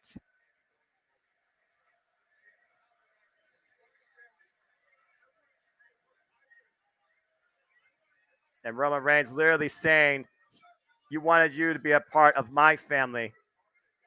Talking smack to Sami Zayn's wife, who again is sitting there at ringside. Continuing the punishment, both verbal and physical, as the crowd is showing their absolute displeasure. Roman asking, you booing me? Are you booing me? I believe the answer is yes, or C. Or we, excuse me, because we're in Canada. Thrown right in front of his wife. You hear her saying, get up, Sammy. Uh-oh. The Montreal part of Sami is saying we. The Generico part of Sami is saying C. Good point. Saying it's his fault. Saying it's his fault.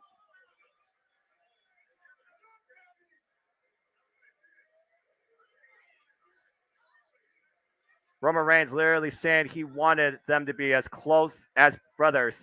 He wanted them as family. His wife proclaiming, no, you didn't. And it's kind of what Sami Zayn's been talking about. Ever since day one, when the Usos fell in line, you honestly wonder if Roman Reigns wanted this family or wanted this insurance policy. Bottom line, Tribal Chief feels betrayed, and Sami Zayn is at his mercy right now. If he wishes to show any, which I guarantee you he won't. Again, trying to take the crowd out of this. Just raising the ire, feeding off this hatred. Feels like the air's been sucked out of the building to a degree, JJ, right now. Yeah, no doubt. I mean, you got to figure Roman is getting the upper hand on the hometown boy. So they're on pins and needles trying to see if Sami can come out from underneath here, get back to where he can get a dominant position on Roman Reigns. Again, This isn't fantasy. This is a reality. And one of these two men has WrestleMania and Cody Rhodes in front of them to finish a story. I just have to point this out as well. Like,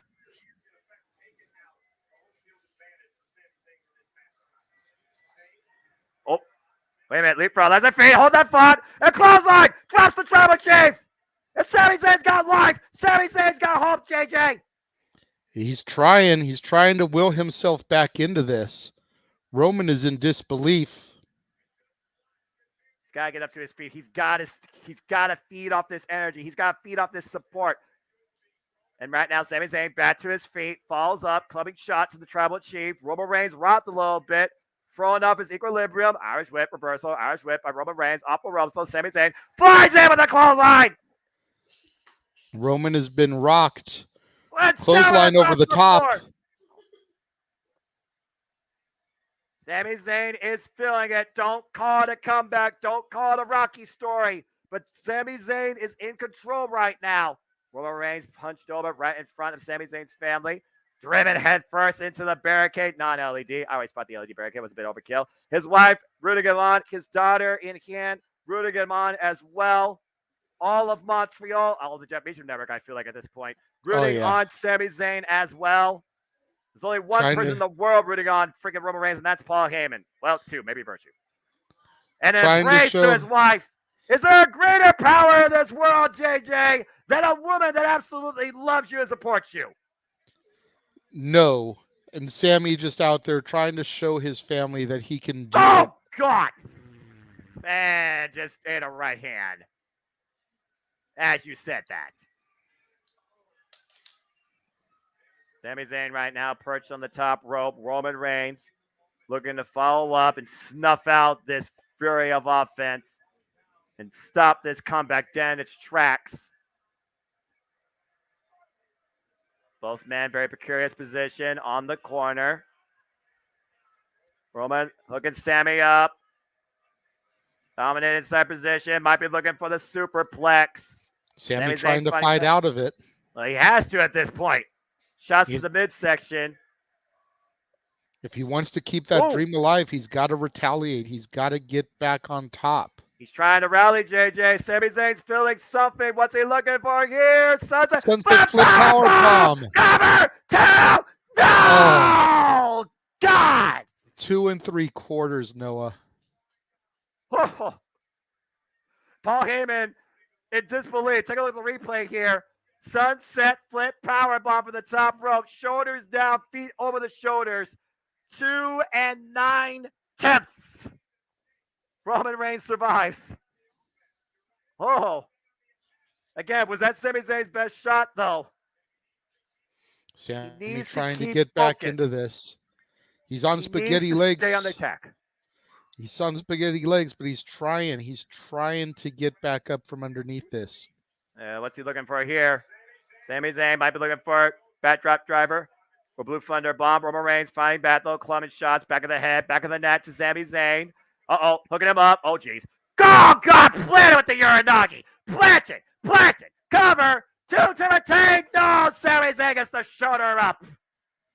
Sami still has too much fight in him, Noah. As down and out as he looks right now, he's still got too much heart, too much fight. He is not going to allow Roman Reigns to embarrass him like that in his home country. Now, that Uranagi has some malice, though, JJ. Back of Sami Zayn's head, whiplashing off the canvas. Spine literally rattled and ringed up. Roman saying, no, I'm not done yet.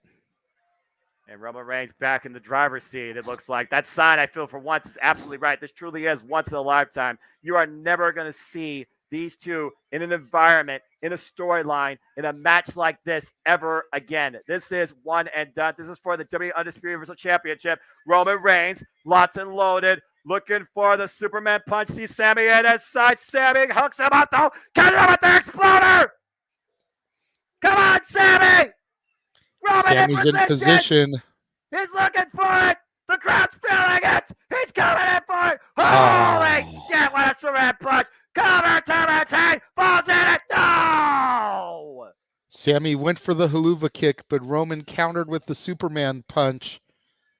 Sammy able to kick out, though, out of nowhere. Possibly Sammy's last breath. And no kidding. You saw that exploder literally turn the tribal chief inside out. He was running in full force for that haluva kick. And BAM! Superman punch. Perfect shot. Falls in the cover and gets the right shoulder up. Sami Zayn dream stays alive. This story is not yet over, folks.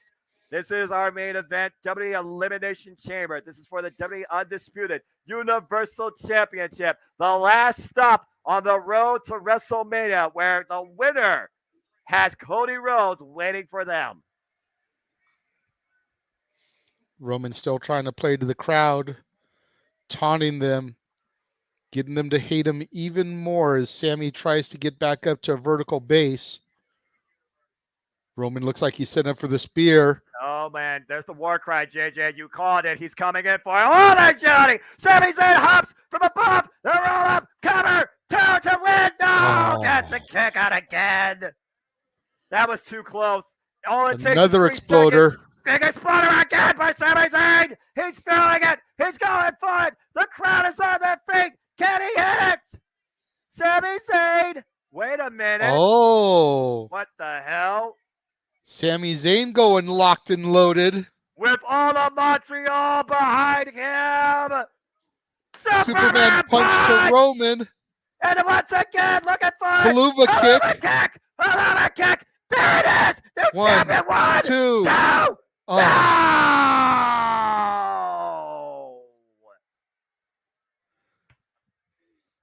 Oh my God.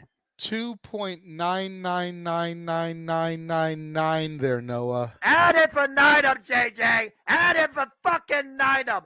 Look at this. A Montreal loaded Superman punch followed by the ultimate haluva kick. Cover drops the champion. You couldn't get closer to a 3. And look at Sammy's face, Noah. He's trying to figure out what it's going to take to derail the tribal chief, but Roman is in a bad way. Roman Reigns once again in position. Sami Zayn looking to follow up. He has to stay on this offense. It can only take one more move. Then Roman rolls immediately to the outside of the ring. As Sami much Zayn, as we may not like it, that smart move by Roman. Wait, hold that thought, JJ. Look at Sami Zayn for the turnbuckle. Oh! Jumped right into the fist of Roman. He was looking for that freaking that freaking DDT in between the ropes. Takeover corner to corner. Oh, man. And the tides once again began to shift in favor of the tribal chief. What the hell is Roman Reigns thinking here? Uh-oh. Whatever it is, it's not going to be good. He's about to go around the world in less than 3 seconds, looking for, I think, an ultimate spear. Incoming, velocity, and crazy. Go, man! Sami Zayn sidestep. Roman Reigns spears himself through the barricade. Sammy trying to throw him into the ring because he knows he can't win the belt on the outside. Roman Reigns Rotham looks for the Superman punch. Sami Zayn counter, hooks him up. Boom! Thunder bomb! Cover to win! No! Oh, my God, Noah. JJ, what the fuck it's gonna take? You know what I'm waiting for, Noah? At this point, we've already seen Sammy do a haluva kick. We've seen him do the Blue Thunder Bomb. We've even seen him do Roman's Superman punch. I'm waiting to see Sami Zayn attempt the war cry and the spear. And honestly, it might very well take that because they've already literally pulled everything out, including the kitchen damn sink. Yeah, we think about some of the greatest rivalries and how they've often tried to trade off each other's moves to get the pinfall. You think of Austin doing the rock bottom and Rocky doing the stunner to each other. Again, Sammy is feeling it. Look at him. He's hulking up, if you will. Getting the power of the Montreal fans behind him. 2.997, 2.998, 2.999, literally less than a fraction of a second away from having a new WWE Undisputed Universal Champion and the bloodline coming to an end of his reign of dominance. Tribal Chief realizes, and there's the ref bump. Oh no! Oh no! Back elbow stretch. Sami Zayn. Ref crush him beneath both. Wait a minute. Sami Zayn. Another Helluva haluva kick. Helluva kick. The ref's But the out. ref No! is down. The ref's down. Though Sami Zayn don't realize it. Goes to the counter. The 1, ref is 2, down though, Noah. 3, 4. God damn it!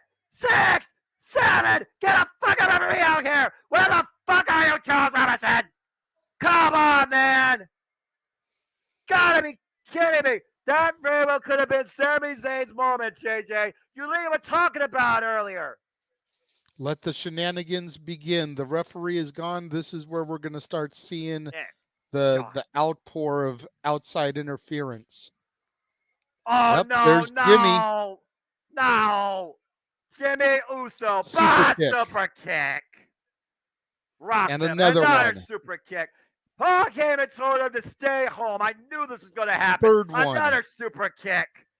Jimmy Uso with 3 super kicks. Sami Zayn's down. There's no fucking referee. This is a damn shame. And a splash. Superfly splash. Bullshit. Dragging the tribal chief on top of the former honorary Uso. There's another ref. 1, 2. This is over. No, it's not. Sami kicked out. Somehow, some way, Noah, Sami was able to kick out of that. The heartbeat of Montreal still breathes life to Sami Zayn, who is still in this fight tonight. Paul Heyman apoplectic, and Jimmy Uso can't believe it.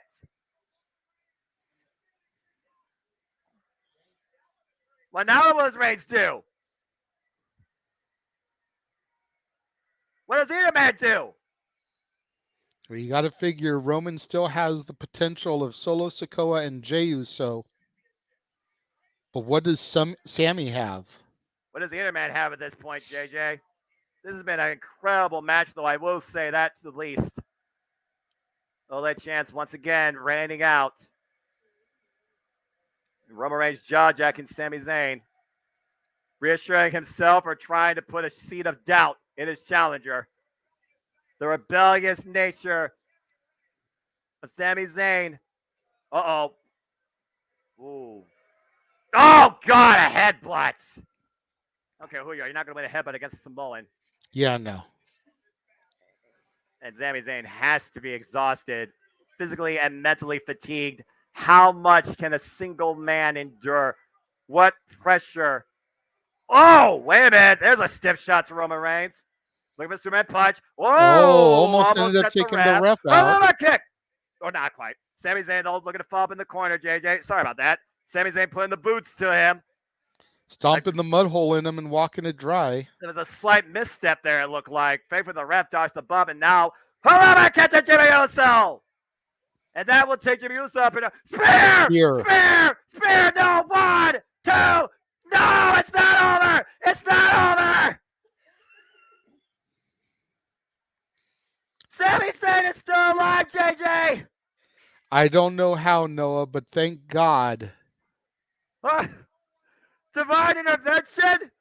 That was a pinpoint perfect spear. I thought that was the last word in this story. Boom! But Sami Zayn will not die tonight. Nope. There is a different feeling in the air tonight. Shout out to Phil Collins. Slightly off topic, I know the Zayn family has now made Jeff's shit list as one of the kids there wearing a Mighty Ducks beanie. I think he's going to have an asterisk next to that after this match. And Roman Reigns can't believe it. Roman Reigns saying, I tried to help you. Saying you were nothing before you were with me.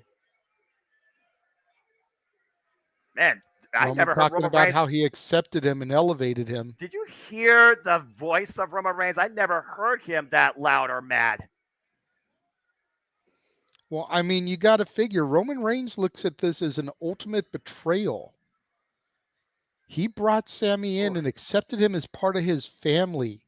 When Jey was trying to be a rabid pit bull and just snap at and rip Sami to shit, Roman always defended him. Gave him his own shirt. Superman punch to the ref. Oh, great. Superman punch by Sami Zayn, though! Superman punch by Roman! Both men down! And there's no ref again! What's going to happen here now, Noah? This is an absolutely insane, electric crowd tonight. Anything could happen. Anything has happened. There is no official. Both men are down. After Roman Reigns jaw-jacking Sami Zayn about, I tried to help you. I brought you into my family. And what you end up doing, you ended up breaking my family. And now he's asking his special counsel, Heyman. What the hell he's asking Heyman? Paul's looking for something. Well, there are no LEDs, looks like tonight. Oh, boy. Oh, crap. The final test. Heyman, get the chair. The final test, JJ. It was the final test that instigated this match in the first place. At the Royal Rumble, it was a steel chair shot to the back of the Tribal Chief at the hands of Sami Zayn that brought us to this very moment tonight. Wait And a here's minute! Jey Uso. Jey Uso! What the? Roman hasn't seen Jey Uso physically since the Royal Rumble. He did show up to defend the titles with his brother against Braun Strowman and Ricochet. Excuse me for a minute, getting a little tongue-tied. But Roman Reigns has not been eye to eye with his blood since the Rumble. Where does Jey Uso truly lie? Has Jey Uso always been in the shadow of Roman Reigns? Has he always been jealous that Roman Reigns has been dictating him? Did Sami Zayn encourage Jey Uso to stand up for himself? And now the final test will be the current test for Jey Uso. Same thing that Roman did to Sami at the Rumble. Take the chair and make your choice. Sami Zayn took the chair and he clocked Roman Reigns, starting us on this whole trajectory. What will Jey Uso do? Is his an alliance with his blood and the bloodline, or is his allegiance to Sami Zayn? Roman giving him his back. This was his mistake at the Rumble, Noah. Oh, man. Oh, man. Jey Uso, chair in hand. Roman Reigns standing between him and Sami Zayn. The jaw-jacking continues. Roman in disbelief right now. Jey Uso has yet to make his decision. It was Jey Uso, Roman Reigns that started this whole bloodline in the first place inside Hell in a Cell, where Jimmy Uso said that he quits. From right-hand man to main event man, is Jey Uso still the one? Oh, crap. Oh, my God. This is the same thing that Roman did to Sami. Sami Zayn, oh my God, no! Here to Jey Uso. He speared Jey Uso! God, chair shot to the back of Sami! And now Roman Reigns unleashing on Sami Zayn! Just destroying Sami with that steel chair. Right in front of his wife and kids. This has gone so many different damn ways, JJ. I don't know what to even think anymore. Sami trying to get back to his feet, trying to find the will, the strength.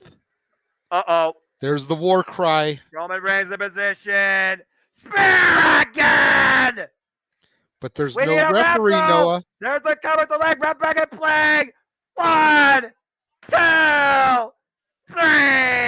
It's over. Roman Reigns retains the WWE Universal Undisputed Championship in this fucking matter. A bruised, battered, broken, and smashed Sami Zayn, after impromptu spearing Jey Uso, gets speared in the end by the Tribal Chief, Roman Reigns, and the Tribal Chief retains. Ladies and gentlemen, your winner and still WWE Undisputed Universal Champion, 900 plus days. The head of the table, the Tribal Chief, Roman fucking Reigns. 902 days and going on, and right now it looks like we're not done yet. Jimmy Uso back in the ring. Roman Reigns sicking him to further punish and assault Sami Zayn. You beat the man in front of his family. You beat the man in his home city. Is this really friggin' necessary at this point? Here comes KO. Oh, shit. On the phone. Kevin Owens is in Montreal. We haven't seen this man since he was crucified in the Royal Rumble. Your words, JJ, as he squared off with Jimmy Uso in the aisleway.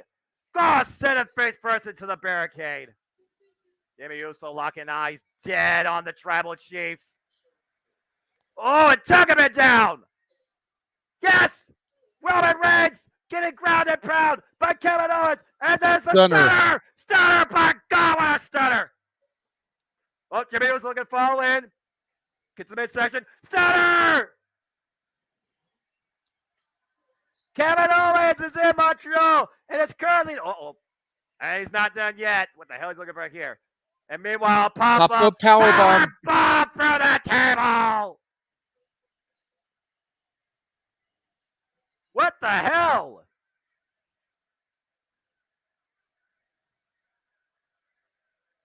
Wait. Well, Kevin Owens with a steel chair in hand now after driving Jimmy Uso through the announce table.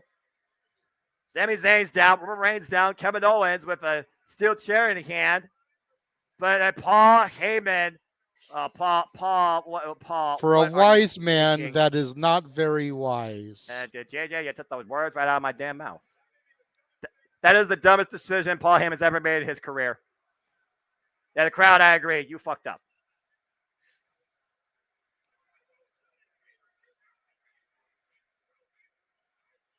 I love you. Kick to the midsection. Stunner to Heyman! Stunner to the Walrus! The bloodline is down. Kevin Owens and Sami Zayn now finally back up to his feet and is looking on at, again, a former best friend. Uh-oh. What's going to happen here? Kevin Owens in between the Tribal Chief and Sami Zayn. Ole chance raining out. It was Kevin Owens that took the NXT Championship from Sami Zayn and back in Black Gold NXT. And they had a trilogy to remember of matches to follow. Kevin Owens stepping out of the way. Roman Reigns! Tribal Chief is down!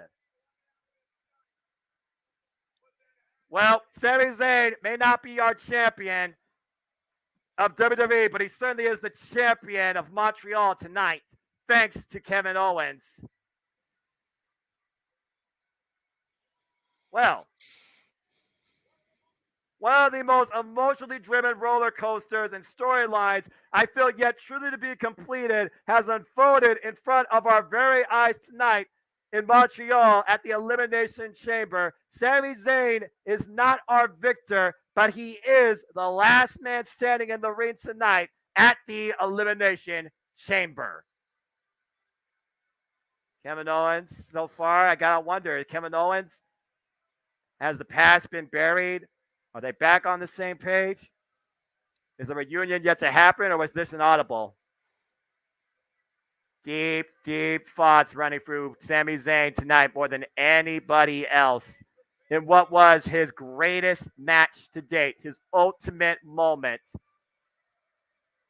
Heartbroken indeed, but Sami Zayn will always rise to the occasion. I gotta wonder what's going through Sami Zayn and Kevin Owens' mind. Honestly, Jey Uso's mind, who's probably still incapacitated after they impromptu spear. But Sami Zayn has nothing, and I mean absolutely nothing, to be ashamed of or disappointed in tonight. You did Montreal proud, Sami Zayn. You did Montreal proud. An incredible night of action culminates with Roman Reigns still being our WWE Undisputed Universal Champion, and it will be him versus Cody Rhodes one-on-one at WrestleMania as we finally leave you on our last stop on the road to WrestleMania. Ladies and gentlemen, for the Jeff Meacham Network, Multiverse Media, and for JJ Williams, I am the Cement Noah Foster, and we will see you next time in WWE at WrestleMania.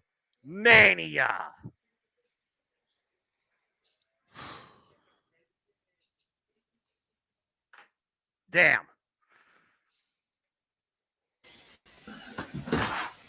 Oh,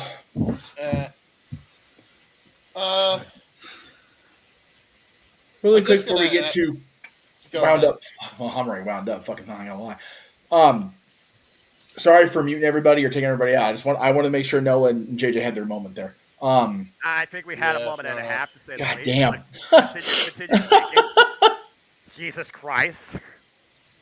I gotta say, I have to just bring the elephant in the room though. Why couldn't Kevin Owens like run down like 2 minutes prior to? Seriously, where the hell was he? Thank you. Like, I don't know. I'm actually kind of pissed. I still feel like there's resentment in Kevin Owens because you got to Right. remember, Kevin Owens was the one at War Games that suffered via a low blow at Sami Zayn that allowed Jey Uso to get the win. Long-term storytelling. So clearly, bridges have not been fully mended between the two rival frenemies, whatever the hell you want to call them. And we're going to see this continue to escalate, I feel like, at the road to WrestleMania, which is, of course, the Raws and SmackDowns. But you also got to consider this. Jey Uso was impromptu speared by Sami Zayn because Roman Reigns sidestepped. So that's another elephant in the room. Bottom line, James, it still left so much yet to be figured out. You have to remember something, James. Kevin didn't have to help Sammy win the title, but he felt obligated to save his buddy from a beatdown. That was the difference there. Ding.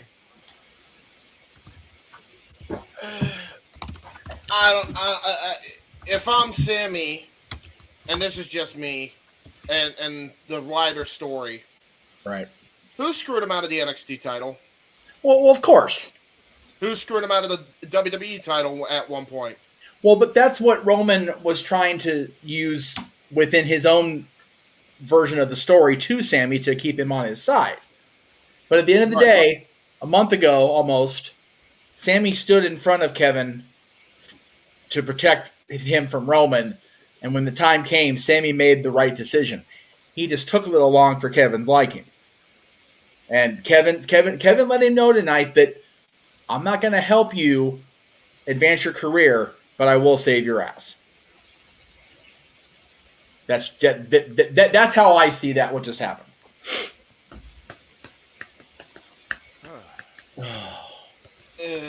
Are we going to intermission, Jay, or are we just going to roll right into this shit? I could use a quick break, honestly, because Man, I need a long break anyway. I mean, well, because I figure it's 18 after, so I was going to JJ make the call there. So, Yeah, I say we take a little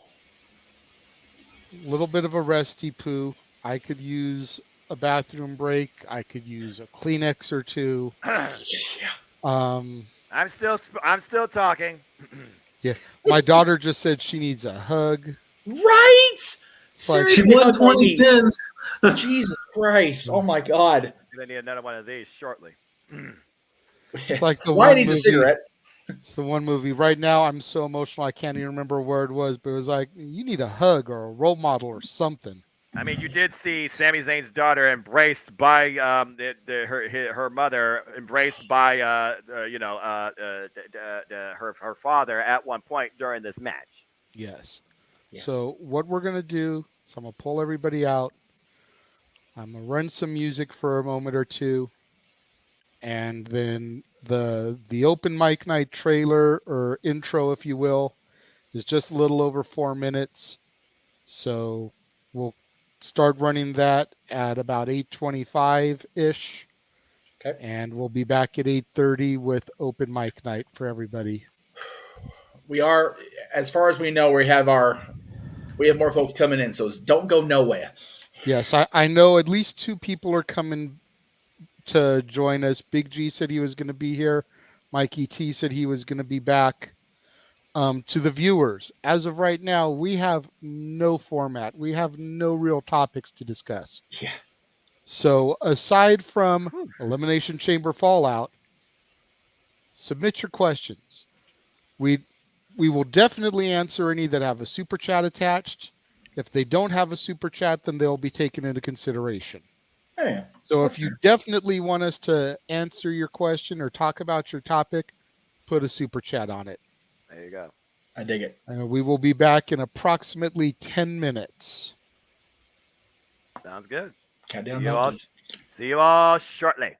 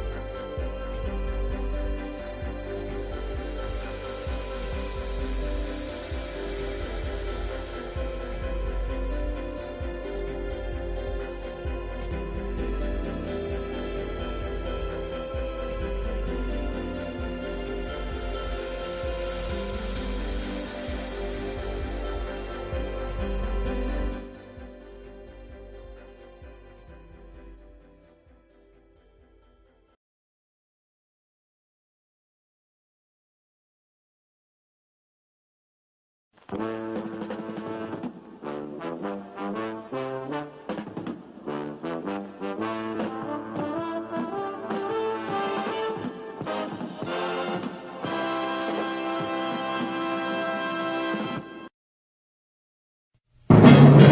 Jeff Meacham Network's Multiverse of Media. For over 15 years, the recognized symbol of excellence and the standard bearer in coverage of sports and entertainment.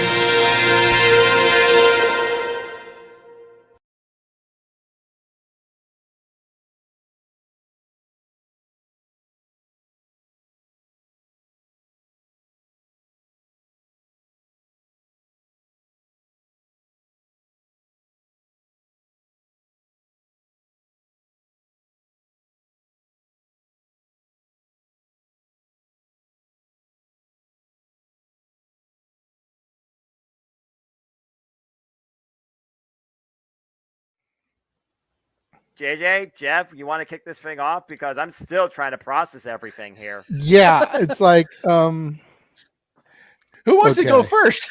Yeah, who wants to go first? well, Come on in. It's open mic night with your host, you could maybe say there's really 4 topics, but it's split into 6. the Renegade, JJ Williams. The Sammy and Eddie Kingston thing, which one's the better smelling turd? And his panel of co-hosts, I am the founder. We'll call me that for today since we're going with the Jeff Jarrett love theme here this week, according to JJ. the West Coast Professor, Jeff Meacham. Karma is karma is karma. That's professional wrestling! Damn it! The Simple Man, Noah Foster. It's showtime! Yeah! How you doing, JJ? How you doing, Jeff? James. Yeah. And the He-Man, James Hebert. Imagine Bill Burr, Joe Rogan, Paul White, the Baldies. There you go. It sells Oh, itself. God. Get in there. Short his ass and shit the bed. He's not Amber Heard. Give it time, JJ. Give it time. Now, I'm sure Jeff has some stuff that Dumb move. Just don't pull this bullshit again. You get one. Tony needs to stop caring about the ratings. Bradshaw said as long as the ads are in place, we're not going to lose that third hour. Ring of Honor does not have to be AEW live. They don't necessarily have to coexist with each other. We kind of saw that tonight to a degree. Along with a panel of guests. He's no longer glorious. Don't you bring that up. You want me to rant about what my NXT used to... No, we are done here for the night. I swear, James. Because you never know who may show up for open mic night. I leave our company in the capable hands of an extraordinary group of superstars, employees, and executives. The first thing that came to my mind was, it's about damn time. Amen. I literally touched everybody in the state's trash. It's horrible, you guys. Peyton's new thing is Dennis the Menace, but it's funny because she calls it Dentist the Medicine. And That's great. When Elliot Taylor came out and did Born for Greatness live, I was popping my pussy, having a great time. I didn't care. I was having so much fun. Sit back, relax, and enjoy the show. Fuck Bill Belichick. Oh my God! Go there. How to do the friggin' football thing? We ended on wrestling, and then you bring in that shit. That's just how the fan goes off the damn rails. Brilliant, bloody brilliant.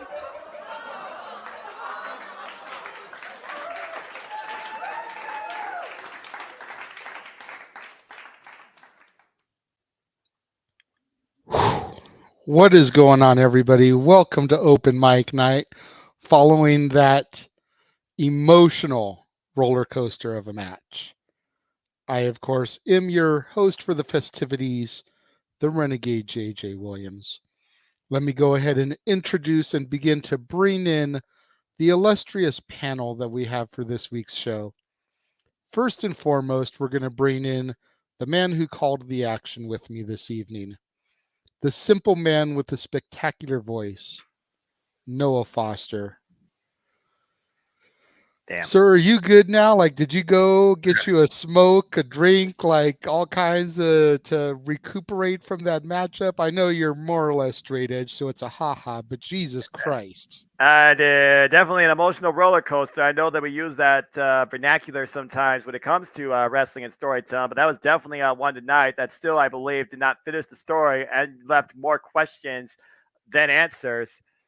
So, yeah, I'm good. And I'm also immediately swapping into NJPW Battle in the Valley. Spoiler alert. Doot, doot, doot. Ladies and gentlemen, loaded left hand of God by Rock Hard Juice Robinson, and a GTS later, Kenta is your new NJPW Strong Open Weights champion. Fred Rosser has been defeated. There we go.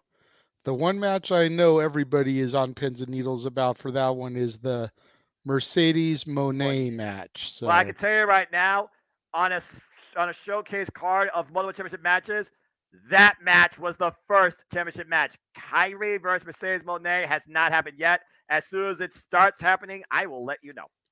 there we go. Coming in as well to join us, the man who thought he was going to be brought in second. The man whose name is on the marquee, the man without whom none of us would be here today, if we're being bluntly honest about it.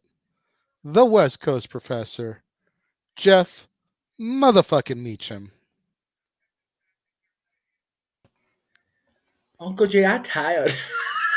You and me both, dude. You had to call that shit, you two. God bless you guys, by the way. I almost lost my voice at one point, I think. Yeah, dude, I lost my voice off mic screaming bloody murder at that main event. Legit. As soon as we went to break, I had to ask my daughter, I'm like, are you good? Right. She's like, my anxiety is on overload right now.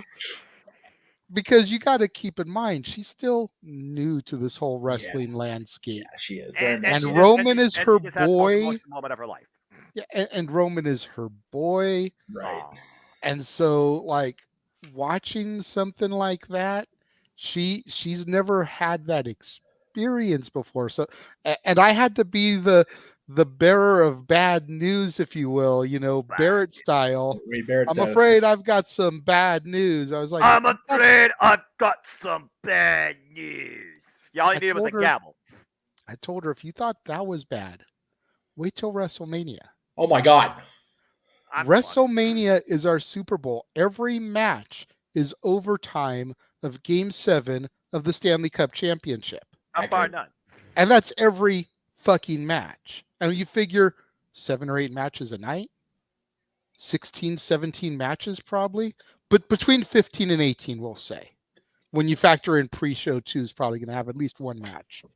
Well, I don't know. We haven't had it last couple times. So. 15 to 18 matches for WrestleMania that's going to have that feel to it. Oh, shit. Holy crap. I don't know if she's going to be able to handle that. And that's on top of Uncle Jeff sitting up there in 550 trying not to lose his damn brain on emotional overload being there, first of all. Jeff's sitting up in 550 trying not to go 5150. There you go. James, if you're watching, clip that. Thank you. Appreciate you. Okay. Very good. That was good. Speaking of James, yes. We'll go ahead and bring in the He-Man James Hebert. Yes, the He-Man. The man responsible for that awesome intro that we see every week. Fuck Bill Belichick. That's right. I don't even care if the Super Bowl's over. Always fuck Bill Belichick. And after last night, fuck the Anaheim Ducks again, too. We on one tonight, boys and girls. Here we go. James, I know you barely got there in time for the main event. Barely is the word, yeah. What did you think of that roller coaster? Like, legit, that was an E-ticket attraction right there. If there's such thing as an F ticket, that was it. Okay. That's beyond E-ticket. I will vouch for that. So, it's story time with James Hebert, baby. Here we go. Okay. Story time. You want to know? So this is the day I had before I came in to tune into this match. So we had to fill out brochures today for Gary Hebert's World Academy of Hockey. So anybody interested by February vacation, go sign up if you want to. If you're in the Massachusetts area. Select camps may vary. So I'm doing brochures. Now keep in mind, we have to do the stack of brochures for like 4 whole years. Right. Jesus. Uh-huh. And we don't have labels, so we have to do this shit by hand. Right. And we have to get it done before 11 o'clock. Right. And I was hoping to get it done so I could see the main event. Right. Yeah, you did. So you can imagine my freaking anxiety. Oh, God. As I'm trying to get through this. I'm literally writing like a speed demon like I've never written before. So my wrist is screwed up. I have some heart palpitations trying to get it done and acted like I'm not stressed out. Earlier today, as they just get here so we could start, I had to step out to make sure my boy Owen got his first live stream back in like 3 years. So that was a stressful thing. I bet. And yeah. So I dealt with stress then, and it was a stressful period all the time because anytime when we do these brochures, sometimes we just go all over the place and our minds go all over the place trying to multitask everything at once. So that's what I dealt with.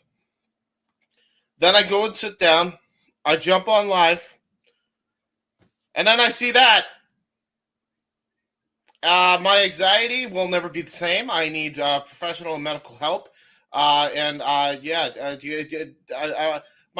might not see me for like a month or two. Goodbye, everybody. To put it bluntly, his anxiety, it's over 9,000. Yeah, pretty much. Pretty much. Yeah, it was a rough day. Credit to you for friggin' sticking it out to always be on call for your main event. Here we go. Because damn it, dude, as far as I'm concerned, you're the here we go main event caller of the Jeff Meacham Network Multiverse of Mia. You miss your damn spot, you're fired. Oh, thanks. I appreciate it. Don't give me more anxiety, Noah, please. Oh, well, my bad. Also coming back into the field, the man who was here for the predictions. He popped in and out during the live stream. Everyone's favorite statistician is here. Stat Boy Mike. Bienvenue à Open Mic Night in Montreal, de Quebec in Canada. All right. Didn't expect you to get all fancy pants. Jesus. I mean, I wanted to say it at the beginning of the stream. I wanted to say it at the beginning because I kind of was trying to learn how to say Elimination Chamber in French, just because I don't know why, just to sound French because that's what they do in Canada. But oh man, great match. We'll talk about it in more detail. But man, the only thing that would have made it more perfect was if I didn't want to have to see the kids cry. I hate it when I see children cry that daddy's getting beat up. But I'll talk about that later. Oh, that little girl. That was it priceless. is what it is. I mean, that's par for the course. At least it wasn't as bad as freaking watching Noelle Foley on Beyond the Mat. I had problems with that all those years ago. And last but not least, joining us for at least for now this evening is the man who pops extremely hardcore pops every time he hears "With My Baby Tonight." Every time he sees JEFF, JARRETT. Ain't he great? Congratulations, Big G. You're a walking meme.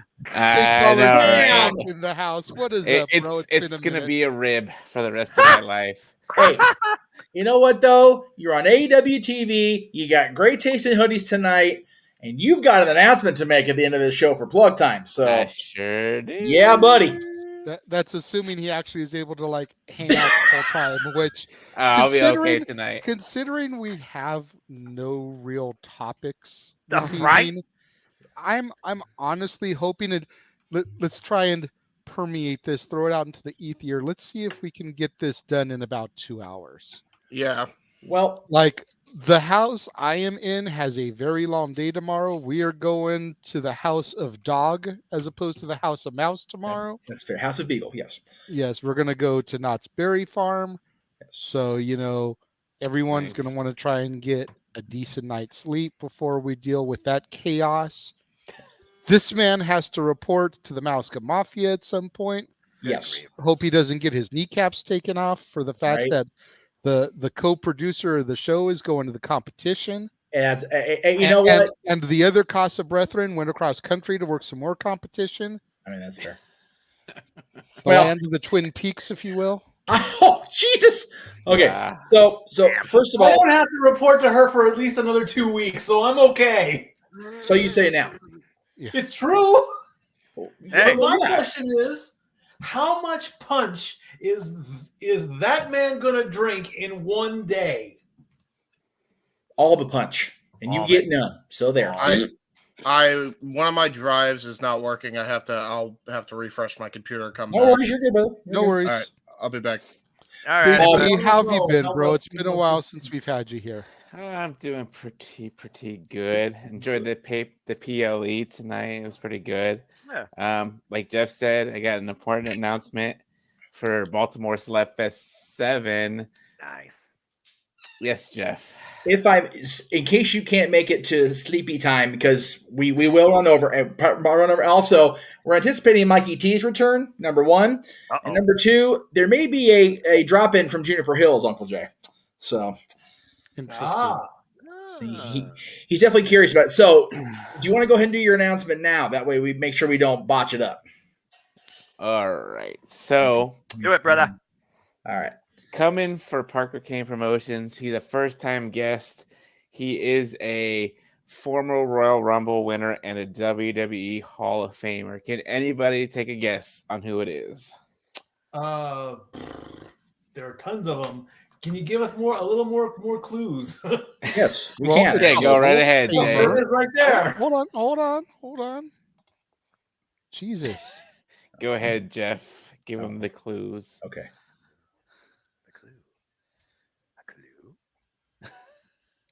I can't see any clues. The image did change, by the way. Yes, it did. I know, but I'm also the producer, so I've got live and a little eye bubble over whatever. Look at the bottom. Look at the. Okay, yeah. Look at the bottom of the picture and the top of the Got picture. it. Okay. Okay. I got it. Oh, nice. Yes. Go ahead and show the last image. Yes, Hacksaw Jim Duggan. Courtesy of Parker Kane Promotions. They're already bringing a lot of talent for this one. I believe Devon Dudley's going to be there as well already. Ultimo WWE job no more.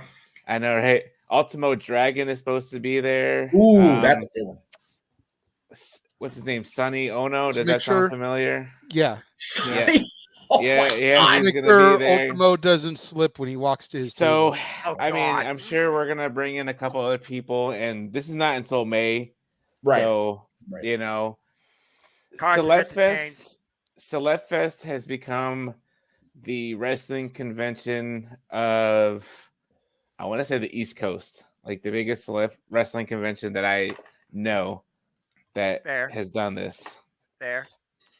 Definitely that DC, Baltimore hub for sure, without a doubt. Right. Yeah. Because figure wherever Mania is, the East Coast. If it's on the East Coast, that's bonkers. But you know, we're getting WrestleCon here, and that's looking to be not only ungodly expensive, but ungodly packed with people. Yeah. So I mean, WrestleCon is the wrestling convention of the industry, no matter where you are. Let's just put it out there. It is. I've actually had our buddy Kalea JJ wants to go to WrestleCon just because they announced Lita's going to be there, and I want to go to see Lita again. But also, Mickey James is now booked for WrestleCon. I'm like, country. Nice. And it's like I'm already not going on the Jericho Cruise again next year. That's been decided for sure. So it's like I got to see Mickey. Just give her flowers, give her the love, and then be like, "Why your husband hate me so? Why I do? Also, good luck. I didn't do nothing." Yeah. Also, good luck against Masha Slavis next week. Yes. The next call on the We'll WWE media is next week Friday. No surrender. No surrender on Friday night, and Uncle Jeff's off for the day. He's working the next day, but he'll be there with you, brother. So all right, good deal, man. That freaking YouTube 10 or 5, 10 5, some nonsense like that on YouTube. No Surrender Impact Wrestling's YouTube channel. And I mean, hey, JJ met the stars. I met the NWA World Women's Champion. Yes. There you go. And it looks like our visitor from Juniper Hills has popped into the green room. Dylan, hello. Dylan is here. Dylan has no headline. He's just Dylan. Figured you would want to give him an introduction, but okay. Nah. Hey, you gave him a great one. I went ta-da. We did the whole thing. So there you go. He gets a ta-da. Hey, that's good enough. So just so Dylan knows what's going on in the show, because he didn't get to watch the pay-per-view or the premium event, I'm guessing. Yes, I did. I got to watch some. You got to watch what? I got to watch the Sammy match with Mom. Which was the most important thing. So. Like 5 minutes of the Chamber match. That's okay. I got Subway. So wait, did Mom actually watch the main event? Most of it. Wow. That's a lot. I'm legitimately shocked, but I mean, I am and I'm not. If people who know me have heard about Jade over the years. She's not a fan anymore, but Sammy and Kevin were both there with us every step of the way at Gorilla, so I get it. Yeah. Well, she didn't want to until I said, yeah, it's Sami Zayn. She's like, I don't know who that is. And I said, El Generico. And she's like, oh, come on. Nice. That makes sense. You know what, though? She's been not actively watching longer than he was gone, to be fair, Mikey. So the recognition's still there and she wants to watch it. I'm here for it, for real. Yeah, I mean, hey, you know what? Whatever brings a fan back in or makes a new fan, there you go. So there you go. So, G, we really finished asking you how you were doing. We kind of cut off and did the announcement. Oh, how are you? I'm good. I've been working. Actually, I took the weekend off. I needed the weekend off after 8 days of work. Yeah. God bless you. So my wife watched the pay-per-view with me, and she enjoyed it for the most part. She did not like the women's chamber. She thought it was boring. It was a little bit rushed, in my opinion. It was exactly. See, that's why I wouldn't have started with that match. I would have had that be the chamber prior to the main event. So Jeff, had Brock Lesnar and Bobby Lashley open the show. Let me tell you as short as that one was and uneventful. Yeah. That would piss the crowd off. Starting off with such a quick, non-finish. That would just piss. Don't piss the Montreal Canadian crowd off. That's just a bad idea. Yeah. All right. I mean, we all knew Asuka was going to win. We didn't, because I didn't pick her. So. Okay. What they should have done if they were smart, they would have booked it like they did when Shayna Baszler won it and beat all 5 of them clean. Yeah, it's. I think they were trying to keep Raquel strong because they seem to have something for her. Yeah, but it's one of those they don't. And again, this is where I get a little about Triple H, because there seems like there's so much good, and then there's that slight sidestep, and you go, I don't know about that one. So one step forward and 1.5 steps backwards. Yeah, for real. That's kind of what it seemed like. At least with Raquel, and of course, Mikey T, clean sweep in the green room. Get your ass in here and talk about it. Yeah. Nice job, Mikey. Nice job. Yes. And there we go. And stay tuned, folks. I will have updates, of course, for the Galaxy and the team, and privately, Jeff, I'll have updates for the Jeff Meacham Network game. My Horseman, I'll have updates for you, and of course, FTW Productions. You got your graph, you know how to update it. But yeah, damn it! I'm just trying to say that right. Damn it, Brock Lesnar! Damn it! Yeah, I know. Yeah. Pissed me off, Noah. Yeah, I got pissed me off. Damn it! I actually only missed one. No, 2, because the stupid Judgment Day match. I knew the Judgment Day match was going to be. Oh yeah, damn it, Brock! Yeah. Damn it! Damn it, Brock! Cost it damn self, right? Yeah, I got Edge and Beth. I got Theory, and I got Roman. Yeah. So, Noah, we're the first for the Elimination Chamber. Our first pick, that was 2 points for each, right? Okay. Right. Okay. Which is good, because not picking Edge and Beth properly cost me that point, so it kind of balanced out. Yeah. Well, if you picked the right team on that, it balanced out. Yeah. I did. It just balanced out, sort of. But I did pick the Chamber both right, so I did kind of. You balanced out. Okay. And I'll have updates for at least the team come probably. Well, actually, during this, I could literally work on that during this, so don't worry about that. Take your time, Noah. No rush. You know me. Okay. Talk about Alex Riley, please. Well, JJ, you said there really wasn't a format, but I'm throwing it back to you. This is your show, so I apologize for kind of. I did see the comment, so I'll just with Dylan coming in, I kind of took over. I apologize. It's okay. It's open mic night, damn it. Oh, no. we still want to keep some semblance of order there, Noah. Of course, I know that. I mean, we can't have it get too chaotic. No. JJ, I'm the one that helps friggin' pull the fish back in from the water when it's about to be released from the hook. So you don't have to. He does. He tries so hard. I know. Let's see here. So, the far, first in the end, one, it doesn't matter. the first thing that I had started, and I'm seeing some other starred stuff here that I don't know. What's that noise I'm hearing? There's someone's clicking. It's the boy. Dylan, whatever you're doing below camera, stop. Yeah, I that's the thing. He wasn't doing anything. He wasn't? No, he literally did absolutely fuck all during that. I don't know what happened. So just friggin' broke or cracked or snap. Yeah, it honestly might just be something with his phone. Oh, maybe. Well, his phone is what This it is is. why I don't deal with phone. I deal with computer. Yeah. Well, but he's up in, as his grandmother says, Dunbar Hills on a cell phone. So you know. Ah, okay, I got you. Okay. He's out in Booney Land. So once you get that figured out, kiddo, we'll try to restore your sound. All right. So anyway, as you were, I'm updating the graph right now, at least for the team. So as you all were. Yeah. Where are we? Sorry.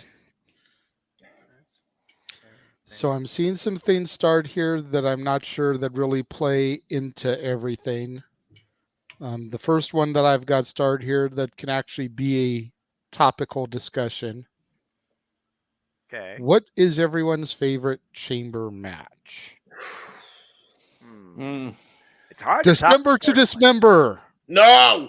No. JJ, I may not have a voice, but don't think I won't go into a rant that will literally cause chaos here. You've been warned. Well, you know, I mean, we said ourselves, we don't have any topics. Got to give something to kind of spark some fire here. Look, for the real though, I think for me it comes down to the original. Yep. Same. Because that one was like there was still a huge question mark as to what was going to be. Yes, exactly. And other than that, I would have to go with, and Jeff, you can help me out because we just discussed this for the show that's going to go on Monday. Yes. Either 08 or 09, whichever year it was, where Edge went in as one champion and then came out the other 2009. one. 2009. No way out. 2009. And again, it wasn't the matches themselves. It was the matches themselves were good. Well, they were matches, but the overall story did help. I mean, I think the fact that Rey Mysterio pinned Edge in the first 5 minutes, and we knew going on that we were going to have a brand new champion. Of course, that added a whole lot to it. Yeah, the one that stands out for me besides the first one, and again, I only don't rank the first one bang right off the tip of my tongue because of the uncertainty of it going in. I was back and forth on how I felt about it. And then, Rob freaking botching and nearly, crushing Triple H's larynx for real, which, not necessarily a bad thing in 2002. But if you're going to type, you got to mute your microphone, kiddo. I'll do it. But just remember next time. That's what it was. He was typing. That's what it was. Oh, see, okay. I don't know much, but I know this. Very good. Yes. So that one, very nice. Very evil. Yes, very good. Okay. Very good. So that one, honestly, the 06 one, but for all the wrong reasons, because it has nothing to do with the match. It's the post-match and the cash-in of the first ever Money in the Bank cash-in. Revolution. Yeah, New Year's Revolution really made the chamber really feel important because you figure the first time they had it at New Year's Revolution was when Triple H regained the championship after the whole triple threat nonsense at the end of 2004 after he ended Orton's reign in a month, which was an interesting booking decision. I still don't understand that to this day. But what was key for me in that match, the match itself overall was a good, solid chamber match, but the end where Batista Orton takes out Batista, and Hunter has an opportunity to save Dave, and he doesn't. And that really is what started that little pebble down that snow hill covered mountainside into the Rumble and into Mania 05, which again, Mania 05 main events were what they were, but the stories behind both Bradshaw and Cena and Hunter and Batista just were so good. Execution of the matches, maybe not the best of all time, but the stories going in were good, so much so that I regret to this day missing that WrestleMania, even though how it turned out, which is why I was so determined to go this year. All right, looks like Dylan is ready to go this time. All right, very good. Testes, 1, 2, 3, good to go. Woo! Favorite, if you can't get Anybody else? tilt the camera up just a smidge so we can see your head. There he is, all Dylan's face. There we go. There you go. Hooray! Yes. Hey. All right, go ahead. Let's see. Favorite chambers across the room besides me and Jay. All right, I guess I'll go. Obviously, the one that Shayna Baszler won back in 2020. Yes. You know, that's biased. And then the one from 2008 where Triple H won. Yes. For the match at WrestleMania 24. Yes. Who went into that match? Oh, it was no, it was at No Way Out 2000. Oh, it was number contender. That's right. Yeah, because it was Orton Cena for the title. That's right. Yeah, as most of them were. Right. Yeah, because that was Cena's cash in because he didn't wait till Mania. Yeah. I was there for that WrestleMania too. There you go. James, you wanted to go, right? Yeah. It's funny because I did 2002 retro, 2005 retro, and 2006 retros for all those chamber matches and for those events. So if you want to check that out, go ahead. Wrestling Fortune 44. Other matches that I really liked as far as chambers go. I feel like it's all those ones that everybody mentioned because I don't know, like I don't have like a specific one that I'm like, yeah, that was really good, because when they changed it from, you know, just being a match to its own freaking pay-per-view, I mean, yeah, I don't know, it all started going all mucky on me for whatever reason. I don't know. That was just me though. Yeah, JJ, you and I kind of touched on this Monday, but well, you know, I don't want to give too much of the damn show away. We'll be watching at 3:00 on Monday. But the two chamber matches at the two last No Way Out propers that featured chamber matches, both chambers that night were actually pretty good, I thought. Yeah. So, you know, again, the Edge story in 2009. Was there only one or was there two? There may have been one in 2008. There was two. The other one was where Undertaker won to challenge the World Heavyweight Championship. Because that was WrestleMania 24. Oh, okay. 24. So Taker won the Rumble the previous year to challenge. Yep. Because I remember 23, because that still holds up as one of my favorite WrestleManias, primarily because of the Money in the Bank in the main event.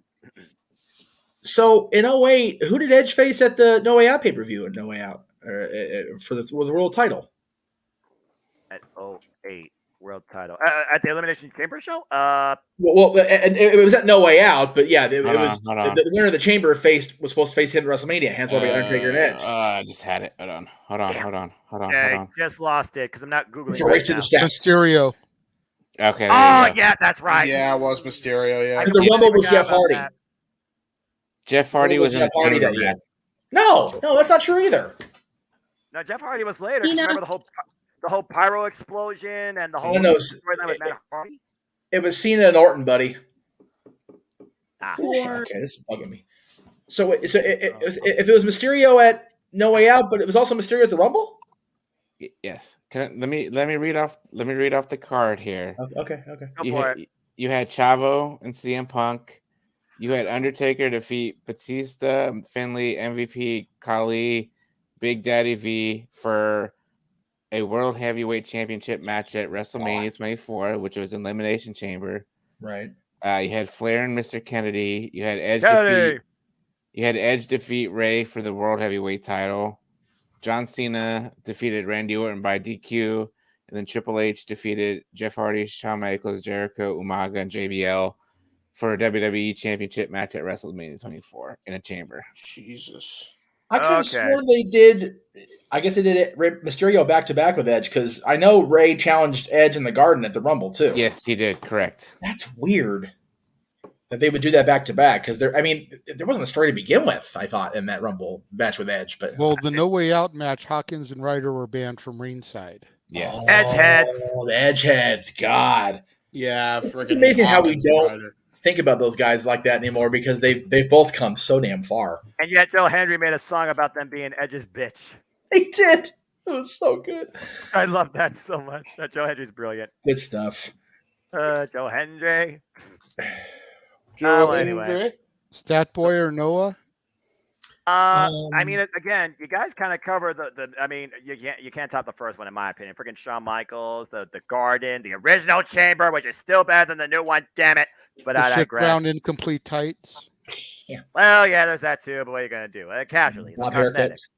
I mean, I like the New Year's Revolution one because again, the post cash in by Edge and New Year's Revolution, like the setup of WWE that year, even though the weird booking that followed, it is what it is. I think there was another chamber match that John won that Vince screwed him with Batista beating him. I think it was before WrestleMania 26. That was okay. The one chamber that ended with Edge and Rey Mysterio duking it out at the very end for the title, I thought that was really cool. So, yeah, I think those are going to stack with me as some of my favorites. I haven't been blown away yet by the women's chamber in its short history, unfortunately. Yeah. Again, Shayna Baszler, she was done dirty. She was just literally just doing nothing with dead air, and then we saw what it led to. So, yeah, they need to actually make the women's chamber really matter, feel exciting, feel like anybody's game, and really give them the time they deserve to try and bring that. They haven't done that yet in its short history, if I'm being honest. Honestly, the first one's the only one I could think of where that actually happened. Seriously, because if you really think. If you think about it, over the tag titles, though, I think was the very first one was over the tag titles, or was it over the Raw Women's Championship? The Raw Women's Championship. Okay. Yeah. That was the one Alexa Bliss won, right? Yeah, it was Alexa over Bayley, Mandy, Mickey, Sasha, and Sonya. It was the only one I think actually for the actual Raw title. While the other one for the women had been about number one contenders, unless you count the tag title one, which I kind of forget about. So I mean, I'm just looking. Yeah, because the one. The one that Shayna won was a contender match, which I still should be Becky that year, but you know. Yeah, well, we all do, Jeff. Let's just call it as we say it. And then last year, Big G all worked up over that match. Right. Big G and I.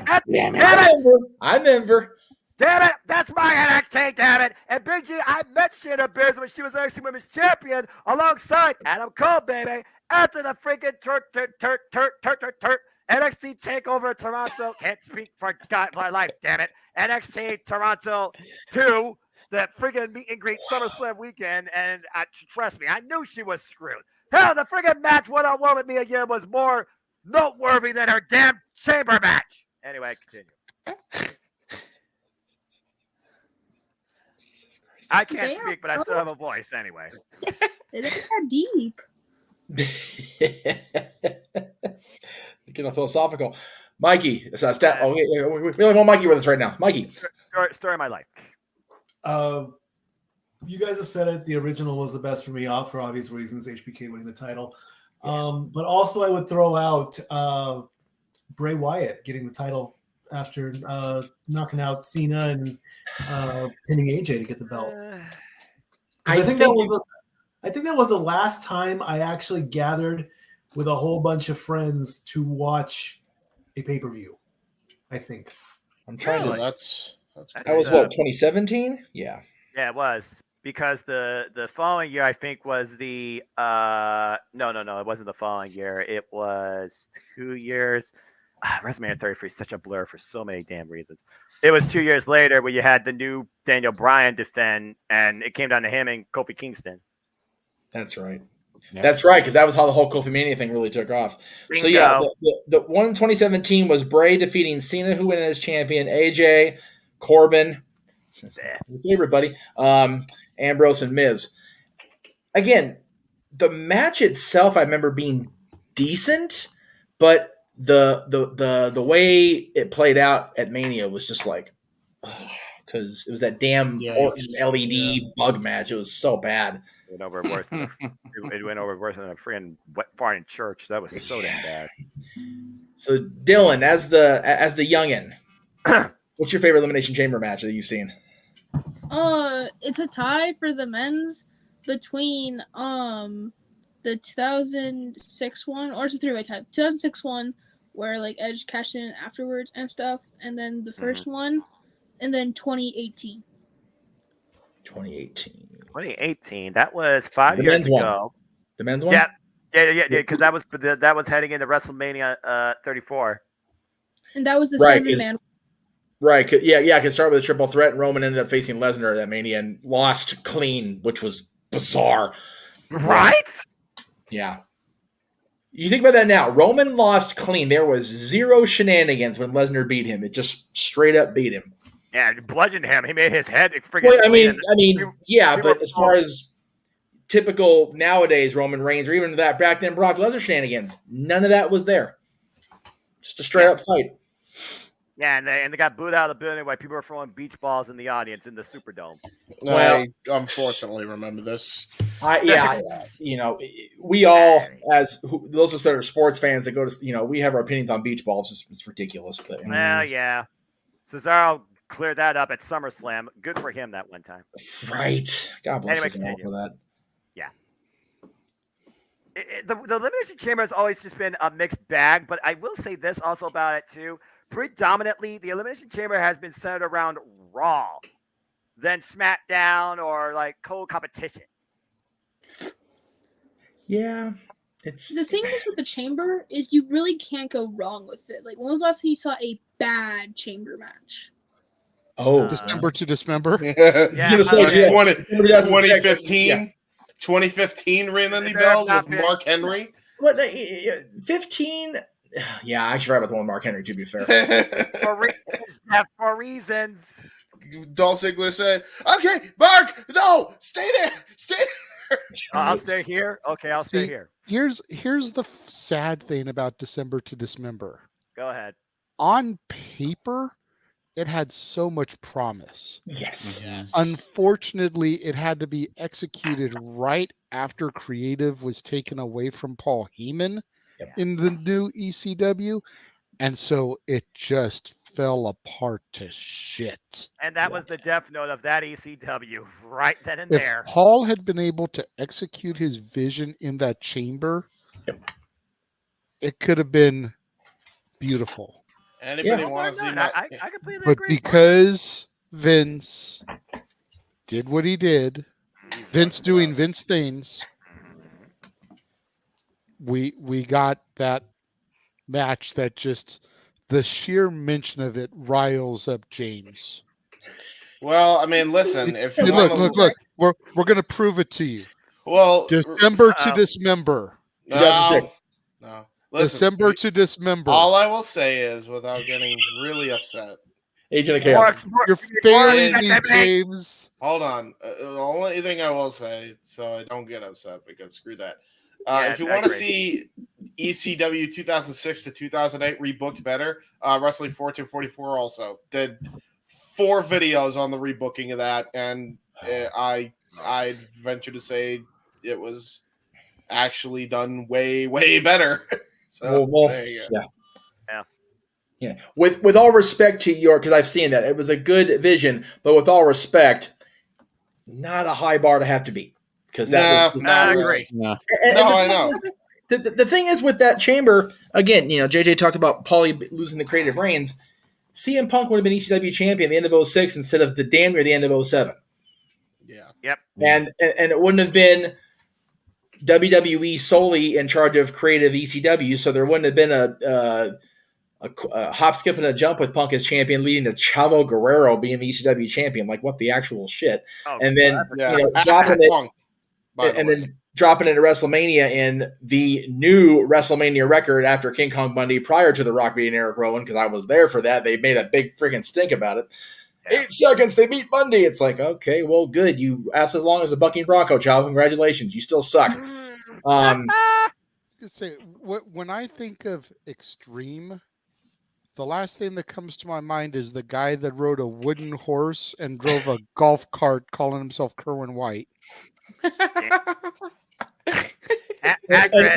what's so sad about that very statement, Jay, is that the ECW thing with Chavo was after Eddie passed. You want to know the worst part about that statement, Jeff? Probably Pepe not. deserves the Hall of Fame inductee over Coco Beware. Mm-hmm. Yeah. Try to argue that. Yeah, because you know what, Pepe got done dirty on that, man. He had Norman Smiley being fed through a chipper. That was messed up. And Moppy deserves it more than Drew Carey. Everybody deserves it more than Drew Carey. Continue.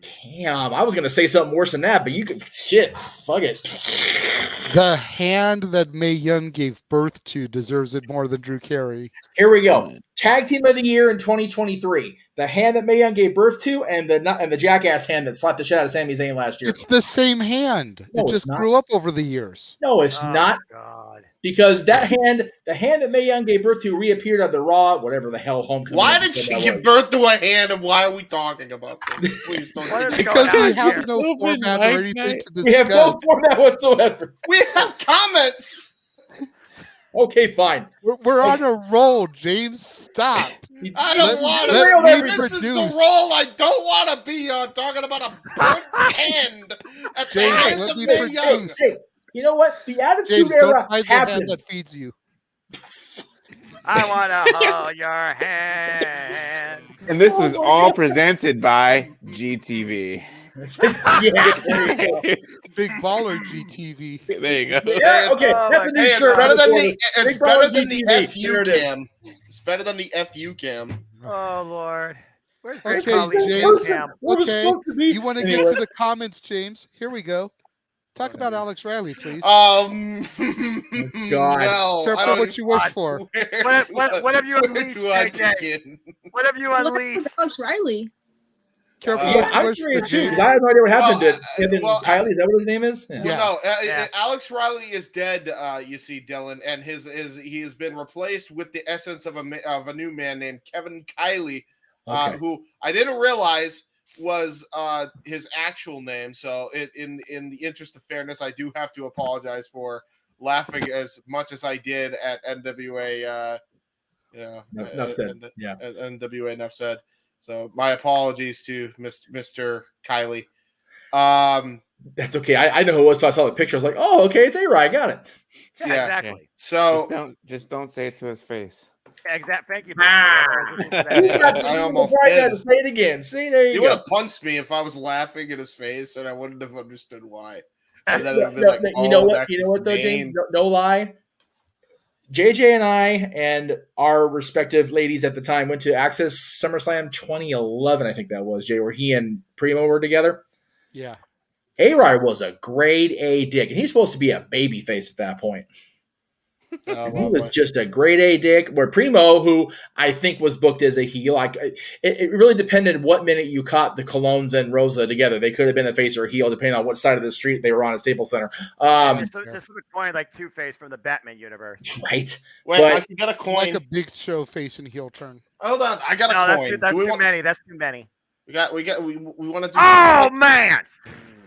He's watching New Japan as we're doing it. This is the greatest show we're ever going to do all year. Anyway, there we go. Yeah, no format. There we go. No format. Okay, you want my thoughts on Alex Riley? I hope he's okay after that bump. I don't know why he tried to do a suicide dive when he clearly was. EC3 is freaking even like I brought this guy in here. No, fuck EC3. He should have caught the dude. Like, he should have caught him. And my apologies, Dylan, but like he should have caught him. He should have caught him, bro. To be fair, James, you're not wrong. I do agree. You're not wrong. He just let him fall. Yeah. Like, he just let him fall. He didn't even attempt to say the dude. So I had a chance to watch the replay. Did he hit straight concrete or what happened? He literally hit the worst. You could argue it's worse than concrete. He hit the freaking wooden floor. AKA, might as well have been concrete. I mean, it wasn't concrete. It was a wooden floor because it was like a ballroom type setting. But, it was but James is still right. He landed so hard on this. Guys, Jay White is officially no longer part of New Japan Pro Wrestling. Eddie Kingston wins. There we go. We'll see how soon he pops up over in Connecticut land or Jacksonville. I mean, there's AEW, there's Ring of Honor, there's Impact, there's WWE. The man's got the whole entire world in his hands, but you no longer will breathe with the switchblade as far as New Japan. Yeah, Well, and I and again, since we're bringing it up, we might as well go ahead and transition into it. I worry that they're gonna, again, the easy thing to say is, oh, if WWE signs him, they'll mishandle him. That's not necessarily the case. He can go anywhere, but as long if he's not going to have the full Switchblade Jay White character intact, it could be a complete fumble for his career. Because you can have the greatest amount of charisma in the world, and we've all seen it as fans. Even Dylan, who's been a fan his entire life, but it's a short time.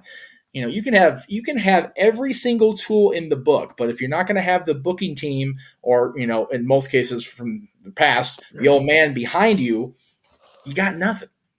Nope. And now that's not the case anymore, and that makes the wrestling industry very, very happy. Yes. So it seems, James. So it seems. Well, no. Again, I think it's clear that Vince has returned to facilitate the sale, which again, cool. Right? He's a businessman. He's not a great. He built the company for 40 years. He deserves the money. Even he's gonna take the money to pay his lawyer fees. Good on him. Get his shit handled. Cool. And then go away for real. Great.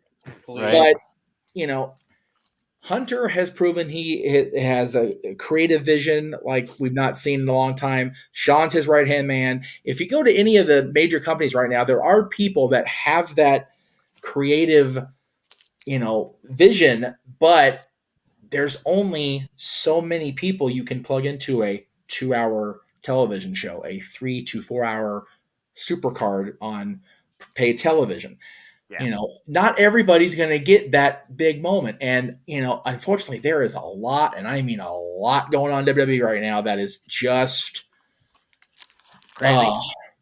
hitting on all cylinders. I mean, we're kind of pay-per-view, pre-live event here where all of us had to take that 10-minute break to breathe, to wipe the tears out of our eyes over, pardon my French again, Dylan, but El fucking Generico main event into pay-per-view. Like, what the hell? Like, I never would have envisioned that would have been a thing even a year ago, JJ, like you said.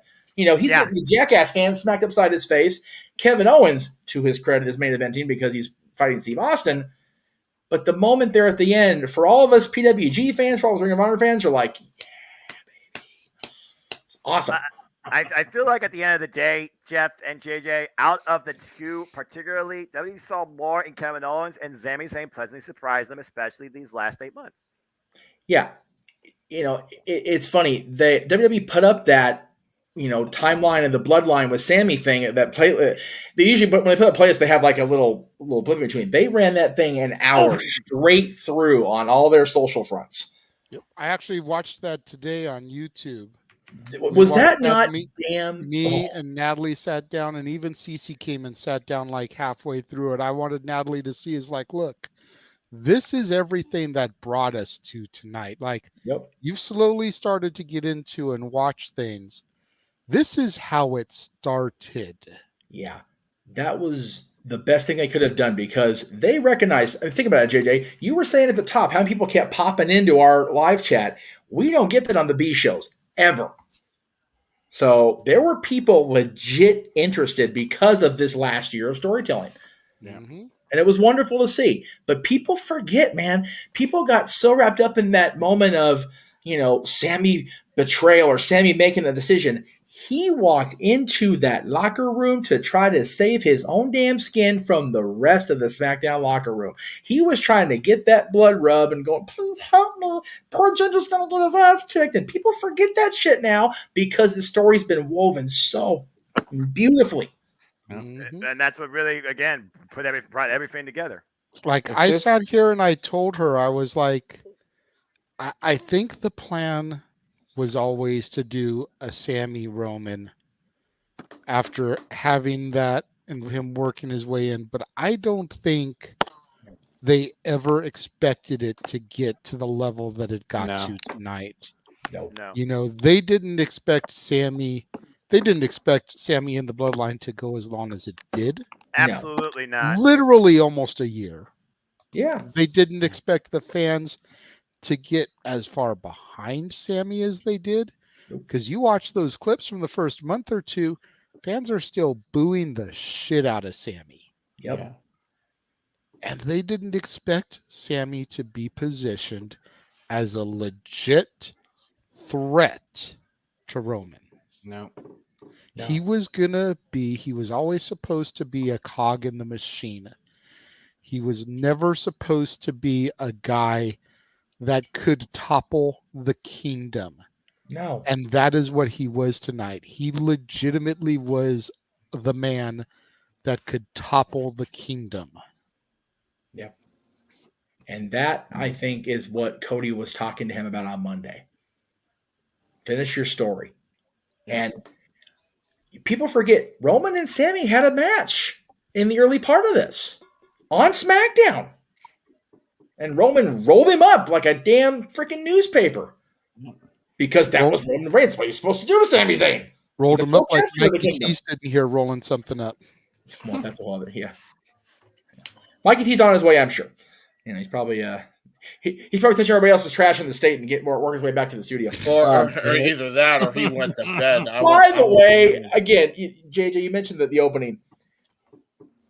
When I'm not at Disney, you know, on the clock in my costume backstage or whatever, man, I look forward to this night, Saturday nights, just for that 3.5 to 4 minutes. And then it's like, all right, now I'm done nearly peeing my pants laughing. All right, let's go to work. Let's do the thing. Because that opening is so fucking good. I love that so much, James. I can't express enough how awesome that is. So, and just we've been talking. Go ahead. I was just saying, just great quotes that you clip from everybody that just work so well within the flow of the intro. Good stuff. We've been sitting here talking about Sammy and Kevin. Raymond wants to know, where do Sammy and KO go now? Well, that's the thing. We don't know for sure. Again, the story, I don't think it's finished. I think it has just reached the end of a chapter, and a new one is yet to be written. Jey Uso, and promptly speared by Sami Zayn, was not involved in any of the aftermath after that match was over either. Kevin Owens, did he come to save his friend, or maybe just, you know, claim a bit of revenge? Did he not want to see Sami Zayn endure the same fate that he faced? Because clearly that was about to happen. But at the end of the day, you saw the distance drawn between the two. There still is fallout that is certainly ahead for Jey Uso, Roman Reigns, Sami Zayn, and Kevin Owens too. I don't know yet, to be perfectly honest with you. The tag title match seems like the obvious avenue, but there's one thing we've learned tonight. This is the farthest thing from predictable, besides the fact you're getting Cody Rhodes versus Roman Reigns for the WWE Universal Championship. Yeah, I was going to say, the tag title match seems like the obvious way, and then I'll throw to Statboy because I did see his hand go up. But the way that Kevin didn't really go and, like, check on Sammy afterwards, he didn't help him up, he didn't shake his hand, there was no embrace or nothing, where that would have been the easy way to go in their home country of Montreal. Right. Still leaves a huge question mark as to where does KO lie. Yep. Right. And that's the thing, JJ. Yep. Statboy, go ahead, bro. The obvious answer, of course, is realign again, because we know the friendship, we know the brotherhood, we know they are related, not as blood, but as family. Like we here in the multiverse of media, we are all family. So the obvious answer, of course, is to go after the tag team belts. There again, there is that question, like you have stated. You know, does Kevin just want to fight? Does Kevin just want to get revenge? If Sammy can't get control of the Universal title, can he take the tag belts off of the Usos? But then there's the other question, you know, where does Jay lie? We know where Jimmy lies because he stayed loyal to his tribal chief as of tonight. So the question and answer have gotten smaller, you know, because it's predictable.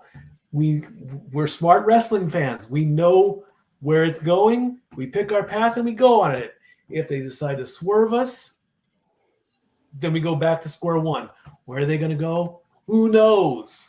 You know, they're not going to go after each other again because honestly, there's no reason to. unless Kevin just wants to fight for the sake of fighting. Hey, let's just go one more time. Let's just beat each other up. Fight. Solve your disputes in the middle of the ring and then come back together as a tag team. I mean, this is a perfect reason to fight again. This is for reason Kevin want to beat Sammy's ass again. I mean, yeah. Even with what happened, I don't think there's truly a reason that Kevin Owens and Sami Zayn need to go one-on-one. No reason whatsoever. I'm not saying put them in the middle of the ring against each other at WrestleMania because we've done that on a premium live event with them enough. And more than enough times, Jeff. I'm not trying to push for that, but there is a good point brought up, and it was brought up throughout, after the show was over. Right. Sammy didn't step in until it was Roman winding the chair up. Yes, he looked conflicted. Yes, he had a crisis of conscience from the moment the trial was announced right up through the end of the Royal Rumble. But he still didn't actively step up and try to change the outcome of Kevin's, predicament until it was Roman winding the chair up. Yeah. And Kevin Owens, the character, and Kevin Steen, the man, are long elephant memoried. Man, he does not forget, and he is very hesitant to forgive on stuff like that. So I'm not saying they need to fight, but they definitely need to clear the air. Be it on SmackDown, Raw, whatever the case may be, there needs to be a conversation. Be like, look, I came out here because they were going to guzzle you. I don't feel you deserve that, but I also wasn't going to try to help you get past Roman to be champion. You didn't do that for me. You damn near let me get destroyed. You did let me get crucified and damn near killed on the crucifix. Right? Good. This is exactly what happened. And where the hell were they for the Rumble? San Antonio, Texas. Thank you. Like literally, he was strung up on them ropes with the handcuffs, like a version of Jesus, and they were going to crucify him. And Sammy stepped in at that point. Kevin did what he had to do. He came down the aisle. He got Jimmy out of the way. He took Roman out, which he owed Roman a few for the beatdown at the Rumble, right? But he didn't owe Sammy anything. You notice when he stepped back, it was clearly like, okay. And then Sammy kicked Roman's head off, and Kevin left. Yeah. So my thought process, as far as Kevin's concerned, they are now even in terms of physicality, but there's a long way to go before they take that step from cordiality to challenging for a tag title match. And again, we don't know where Jay's at either. Yeah. Jay did not get to make his own decision tonight. Exactly. He got speared into damn near next week. So Sami Zayn, after Roman Reigns, sidestepped. I think he's going to make his decision at Mania. I think he's going to turn on his brother very similarly to how he turned on Roman, where he's just dejected, doesn't want to do it, but he's like, this is not a family anymore. This is cult. This shit's gone too far. Well, I can't stay in this. The turn actually during a match? Yeah. At WrestleMania? Yeah. Not after or before? That's how I think it goes, because that would be the perfect storybook ending there. And then you could have a great program between Jimmy and Jay, which I think would be very interesting with those two going that's in a blood actually feud. A pretty fair point and something that does sound pretty darn cool. Speaking of pretty darn cool, Jeff, stay tuned. I got a graphic to send you as we head to WrestleMania. But anyway, keep going. JJ, may I ask Dylan something? Is that I don't want to try to overstep the hosting thing. I'm really trying not to do that. I appreciate that. Dylan, you were with us along for the ride at the Rumble. You saw how that all played out. You saw how the match, the aftermath with Sammy played out. You've heard all of us talk about the story of Sammy and Kevin over the years. But the Usos, your dad's going to Mania. If that plays out like was just suggested with Jay turning on Jimmy during a tag title match with Sammy and Kevin, should they put that match at the end of night one? Have that main event? Or do you agree with Uncle Jay that the Rumble winner is the main event, and they have Charlotte Rhea and Cody and Roman? I don't think Charlotte deserves to be a main event. I think she should open it. Ooh. Yeah. I thought about that when you brought that up, Jay, because they've had the Rumble winner open the show before. Yeah. I'd be okay with them bookending the weekend.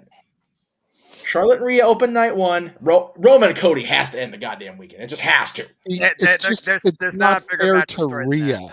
No, I agree with that. I 100% agree with that. And Charlotte, like I told you, should be on the pre-show card for every fucking PLE. Because fuck Charlotte Flair. I know. There's a different reason behind that, folks, in case you're wondering. Rhea has busted her ass to get that main event spot by winning the Rumble. She deserves to be the final match on the show. Okay. As high profile as I do feel that the Usos versus Steen Jericho would be, Right. they didn't win the Royal Rumble. No.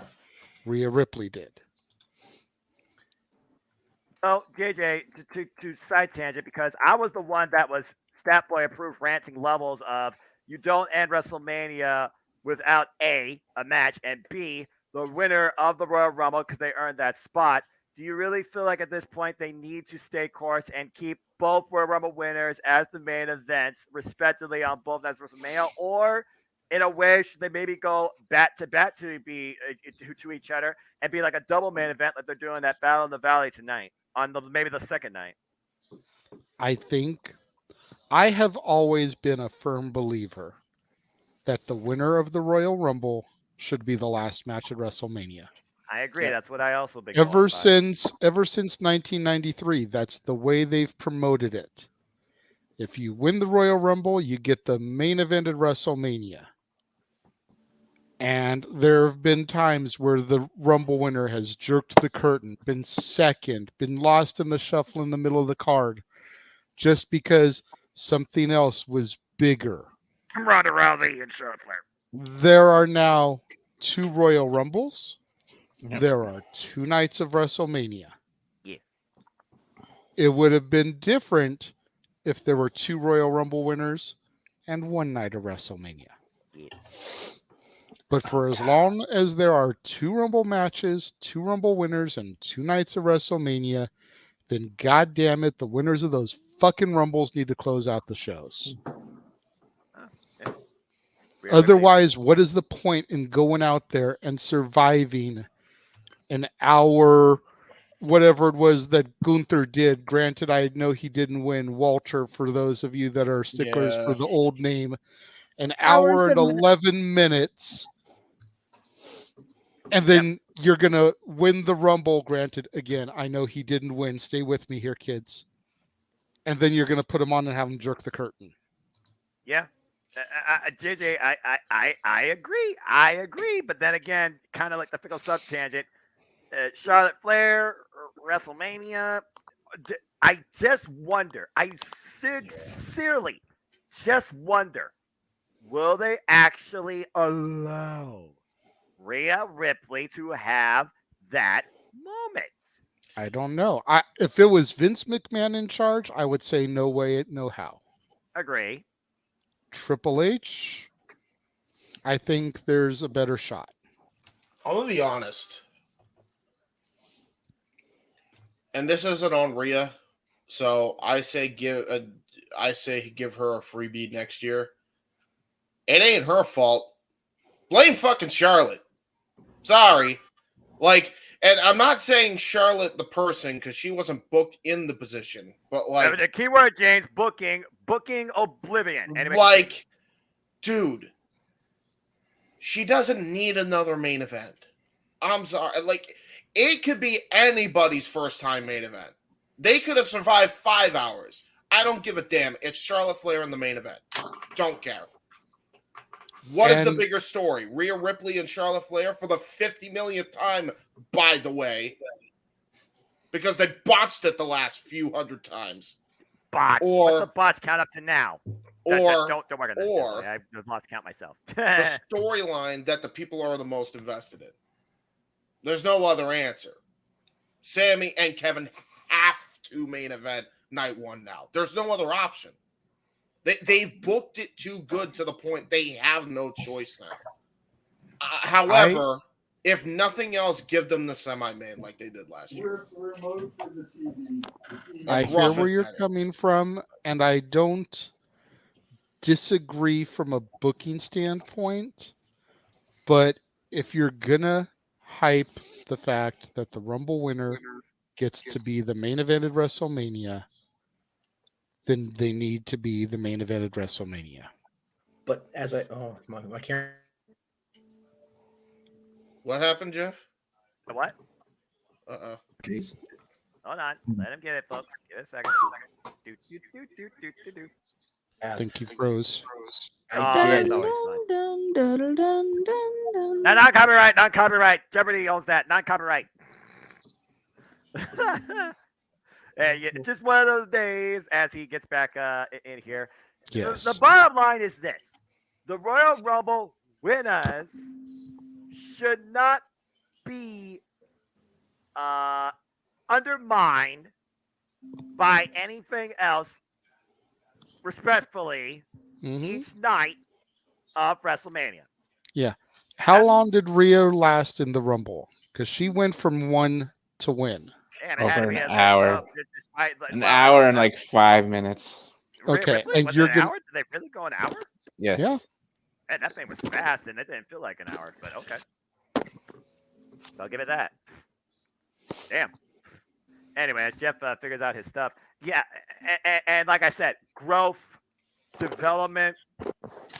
I completely agree. I mean, again, Super Saiyan Vegeta, Rhea Ripley couldn't beat Charlotte Flair in front of nobody at WrestleMania 36, and we all thought she should have won, and that was for the freaking NXT Women's Championship. And now she gets the chance of redemption against Charlotte Flair for the SmackDown Women's Championship after already beating Asuka, the former actual Asuka, who's now Kana, at freaking WrestleMania 37 for the Raw Women's Championship. She needs to complete the picture. Yeah, 1 hour, 1 minute, 3 seconds, according to Okay, Wikipedia. Gotcha. Thank you. That's her new name is Rhea Kana? Ripley. Well, she's still using the Asuka name, but she's performing closer to her old Japan gimmick, And if I understand correctly. she is returning to who she once was before WWE changed her from the undefeatable force in NXT. But I digress. Yeah. My NXT! I can go at NXT for life. Big G. Correct. Anyway, yeah. So that's our rant and tangent about Royal Rumble winners being WrestleMania main eventers. And I think that's about as much as we can put into that topic. What else you got? Well, really quickly, while we wait for Jeff to get back in, before we go to some of the other starred comments, I just want to point out I've got the press conference on as we're doing this, and while I can't hear everything that's being said, there's a couple things that I did over here that I want to address. Please. Kind of, fuel our road to WrestleMania, if we will. Considering it is, again, that was the last step for WrestleMania, but also, JJ, you can turn on subtitles. It's true, but I'm trying to focus on this too, so I can't really focus on fair. reading those either. So the same thing with me and NJPW. But what have you heard? So I heard the people talking to Triple H. Right. And I heard him make a comment about how tonight was for the Hearts, it was for Brett, it was for Pat Patterson. Ooh. How is Pat Patterson, though, when I consider he's the creative brainchild of the Royal Rumble and the Intercontinental Champion? Actually, yeah, that makes sense. He also was a Montreal native. I didn't think about that. I didn't think about the Montreal part. I knew this had a lot of heart influence. The fact that Natalya was in the women's chamber. We saw a heart attack. We saw sharp shooters. I was like, hey, I recognize this. And then we were talking about Montreal and Screwjob and, And it was interesting to hear Hunter bring up, this is for the Hearts, this was for Brett. When if you read the book, he's the one that pushed them down that road to screw Brett. Yeah. So that's definitely an interesting statement to hear come from his mouth. Granted, that was 26 years ago. 26 years ago, I think. So obviously, times, people change. We get that. But still, it's an interesting comment to hear come out of Hunter's mouth in retrospect, him claiming that this was for the Hearts. And then the other thing that I caught as Sami Zayn talks now after Triple H has cleared the stage. Of course. Getting to close the conference out. Nice. Yeah. But the other thing that I heard, Austin Theory was the first person out. And he asked the crowd, the interviewers, he's like, I have a question. Why doesn't anybody talk about me? Why does everybody talk about John Cena? What would happen if I came out and I started issuing open challenges? Would anybody have what it takes to step up? Because nobody in the locker room is on my level. Here we go. Let's see. He called out John Cena, mentioned open challenges, which was a Cena staple. Nobody in the locker room is on his level. Well, Cena's in Australia filming something. He's not in the locker room. Not yet. I mean, if it walks like a duck, if it talks like a duck, quack. Then it's Ryan Getzlaff. No, big swerve, bro. Big swerve, bro. It's a flamingo, bro. It's. I would have said, Jeff, you give me that look, Jeff. I would have said it's Corey Perry, but he's not even a duck anymore. So where the hell is Perry even playing anyway? That's where your sports. I don't think Perry knows. Yeah, he's such a shit stain on the ass of his life. Anyway, it just seems interesting that all these little seeds are being planted at the conference for what we've all suspected all along. Right. So Corey Perry plays for the Lightning with Braden Point and Steven Stamkos. Oh God, poor Pop. Yeah, for real. That's a Stat Boy Sports Bar thing more, anyways, which is why I talked over because it didn't really matter. But Well, I still wanted to answer the question. And the last 2 years, he also played for Montreal. Thank you, nephew. He was there for a little while. Yeah, good segue back. And they chased him out, which is why Sami Zayn is there now, wearing an honorary Habs shirt. Yeah, about to say. Same with He took his roster spot. Kevin was wearing one of those. You're right. Yeah, his new shirt tonight was Canadians themed too, but not as cool as the honorary Habs shirt. No, that was a cool one. If that is for sale, I definitely think I want that shirt. I saw the clip when he was made an honorary Hab. They gave him that thing. So I mean, okay, I'll give you that. Like I said, I will never be a Montreal Canadiens fan, but that was a cool gesture. That was neat. I enjoyed that. Yes. All right. So what did I miss? Anything I needed to comment on that I missed in my technology? Not really. I was just Uncle bringing Jay. up. Go ahead, sorry. Dylan. Uncle Jay was talking about Hunter's talking about how it was for the Hearts and for Pat Patterson. Yes, and that I was what we was talked about to say that. Yes. Let Uncle Jay host the show, Bubba. Thank you. Well, and again, I caught the tail end of that. If Hunter said that was for the Hearts as far as lightening the screw job up, it's like, okay, well then why did Natty get such a shitty finish in the chamber match? Yeah, true. She didn't really get a good showing, in my opinion. But it's people forget, and like you said, Jay, it's been 26 years. People change. Despite belief to the contrary, people do have the capacity to change, even professional wrestlers. Damn it. Shawn Michaels isn't that same guy. Triple H is not that same guy. Neither one of them are the 1997 versions of themselves by a long stretch. Nope. So, if he said it, I think he means it. And that's not me trying to be a corporate shill or whatever. I genuinely believe that Paul Levesque has regret over how the Hart family name has been, since Montreal in 97, pretty much just, dragged through the endless shit pile. Yeah. Accidentally or on purpose. I believe he has a genuine regret for that. Whether the old man does, I don't know. I don't know any of them. That's what I believe. It was very cool to see Sammy and Kevin have the last moment of the night. That was cool. It was cool to hear that Sammy's the last guy we see at the press conference. That's how it should be. So cool, you know. I mean, again, Triple H nearly lost his life. I think that really causes a man to rethink a lot of things. Yeah.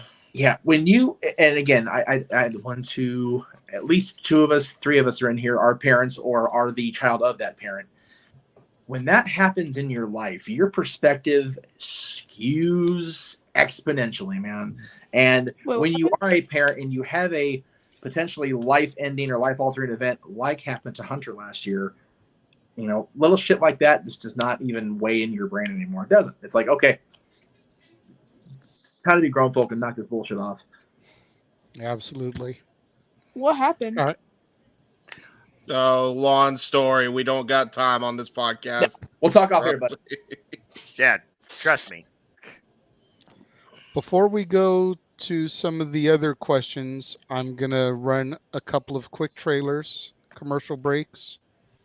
Since there isn't really a format, I'm just going to run 2 quick little things. We're going to take a look at everything that is coming up as far as watch-alongs go. Let's freaking go. Now that tonight is over. And then we're also going to take a look at everything that is coming up just WrestleMania week. Yes. All that chaos. So check this stuff out.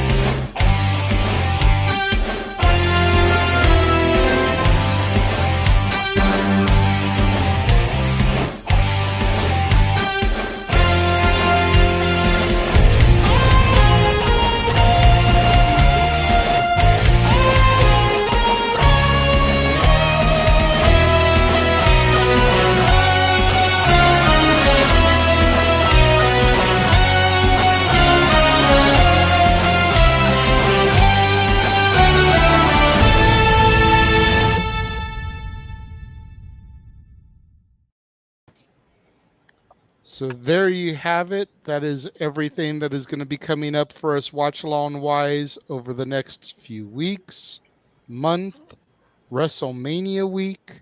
Yes. So much in store. As you saw during that trailer, we have added yet another watch-along to the coverage because Noah seems a glutton for punishment. Right. Not his NXT Roadblock special. That's it. That'll be airing on Tuesday, March 7th at 5 o'clock Pacific, 8 o'clock Eastern. And let's just put it out there, though. Roxanne Perez versus Michael Satsumara. You already got my attention. That's the reason why it's happening. Pretty much. I mean, well, I had asked him if he was interested, and he was like, Braun versus Carmelo plus whoever Roxanne's first challenger is, you have my interest. And I was like, we don't have Braun versus Carmella, and this is who Roxanne is facing. He's like, oh, shit. Okay. Well, I didn't think Braun Breaker was going to defend the title against Camilla Hayes at the show, but I figured they're going to build into it because that's actually a money match I'm looking forward to calling at. Obviously, I feel like it's got to happen at WrestleMania Stand Delivered. Duh. Absolutely. There's nobody else. Yeah. So, I mean, but as soon as you show me that graphic, okay, I don't need to worry about build-up. I already got a marquee match to call on TV. Let's freaking go. Yeah. The only downside to Roadblock, unfortunately, is with it being a televised event, we get it out here at 11 o'clock y'all's time. Yeah. So if James is unable to call, it's going to be a Wrestle Kingdom scenario, and Noah's going to be calling it solo. Yes. Jesus, my first NXT solo call at this NXT. Lord help me. I mean, we all have our faith in Noah. We know he can do it, but it's just one of those things where, unfortunately, I can't do the call with him because it's not a PLE. It's not on the cock, if you will. Yes. There you go. I thought I sent you the updated WrestleMania week, so forgive me if I didn't, brother. We actually have a couple additions to that week that I can announce. After conferring with the people that aren't in the room, that are of the female persuasion, if you will, along with the host for that particular panel. Hi. Tuesday, in the normal Talk Wrestling time slot on the Jeff Meacham Network, Multiverse of Media, not on No DQ, Talk Wrestling No DQ at that point. The ladies of the Multiverse will preview and predict WrestleMania. That'll be on the 28th. So Talk Wrestling will be on Monday on my channel, JJ's channel, Noah's channel, James's channel, probably Greg's channel, whoever else hosts Talk Wrestling on their particular night. And then so basically everybody except the No DQ channel. Yeah. And because Aaron's going to have his own thing. Well, because I'm 99% sure Aaron's doing their WrestleMania predictions either Thursday, because they don't cover Impact, or even Tuesday prior to NXT, which means Talk Wrestling I'll probably just tape delay or on demand Talk Wrestling that week on WDQ, because I'm not going to do 2 shows. That's stupid. Honestly, if I was Aaron Riff, and this is just conned it out there, Aaron, just do it the freaking Sunday night before WrestleMania weekend begins. You're going to have your whole damn card. Well, yes, but he usually tries to save the review for Sunday. So we'll see what he does. He's the boss on that. I ain't gonna rock that boat. No. Also, looking at the graphics for the upcoming Dads episodes, I did tell JJ that I did want to keep a uniform, and I look and they're boring. I wasn't a fan of how they turned out. So for the ECW Dads episode that week of WrestleMania, I went old school ECW. So nice. Yes. Found the old banner as a PNG and went, this is perfect. Thank you very much. So good stuff. And we'll be plugging for Dads, including the one coming up Monday later, because I did make a better graphic for that than the one I put out there originally. Yeah, I noticed some images were missing from my layout here. So well, that's because the ones I sent you that I made, they were boring, and I wasn't a fan of theirs. So we got Step Boy who raised his hand. He did. I just wanted to say that I kind of knew about the first announcement there, and I'm gonna back up the ladies on this one. I think it's a very great idea. I'll be very proud of all of them who's ever on the panel, everybody involved in that. If you guys are, we did that a while ago, a long time ago, and now it's evolved. So could this possibly even be a regular thing for each upcoming show? Let's see how things go. Yeah, true. That would be discussion in a team meeting setting more than an on-air in front of the world setting. So behind way to make the producer and the man whose name is on the marquee feel uncomfortable and on the spot. Well, I had a question, even though it's on the spot, but she is a lady, and I'm asking for her.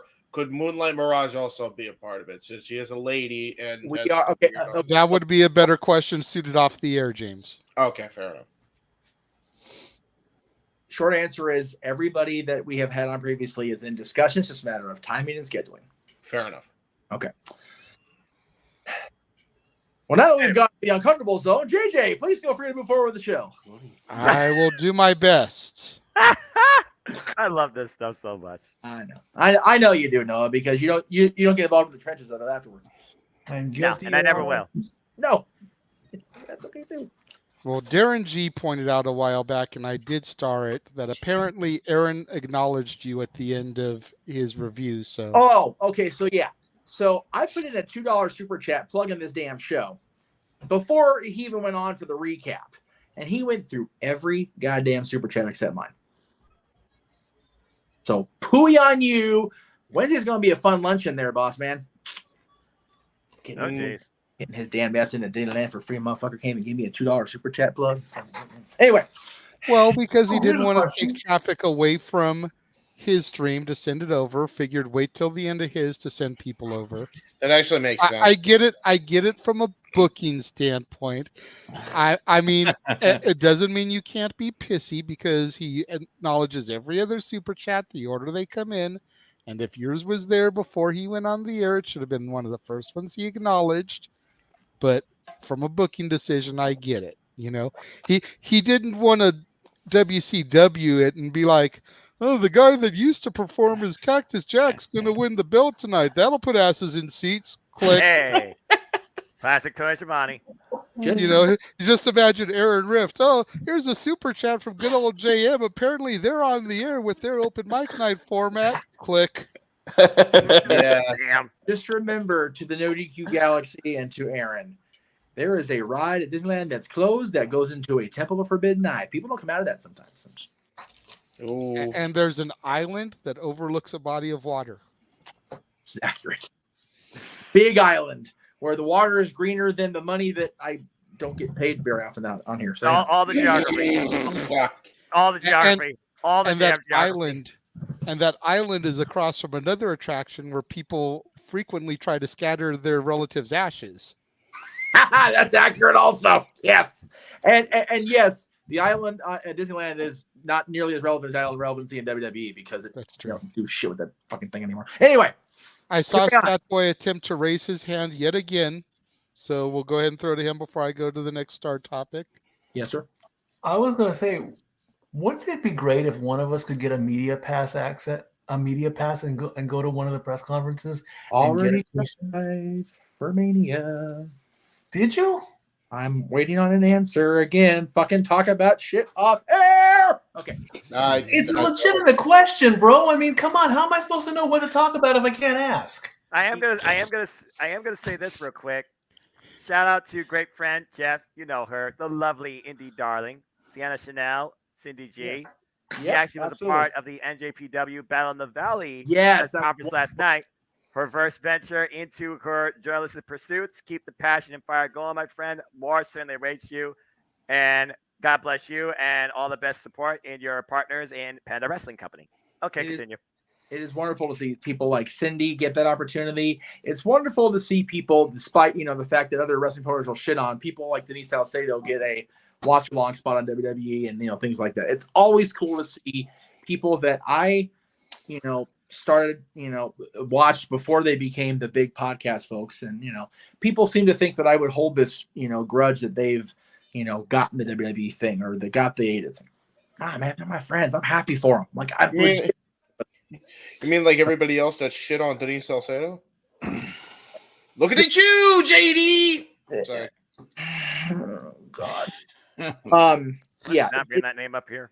It is really it's cool to see. And again, Cindy, who has been really a part of us, longer than any of us, have talked about in a long time. It's really cool to see her get a legitimate opportunity to do something media. So very good on her. Very proud of her. Very happy for her. All right. So, JJ, there was a comment you were going to bring up that was in the chat room, or yes. Okay. So, as we've been talking about this evening, and we were talking about how both Usos interfered, KO got involved. Yes. Both Ryan Dempsey asked, "Where was Solo tonight?" Yeah. And where has Solo been the past few weeks? From No Games to Gamer. So Solo Sikoa's whereabouts have been brought into question, and that's a good point. He's been kind of MIA here recently. JJ, anybody have any answers? I was just thinking the last time we saw him, he was the one that attacked with Jimmy Uso, Sami Zayn, after Sami made his intention to be known. He didn't want nothing, but he wanted to take the title. And since then, we haven't seen him. But Sami Zayn brought up a key point one time during a promo. You got to wonder if Roman Reigns and Paul Heyman was considering that at all.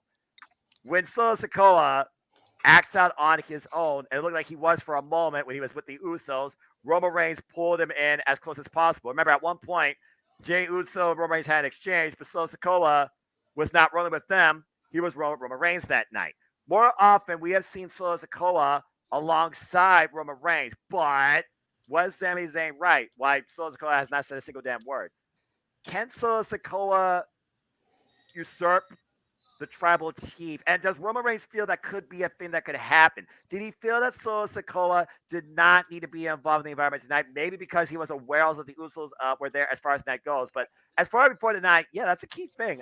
I got to wonder right now, what is Solo Sikoa's position in all this, especially when it comes to his brother, Jey Uso? Anybody else got any ideas, any thoughts, any comments on that one? It's, again, I tend to agree with what Noah said. He's definitely proven to be at times a loose cannon, and when you're going into a situation like the Anawahis went into this weekend, where Roman has to stay focused, Paul told the Usos to stay home, at least on television.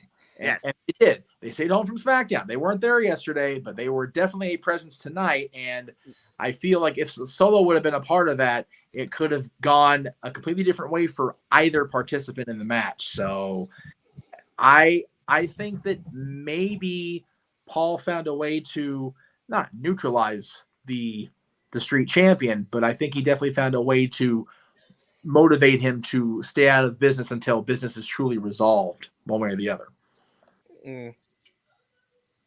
That's honestly no business been resolved. I mean, it really just comes down to the point of, is he secretly jealous of Roman, and he wants to be the tribal chief and wants to backstab him for realsies, as opposed to Sammy, who, by the way, we need to friggin' remember, didn't necessarily backstab Roman. He just had enough of Kevin Owens getting assaulted for no reason. So that's also a thing here. The real turncoat could be Solo, where everybody else is just questioning, his leadership. It's a fair point. We got a bigger monster and threat in Koa about to emerge from all this. This feels like a cinematic masterpiece. It too, Brutus. Like, who's going to stab Roman truly in the back and take him out and take his seat on the throne? I mean, we talk about Jey Uso, run it back. He was there since the beginning. Is Solo Sikoa right now the X factor we're not thinking about? At this point, the only thing that's for certain in the bloodline, Jimmy Uso is still rolling alongside Roman Reigns. For now. Yeah, again, it's going to be an interesting however many days, because right now I think we're at 42 days until Mania. Yes. It's going to be interesting next 6 weeks, to say the very least. Yes. But I am, more than ever, I'm along for the ride. Bar none. No argument there. Yeah, I mean, you guys saw what we're covering just on that week alone, and, we've got all the other watch-alongs, we've got all these people shtick and shenanigans, as Walter Cruz would say, and the Dad Show, which you can buy at the Spring Store. Shenanigans Store. Yes, Shenanigans on Spring Store. I'll get all consolidated in the corner. I swear to God, I'm gonna do that.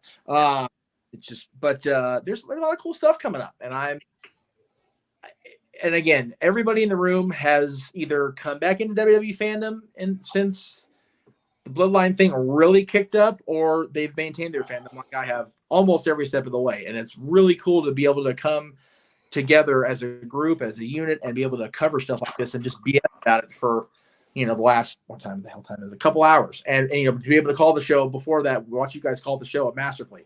It's been a really unique thing to have this Bloodline thing play out at a time where it couldn't be any better timing for all of us, on these shows, in these chats, to be able to cover something so captivating. Yeah. Awesome. Yeah, but bar none. I just better see Roman Reigns and Paul Heyman in some Godfather vignette before WrestleMania after what I saw tonight.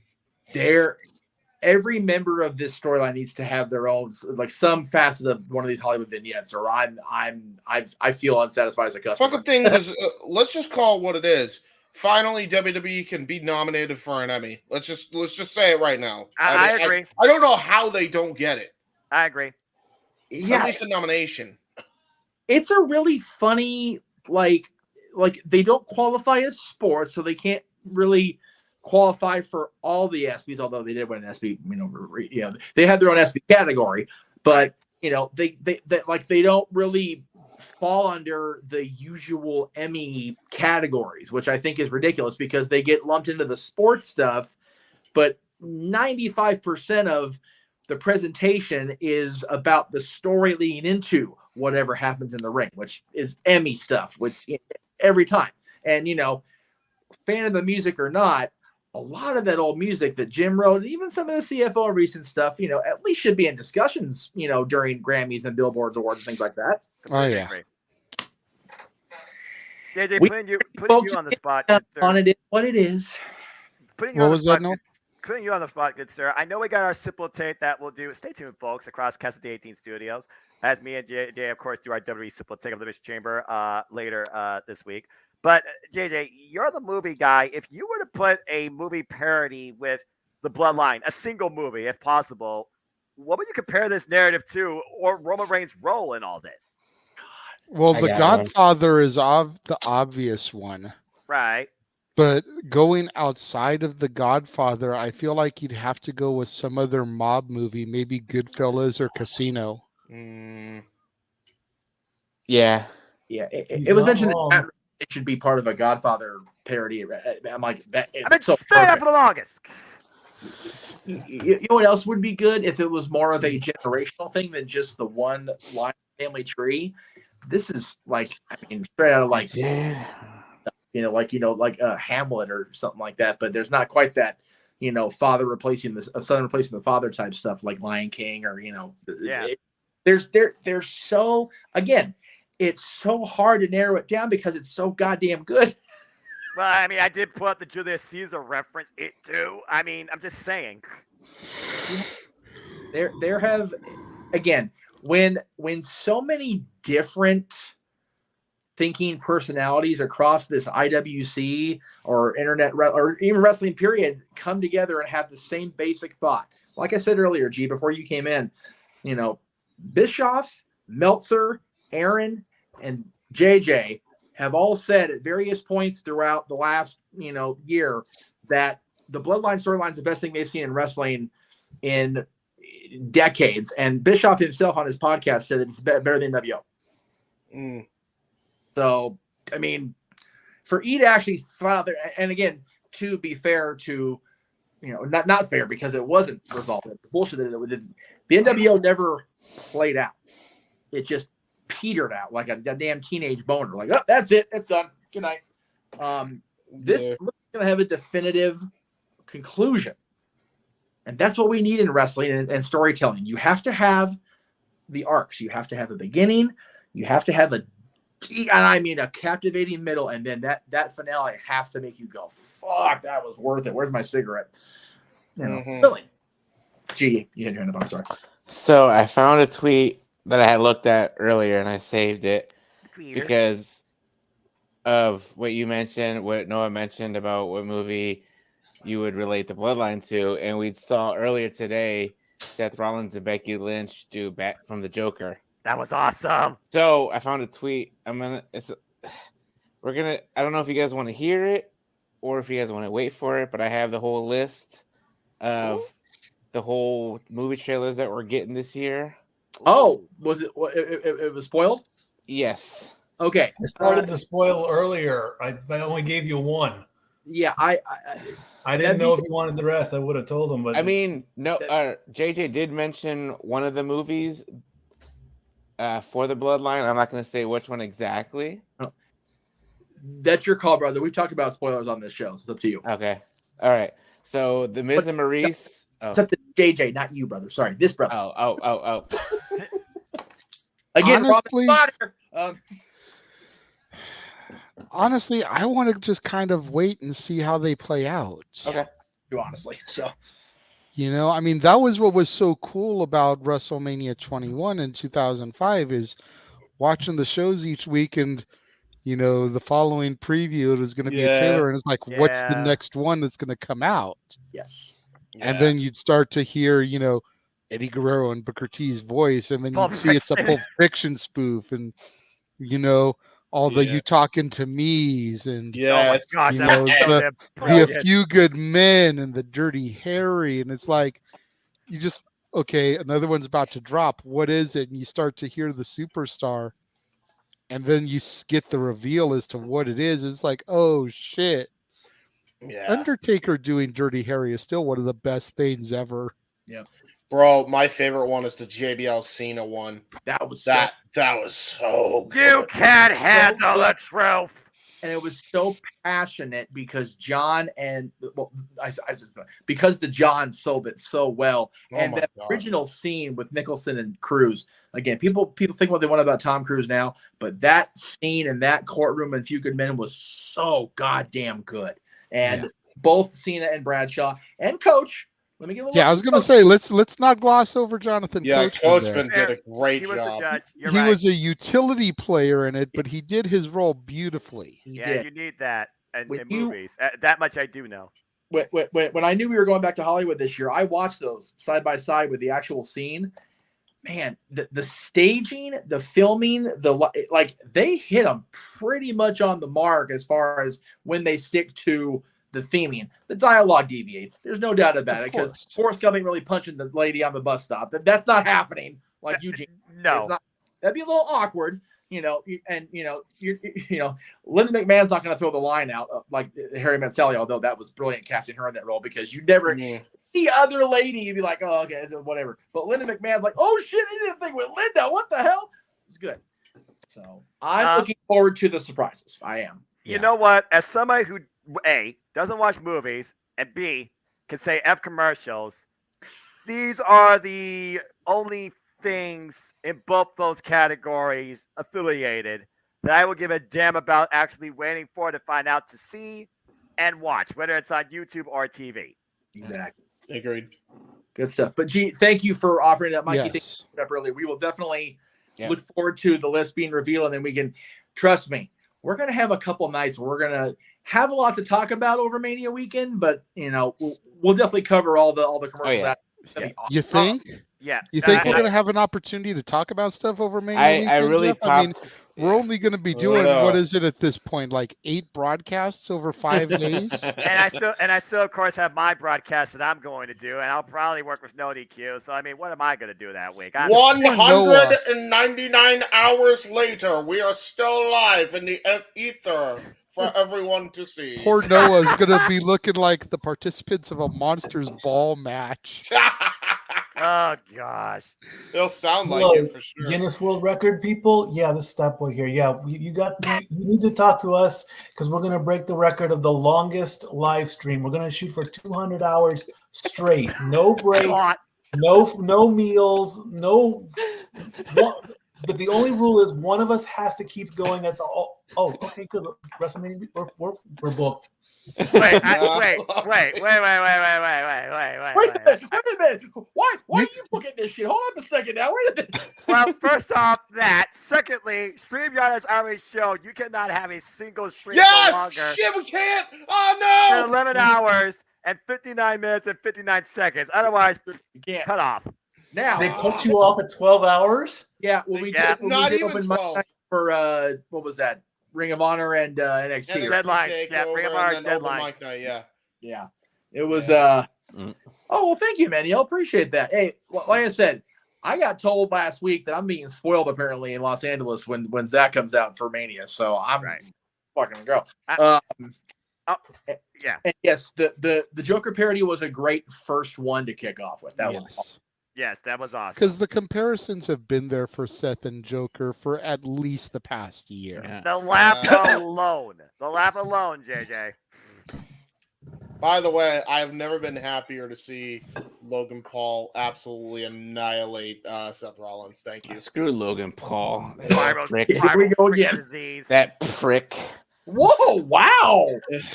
I've been quiet I've been quiet the whole night because I enjoy listening to you guys. But you bring up Logan Paul. That prick. That's fair. That's fair, G. I mean, he did do a crypto scam, so fair enough. I mean, Jeff apparently said I had to call my commentary play-by-play history tonight. By the way, crypto was a scam. Stop falling for it. Anyway, He has such a big ego that it frustrates and me. Rollins doesn't. I love Seth freaking Rollins. Okay, G, let me ask you a question, G. Yes. What is bigger, Logan Paul's ego or Triple H's nose? Or Batista's dick. Question. See, that you'd have to ask Melina to get an answer for. That's fair. Hi, Sean Oliver. Clip us, please. I'm going with Logan Paul's ego. I agree. Damn. I don't know, man. I second that. I love Seth freaking Rollins so much that I had made a video with my cat Harley dancing to his theme song. Oh, Jesus. Forgive me if I don't pay attention to you all because it's about to time to bank on this match. IWGP Women's Championship time, and here comes Mercedes Moné. Mercedes. I listened to Mercedes' new theme song. I do not like it.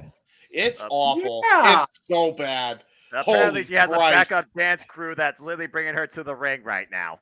Oh yeah, bad. Oh, good luck trying to synchronize doing a hip hop style dance to that piece of absolute unmitigated Dale Oliver inspired piece of garbage. Holy hell.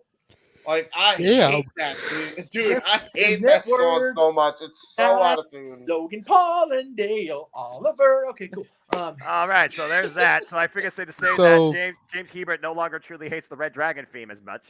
No, I still hate the Red Dragon theme way more than that thing. So the last thing that I have starred, yes, is something that we fantasy booked last week. But it was asked by Cape Rayer 23 this week. Who do we think will be the first entry into the Hall of Fame? You smell it? Oh, Yeah. come Yeah. on, Mercedes. So like Guardians of the Galaxy star Dave Batista. What happened? I was going to say, it's either going to be Dave finally getting to officially get put in. Right. Or it'll be The Rock. I truthfully think if it would have been The Rock, they would have already started that role because that would have sold out SmackDown Hall of Fame. Yeah. Oh yeah. The fact that they're still advertising tickets on sale for WrestleMania is indicative that they're not doing as well as they thought they would coming back to Hollywood.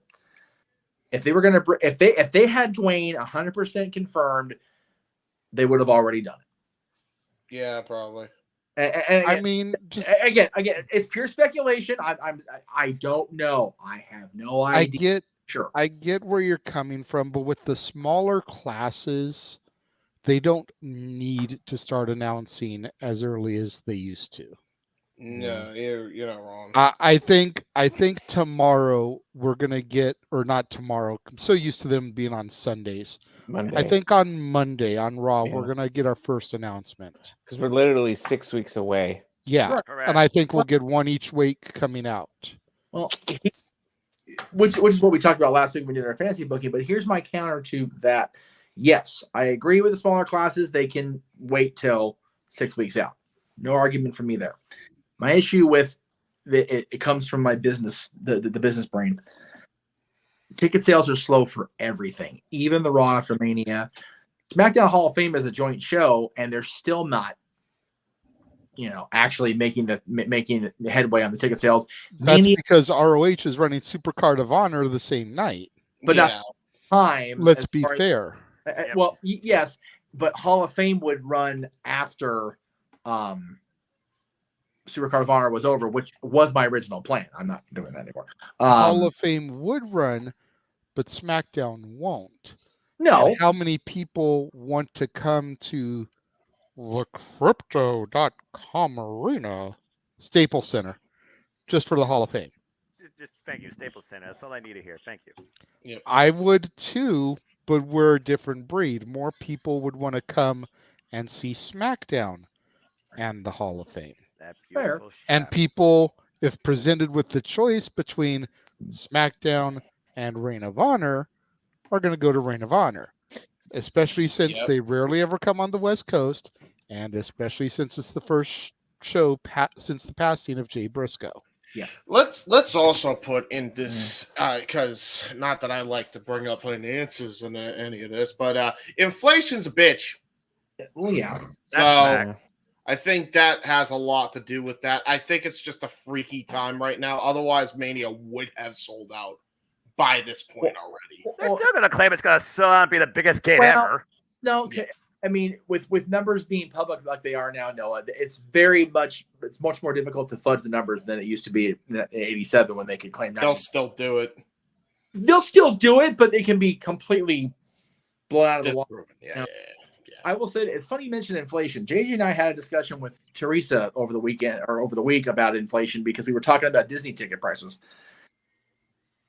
The year before our second park out here opened, California Adventure, in 2000. So the park opened February 2001. In 2000, the summer of 2000, a one-day, one-park Disneyland pass was $33. Hang on. Adjusted for 2023 inflation, that ran at, what we say, like $55, $56? Yeah. Something like that. Yep. One day, one park at non-peak time of year, which is like pretty much now, is $107 for one park for one day. And that is why, hang on. I understand. Just let me get it all out there. Go ahead. That is why people are so keen to, like they're doing tomorrow, going to Knott's, literally up the freeway and spending what costs a season pass at Knott's compared to one day at one park at a Disney park, which is why WrestleMania. Now, granted, WrestleMania is only in the last decade and a half or so been stadium exclusive. They're not going into the crypt anymore, where you're going to have 300 tier seating only. You're in a gigantic 100,000 people stadium. So I get it. Doesn't mean I have to like the inflation. No. The inflation of money, period, which it is what it is.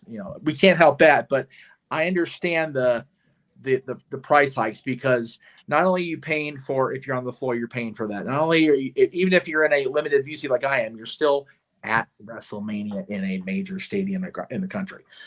But then there's, the suites at the stadiums now. There's a matter of fact, on Ticketmaster, James, I don't know if you know this. In addition to buying my ticket where I bought my ticket, it used to be, JJ knows because he's been to a shit ton of shows in LA, you had to sit on the floor to get the commemorative chair.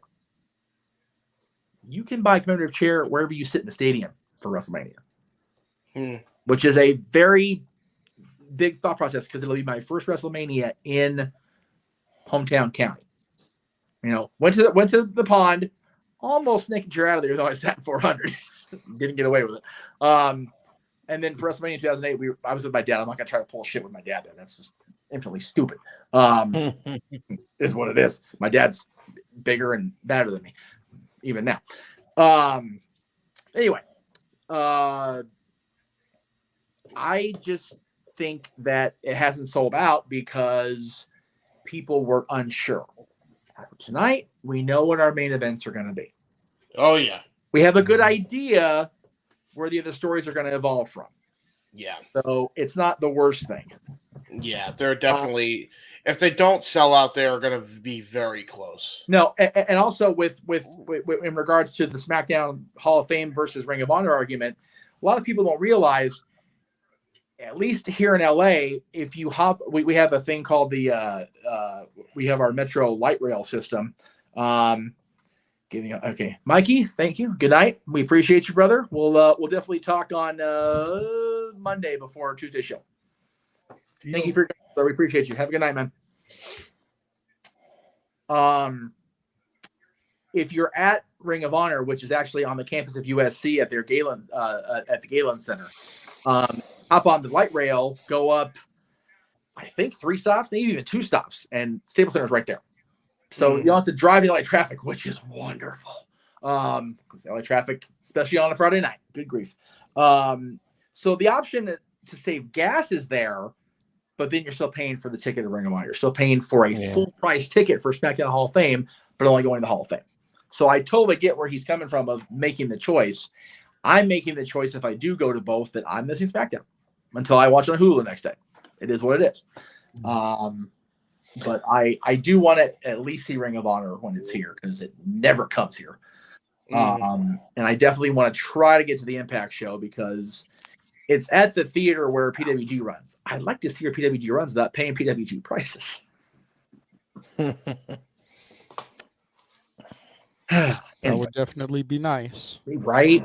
Right. Yeah.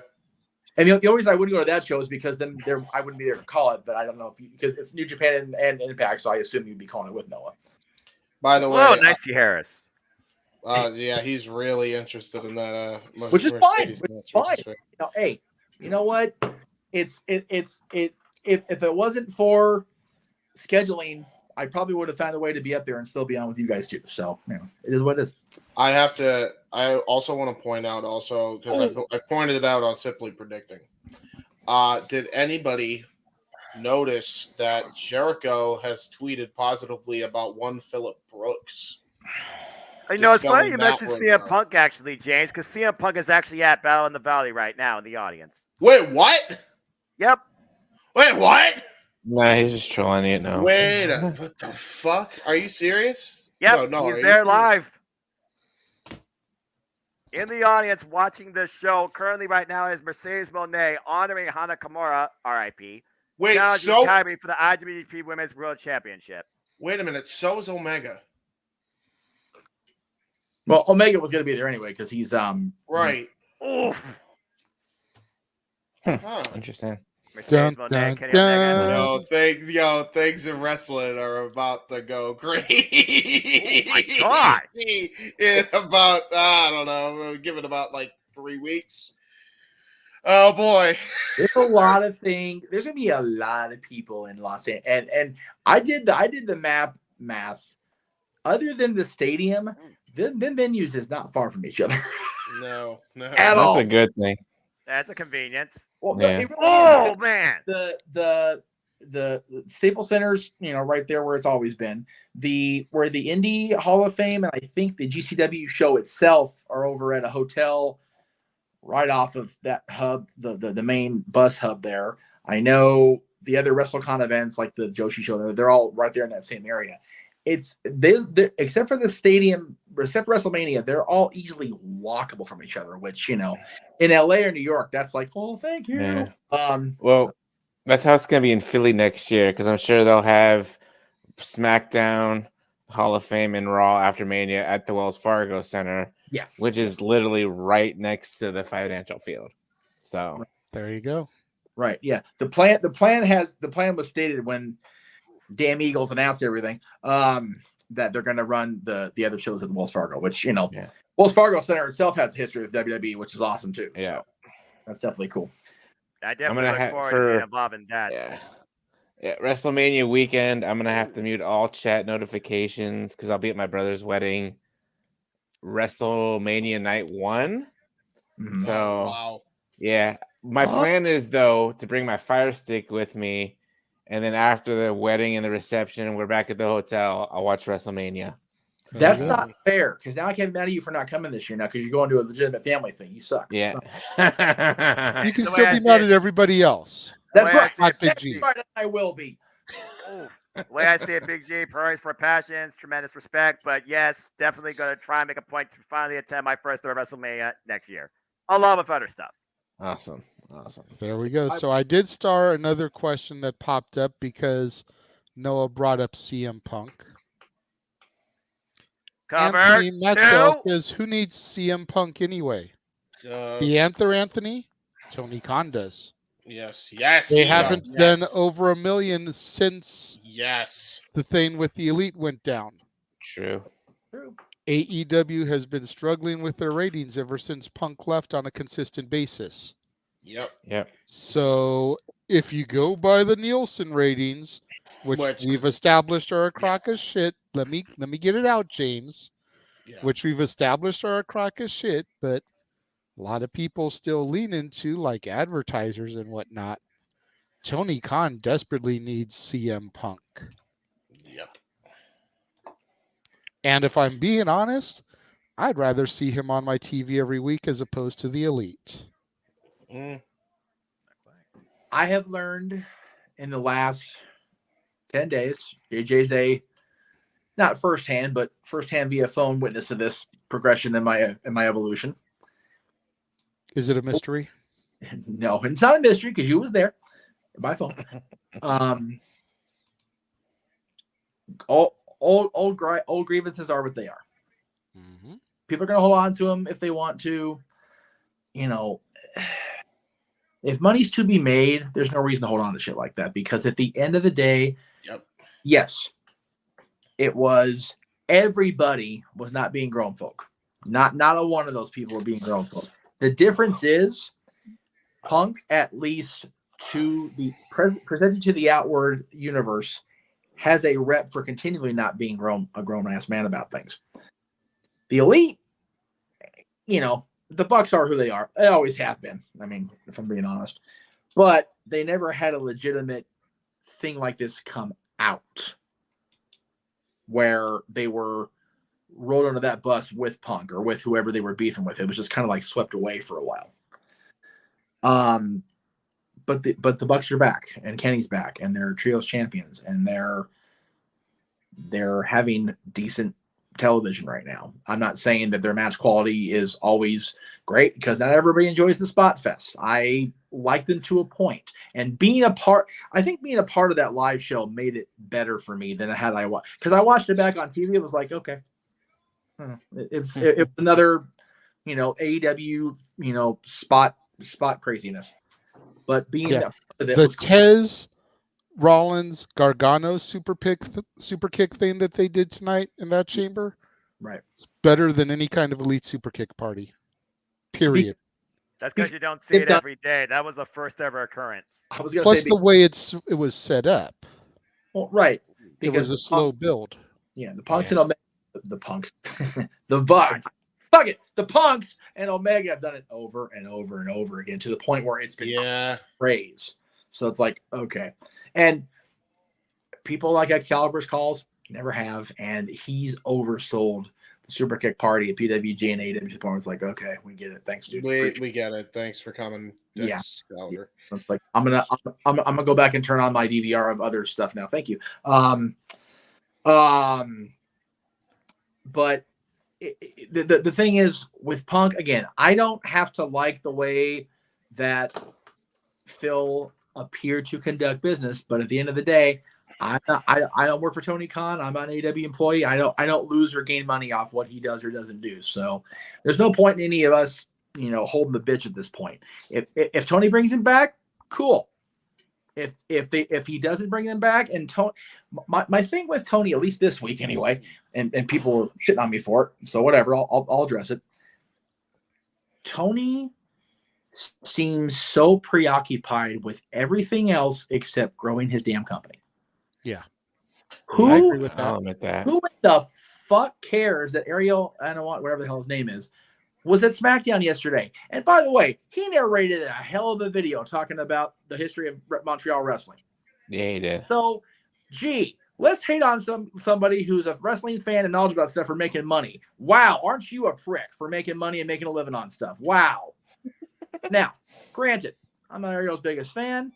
He and I have had words over the years. It is what it is.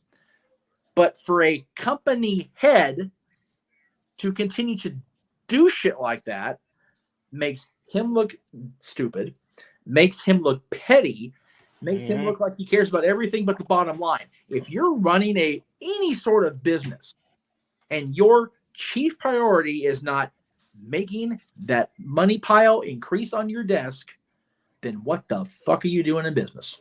You mean like how he's done when it came to Dana White, immediately jumped on that bandwagon after that horrid night he had in the bar. Also, having that need to do the same thing when it came to what's his name that pulled out of the KSI fight and absolutely buried him for petty reasons after he invited him on the show on his own accord when he could have said no. But there was money to be had, so he went with the money. But all of a sudden, it was their fault, and it wasn't his. Bro, Ariel, seriously, dude, get the fuck over yourself. Okay. Well, like I said, I'm not Ariel's biggest fan. No. Okay. And I agree with I agree with how you feel about him and your opinion of how he conducts his own business. Yeah. My problem with that is people know what Ariel, I can never say his last name, so sorry, is about. They know who he is. They know how he acts. They know what he does. Yep. Tony reacting to it like a petulant child makes Tony look. That's weird. Yeah. Because then everybody just like, it's like, Tony, what are you doing, dude? Stop barking like a chihuahua. the opening of our show has you going, you get one. He's had more than one at this point. Oh, he has far exceeded one. He's at 100 now. There's one faux pas in the last 3 years. Oh, 4 years now. So just leave it alone, Tony. Hey, just take your thumb, do what we advise 45 to do. Take your thumbs off the tweeter and just go outside and get some freaking grass under your feet. Play ball. Play Like, your family. Seriously, you've got a freaking $1 billion stadium, that your father owns. Go throw the football around with your old man for a couple hours and get some fresh air, for fuck's sake, Tony. Yeah, dude. And again, don't do what you accuse, what everybody accused Bischoff of doing, 30 years ago, because he's so much better than Eric Bischoff. Bischoff did the exact same goddamn thing. He worried about putting Vince out of business rather than focus on WCW. Can I ask also, why did TK throw Tony Schiavone out of the bus for no reason? I was thinking the same damn thing. And again, was it like a joke or something? Like, was it just a joke that they know? What did he say? He said, like, you're about as credible as a journalist as Tony Schiavone is. Oh, yeah. What? So that's what made it hot. But, hey, people came down on me for my immediate reaction to it. But you know what? I'll stop reacting, tweeting when I'm lying. Tony was actually at Celeb Fest, and my friend, she wanted to go meet him, so we went. He was a nice guy. Tony's a nice guy. He is. He's a nice dude, and I don't begrudge. He's a nice guy. It doesn't mean he's a smart businessman. No. Because he's not. He's proven he's not, because, like JJ said, when the question came about Punk, regardless of how we individually feel about Phil Brooks or Matt Massey or Nick Massey or Kenny, whatever the hell Kenny's real name is, whatever. We just need to freaking get over it. It's if we're fans of the in-ring product, then enjoy the in-ring product. Like he and I have said 100 times, the internet is the best and worst thing that ever happened to wrestling, because we can't just sit back and watch the show for 2 hours, 3 hours and not get wrapped up in the bullshit. I mean, I can, but that's just me. Well, you can, because you're an awesome human being to begin with, and we love you for that. And Kenny's name is Kenneth by Goddeth Omega. Yeah. One, two. Oh, but they almost got the title. We're getting. I love Noah's reactions right so now. So saith James Hebert. Yes, indeed. Kenneth by Goddeth Omega. Yeah, that's right. Yes. In any event, Kenny at his peak, top 5 in the world. Matt and Nick at their peak, top 3 tag team in the world. CM Punk, when he was on his game, prior to and during WWE, top 5 in the world. Yeah. Let's just let them be that. Yeah, I agree. And let's let Tony try not to fall on his face anymore and tweet out stupid shit. We'll see. Nice guy. Nice guy. But at the same time, and I'm going to briefly make a political thing here, so forgive me. 1, 2. You can be a decent human being and not be a decent head of state. Yeah. I'm not, the most recent ex-president was a decent human being, because I never met the guy, but just appearances are everything. But, having met people like George W. Bush, President Clinton, you can be a nice person and not be a decent head of state. You can be a nice person, not be a decent head of a company. Right, Bob Chapek? Yeah. Right, Roger Goodell for a cup of coffee during the crap that was going on. Well, but again, we're getting way off topic. We need to start wrapping up because we don't have any new topics. But yeah. You don't have to be a decent person to be a decent head of a corporation, a state, whatever. Working the opposite direction, though, is a big road to have to go upward on. Yep. Anyway, Mr. Williams, please help us. Guide us back where we need to be. Well, let me see. A comment just popped in. Sure. Oh. Oh, the anchor. Like a roll up. 2. I'm enjoying this over here. Noah's like on the edge of his seat, wanting to see if Mercedes wins. Well, he knows that's the one match I actually had a vested interest in, so I think he's trying to give a little bit of reaction so that we know what's going on. It's a very back and forth battle right now. I appreciate that, Noah. Thank you. And Mercedes Monet working on Kairi Sane's arm, preventing the cutlass, the spinning back fist. Yeah. So far, Kairi's trying to fight back, trapping her in the anchor, but so far, Mercedes Monet was able to counter that. Nearly led to the bait statement. But a rope break. The Monet statement. Okay. So we don't have anything else to cover. Like I said, it was very free form tonight. No new topics have popped into the chat, so I'd like to start trying to wrap up. We can wrap up a little bit. Oh, damn! Spinning back fist, the cutlass hits! That might be it. Cover, single leg, 1, 2, no! Oh, wow. It's still going. Okay. Did JJ freeze? No, I stopped because I was interrupted. You might as well. I think his whole world stopped when Noah went. Not gonna lie, I had a little bit of a heart attack there. You're typing my chat. Jesus Christ. He screams. I was like, check my drawers. Bro, he made everybody shit themselves. Alabama slammer. So let's start wrapping things up. Let's start plugging. Let's start going home. Yes. Yeah, Jeffrey needs to go to bed. Really, really quickly, let's go ahead and give a shout out to the people that aren't here and the people that were here and took off. Yes. Josh Mansfield, regular contributor, the Cleveland Combatant, you can find on Twitter at CatholicJosh122, on Instagram at MallowMangram. Of course, Statboy Mike Caldwell. You can follow him and his co-barkeep, Dory Lou, on Twitter. Dory is at Hathaway Lou. Mikey is at LBStatKid1977. We'll go ahead and get those in there. Big G. Yes. So damn close up you the can belly follow to me belly. at Big Baller G 1988 on TikTok, NoDQ.com/Big Baller G on Twitter, and NoDQ_Big Baller G 1988 on the Insta. And as Big mentioned, if you want to see him and his pussy dancing to their own music, you can check it out on TikTok. There you go. Nice And then, Jeff, you know which image it is? You want to go ahead and throw up his Baltimore Celeb Fest one more time? Yeah, one more time. Yeah, coming in May 7th, I believe, or May 21st.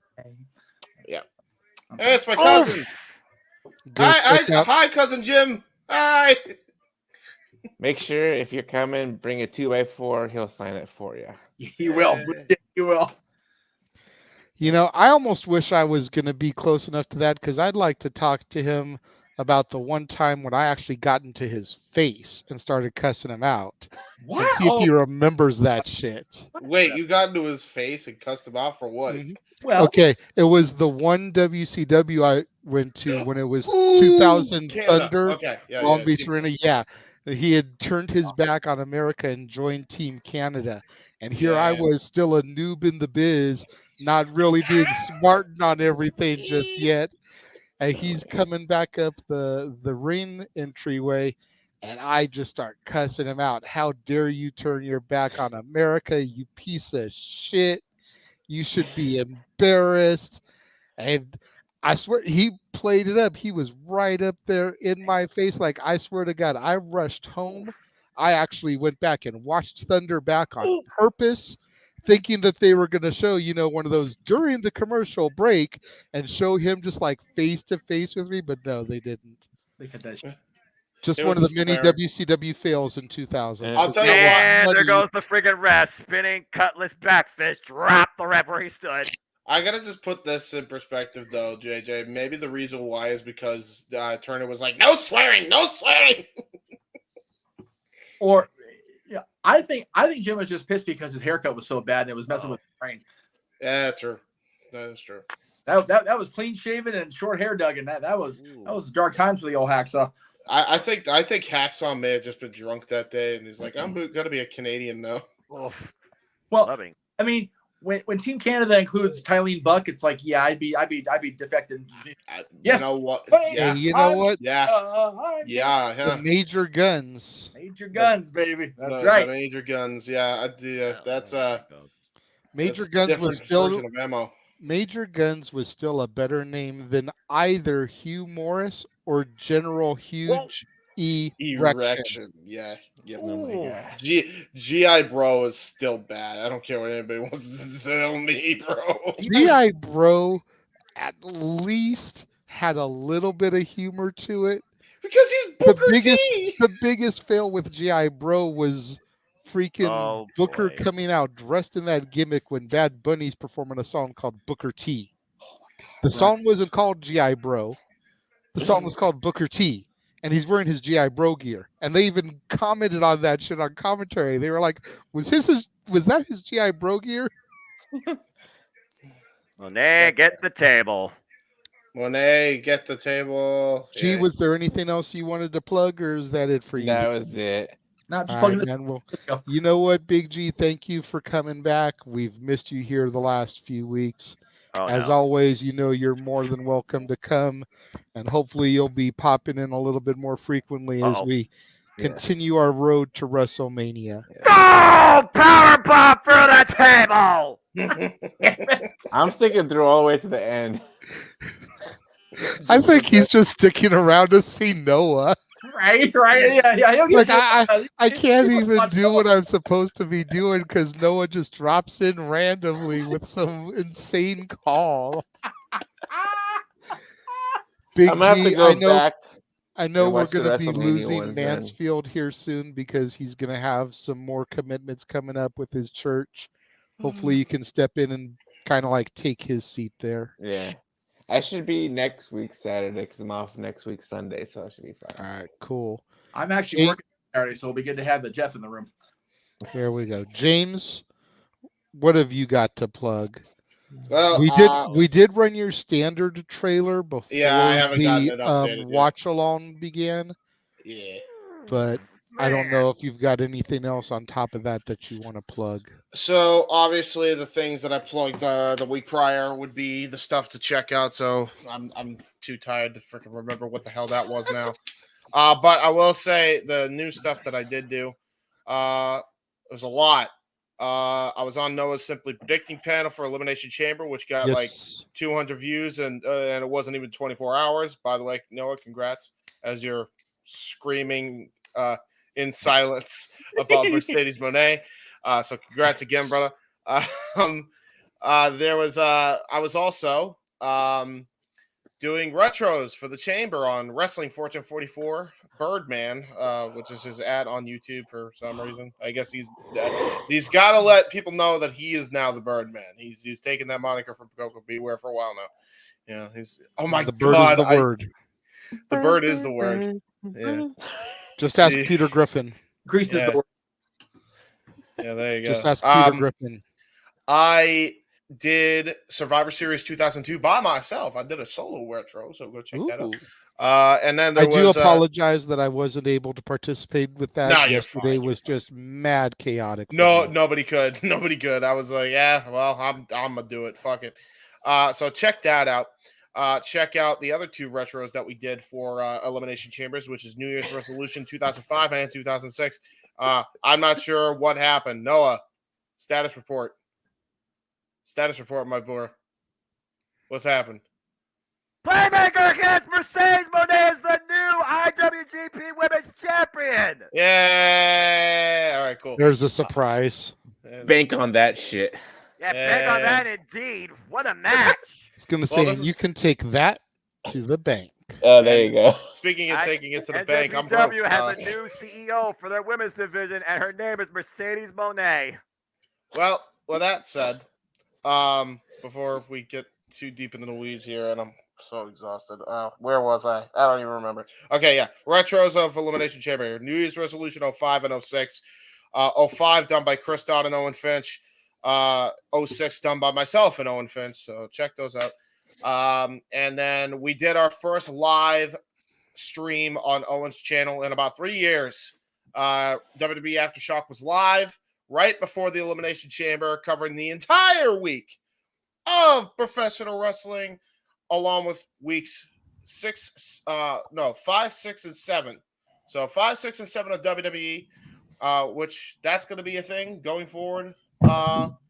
I think Noah and I are going to pre-tape Spark and then release it, but live it will be Owen and Chris running down all things WWE. Yes, that includes NXT and Level Up. I'm sorry, NXT Level Up and Main Event. Botch. Right. Yeah, tired. And then finally, Stable Wars, which happened last week. Still go check that out because it's fun. Mistress Audio also put out 2 new audios, so check those out. I don't know what else to plug. I'm too tired to think of anything else, and my wrist hurts still from all the rating. All right, there you go. To address something that did pop up in the chat here, Ken, I have reviewed Psycho and The Birds in my original 31 Days of Horror, so that was 2 years ago, the 2021 movies. I know there's still quite a bit Hitchcock to discuss. Oh, yeah. If you tune into the War Zone tomorrow, I actually found a Hitchcock movie in my most recent Goodwill finds that I picked up. But yeah, I'm sure there will be more Hitchcock reviews coming along the way, but I have done Psycho and The Birds already. Jeff, because, and I'm not saying this to bust your balls or nothing, but because you switched photos and re-jockeyed things, go ahead and hit your plugs and do the ones for us together, because those are jostled around from where I had them to be able to do them. So still do the verbiage. I just yeah. First of all, we mentioned bird as a word, and Peter, you know what really grinds my gears? When you go to Goodwill and JJ finds a 3-pack of Indiana Jones movies and all the discs are empty. Yeah, that really grinds my fucking gears. What was that, $4? I think it was $1.99. I think it was a color of the week, so it was supposed to be the deal. $2, I would have had the entire Indiana Jones trilogy on hard copy, and motherfucker stole the disc. Like, you guys suck. Anyway, that grinds my gears. Thank you very much for your time. Goddamn, nice. Right. Sucks. All right, so as always, Talk Wrestling will be on Tuesday at that post NXT slot. That's going to be all the way through WrestleMania week, or the week before leading to WrestleMania. Of course, it'll be on Mondays that week, but we'll get there when we get there. Check out our friends at No DQ. I think the review is on tomorrow, but it's at 10 o'clock because Aaron's if Aaron's flight goes well. Aaron's flying out here tomorrow, so I get to see the boss on Wednesday. I'm excited. We get to go do Me too. You do? That's true, because you're coming to lunch with us. That's right. It'll be the first time me and Aaron Rift have been in the same place together since the dreaded SummerSlam review at Bob's Big Boy. And if y'all remember that episode of Talk Wrestling, I do. Good for you. Yeah. I know Jeff doesn't. Hey, I remember it now. Barely. Because he said something. Okay. Only because he has video to watch back. Well, but you can't find that video on YouTube no more because we had to take that down because some other co-host besides you or I is an asshole. So there is that. Anyway, but to be fair, he baby nursed me through that whole goddamn show. So God bless him for being there in the moment. Anyway, the review's on at 10 o'clock tomorrow. I guess Aaron and I are going to go do the park thing in the morning, have lunch with JJ and the boys, and then he's going to go watch Dynamite and do his recap. So good for him. Never stops working, that man. He's almost as hard working as this guy over here. Almost. Anyway, Stat Boy Sports Bar this week will be covering the first week of XFL version 3.3. 3.0. There it is. That's what it is. 2 games today, 2 games tomorrow for the XFL. So good on them. As well as some hockey news I know he's going to discuss because I've sent stuff to the group chats. As far as the contract thing, yeah, that was cool. I'm not gonna lie. But we'll get there on Tuesday. Monday's episode of Dads, always on wrestling, will be where the hell I put the wrong one up without the time on it, but it's at 6 o'clock Eastern, 3 Pacific, like it always is. Top 10 matches in the history of the No Way Out show from 1998, 2008, or 2009 rather. And then 2012, that one year was in the summer for no particular reason whatsoever. But with a really cool poster of Brian and AJ on it. So that was a pretty cool year for the poster. Yeah, you know. Other dads coming up. Let's see. Where's the one after that? There it is. Our show on March 6th will be our first of 2 wrestling-centric shows for the month. We're not doing a non-wrestling show in March because that's our WrestleMania lead-in month. So the top 10 feuds of all time. We had this one in the can already. Both this one and the one No Way Out show turned out good in my humble opinion. I tend to shit on myself quite a bit, but I thought these shows turned out really good. So, and then our show leading to WrestleMania, last show before WrestleMania for dads will be the top 10 all-time WrestleMania main events. And yes, the background looks like a clusterfuck for a reason, because that's every main event match graphic in the history of WrestleMania. Nice. And as I mentioned, we're going to round out our straight through of wrestling with our ECW World Champions top 10 list the day after WrestleMania, followed by our coverage of Raw after Mania. So that's right. I think that's it this coming week. As far as the stuff you and I are doing together, follow me on the socials at _Jeff Meacham, Twitter and Instagram. Facebook is Jeff Meacham Network, and Jeff Meacham on the personal page if you are so privileged to be my friend on that page, because I'm that much of a cocky prick about it. All right, there you go. Over on my side of things, today we had a double feature go up because things were so chaotic, as I mentioned, that I was unable to get yesterday's review up yesterday. So we got the Tuskegee Airmen as part of Black History Month went up today, as well as Winnie the Pooh, Blood and Honey for new release Saturday. Yes, that is a thing. No, that's not a typo. The one word that I can really use to describe it, Big G, is interesting. Yeah, because I'm a big horror guy. This has got to be. I saw trailers for it and stuff like that. I'm just like. Yeah. See, that's the thing, is I avoided trailers because I didn't want to have this preconceived image in my mind. Right. Gotcha. I didn't really know what to think about it. I went in just because it was Winnie the Pooh, and I knew it was going to be an adult horror take on Winnie the Pooh, but other than that, I had no idea where this movie was going to go. And I can't say it was a great movie, but it definitely wasn't shit-tastic. I heard they were making a second one already. It was interesting. Well, they definitely left it open for a sequel. Yeah. There's a couple characters that didn't die. I won't tell you who. Okay. But there's a couple characters that didn't die. And then I've heard the director of this is working on both a Bambi and a Peter Pan along the same lines. Peter Pan! Oh my God. Tinkerbell is going to be an obese recovering drug addict. Damn. So just let that sit in your head and percolate it. Think about the image you have of Tinkerbell, whether it's the Disney cartoon or Julia Roberts in Hook, and now imagine her as an obese recovering drug addict. Rainmaker! Nice.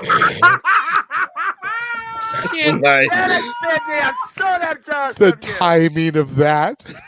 We love you, Noah. That is incredible. That is absolutely love you, Noah.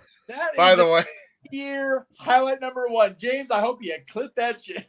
Yeah, for the record, we also got a $5 super chat for next week. I see that. We're getting there. Sweetest. Look, if Jen wants We'll me be to do an acknowledged at the exhibition end of the show. and call it nothing else but that IWGP Women's Championship match and this match, I will. No questions asked. Yeah. Emmanuel, I will acknowledge your super chat as soon as I finish my plugs, okay? So just hang tight. Whew, Jesus. So you've got that went up today. And then tomorrow, of course, will be the War Zone, the weekly acquisition report, small haul of Goodwill finds that I was able to pick up. Jeff actually tagged along with me when I went to Goodwill this week, so he got to see me in my element. He got to see the process. Did you end up getting that one, or did you put it back? Because Jeff almost bought one too, I think. So the way it worked out was I had a finite amount of money, and I actually found a clean, no scratch copy of The Wizard of Oz, the 2-disc release they put out in 2005. I'm like, I don't have a hard copy of that works. So okay, what the hell? And then, like I said, I saw the indie thing, and that pissed me off. But then I realized I needed a shirt that I was going to wear to a show I ended up not going to tonight, and it fit perfectly. And it was a nice collar burgundy shirt, so I ended up buying just the shirt, not the DVD. But still, I tell you, folks, people will, cock on, oh, you shop at Goodwill. It's like, you know what? You can find shit there that you never knew you needed until you walked into that store. So James. Yeah, like I said, that whole Yep. Mental note. Got it. Greatest thing of all. What? What Nothing, Noah. Nothing. Not a thing. Everything is under control. Maniacal laugh. Where are you all Maniacal going? laugh. We are clipping you, Noah. We are clipping you. I don't call anything. What are you talking about? I'm just watching this. That's just how out of it you are, Noah. I was completely talking about one of my plugs, and then out of nowhere, you're like, Rainmaker! Oh, whoops. No, not whoops. Golden. No. It was beautifully timed. You couldn't have planned it better. Yes. But it definitely needs to be clipped for our highlight show at the end of the year. Yeah. It does. I got to probably look at this back because I'm waiting for this bell to ring. I mean, shoot. I'm just watching Kazuchika Okada versus Tanahashi about to contend over the IWGP World Heavyweight Championship. We are Daniel, go ahead. We are in mid-February. We're in February. The bar's been set for clip of the year now. There it is. So just throwing it out there, guys. Y'all got 10 months to get better. Oh, Jesus. Daniel, I'm right there with you. That's going to be Monday for me. Yes, you're going to do that in the morning, and you're going to see Ant-Man this week, you said, right? I'm going to go see it on Monday. And I saw it yesterday. Oh, we'll talk off here. And then coming next week, programming update. I'll go ahead and announce it here. This technically will be the premiere, even though I taped it for the Warzone. There will not be Monday, Wednesday, Friday next week, as I have not watched the Monday movie yet, and I'm going to be gone all day tomorrow, so I won't be able to watch it tomorrow. And I have plans Monday morning and afternoon, so I won't be able to watch it to get it up in time there. So my movies for next week are going to be Wednesday, Thursday, Friday, instead of Monday, Wednesday, Friday. Same movies, though. We've got a huge week of the civil rights. We've got Selma about Martin Luther King. We've got Behind the Movement, the Rosa Parks story. And we've got Denzel Washington as Malcolm X. Nice. And then we've got Ant-Man and the Wasp, Quantumania is my new release Saturday for next week. Oh, shit. So getting all that Brian Cage in it, baby. Getting that shit in next week for sure. 4 days of reviews in a row next week. It's going to be like Noah doing a predictions panel week. What? He's so out of it right now. What? I think we should seek out Ant-Man and the Wasp when you're there when we're down there on Wednesday, just to get a picture, just to throw in for your movie review, just because. Personally. Yeah. So that is it for me. As we mentioned, newly added to our watch along coverage, Tuesday's NXT special, March 7th, 5 o'clock Pacific, 8 o'clock Eastern. We will be covering NXT Roadblock, which will be their last major stop on the way to Stand and Deliver. Yes. So that should be a good one. We know Maiko Santamora is going to be charging Roxy for the women's title. Yes.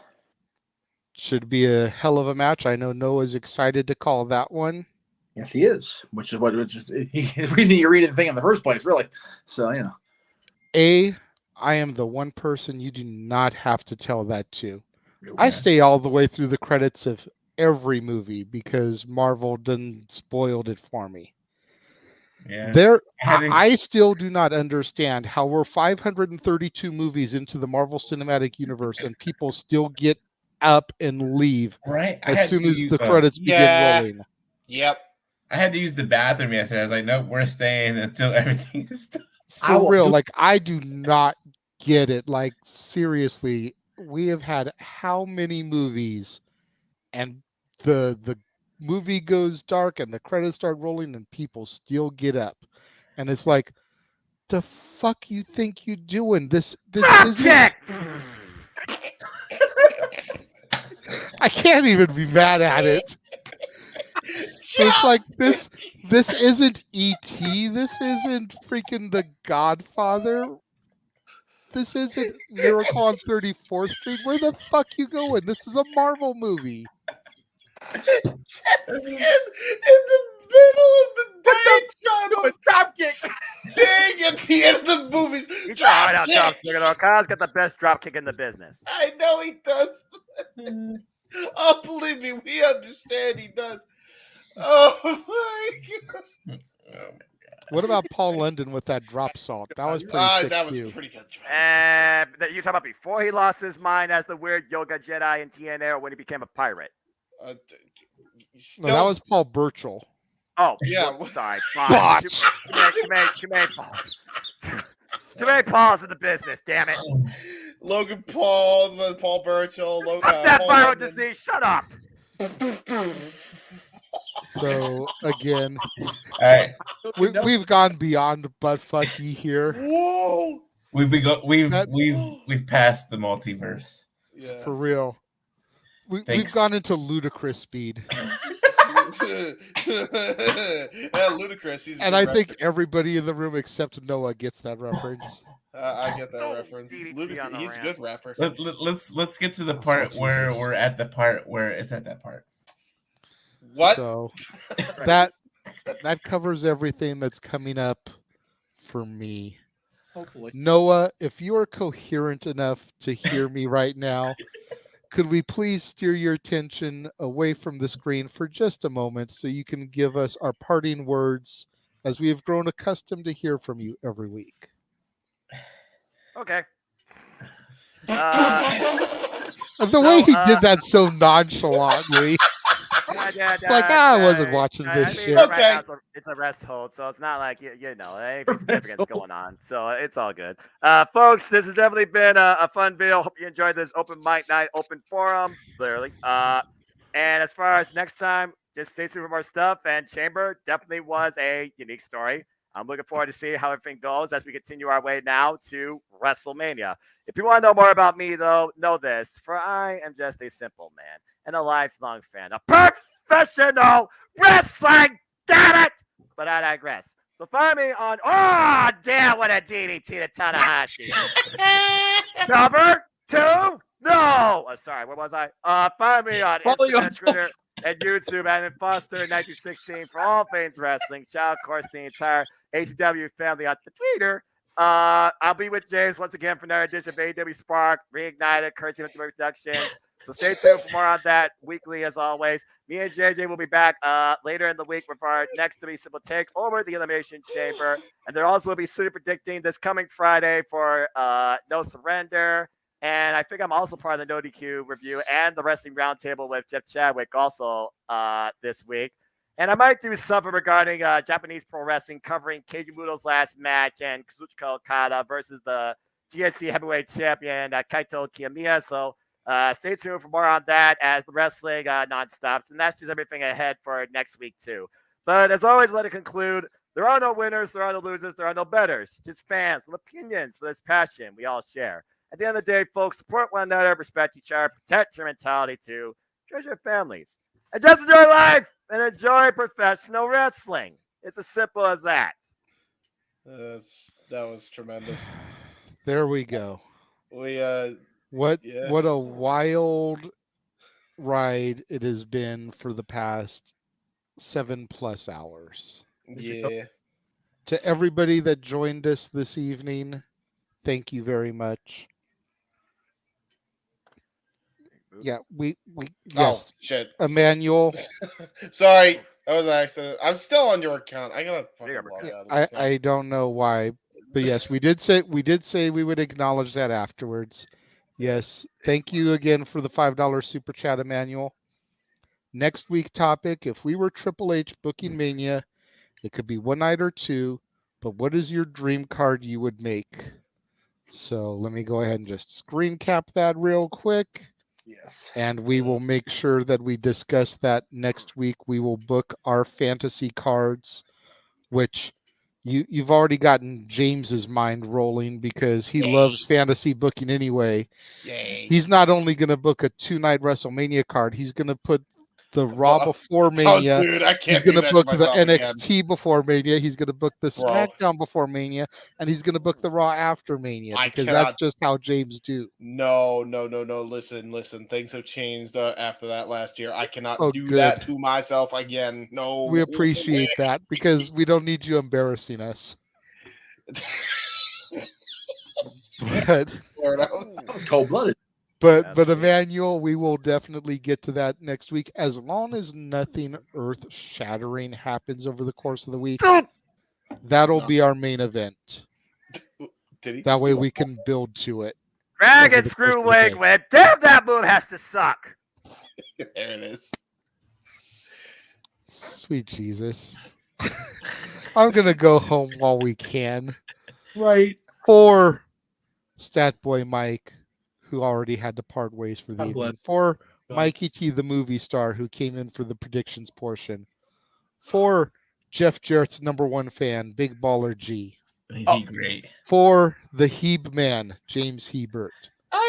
For the simple man with the spectacular voice, who is not paying attention to a word I say right now, Noah Foster.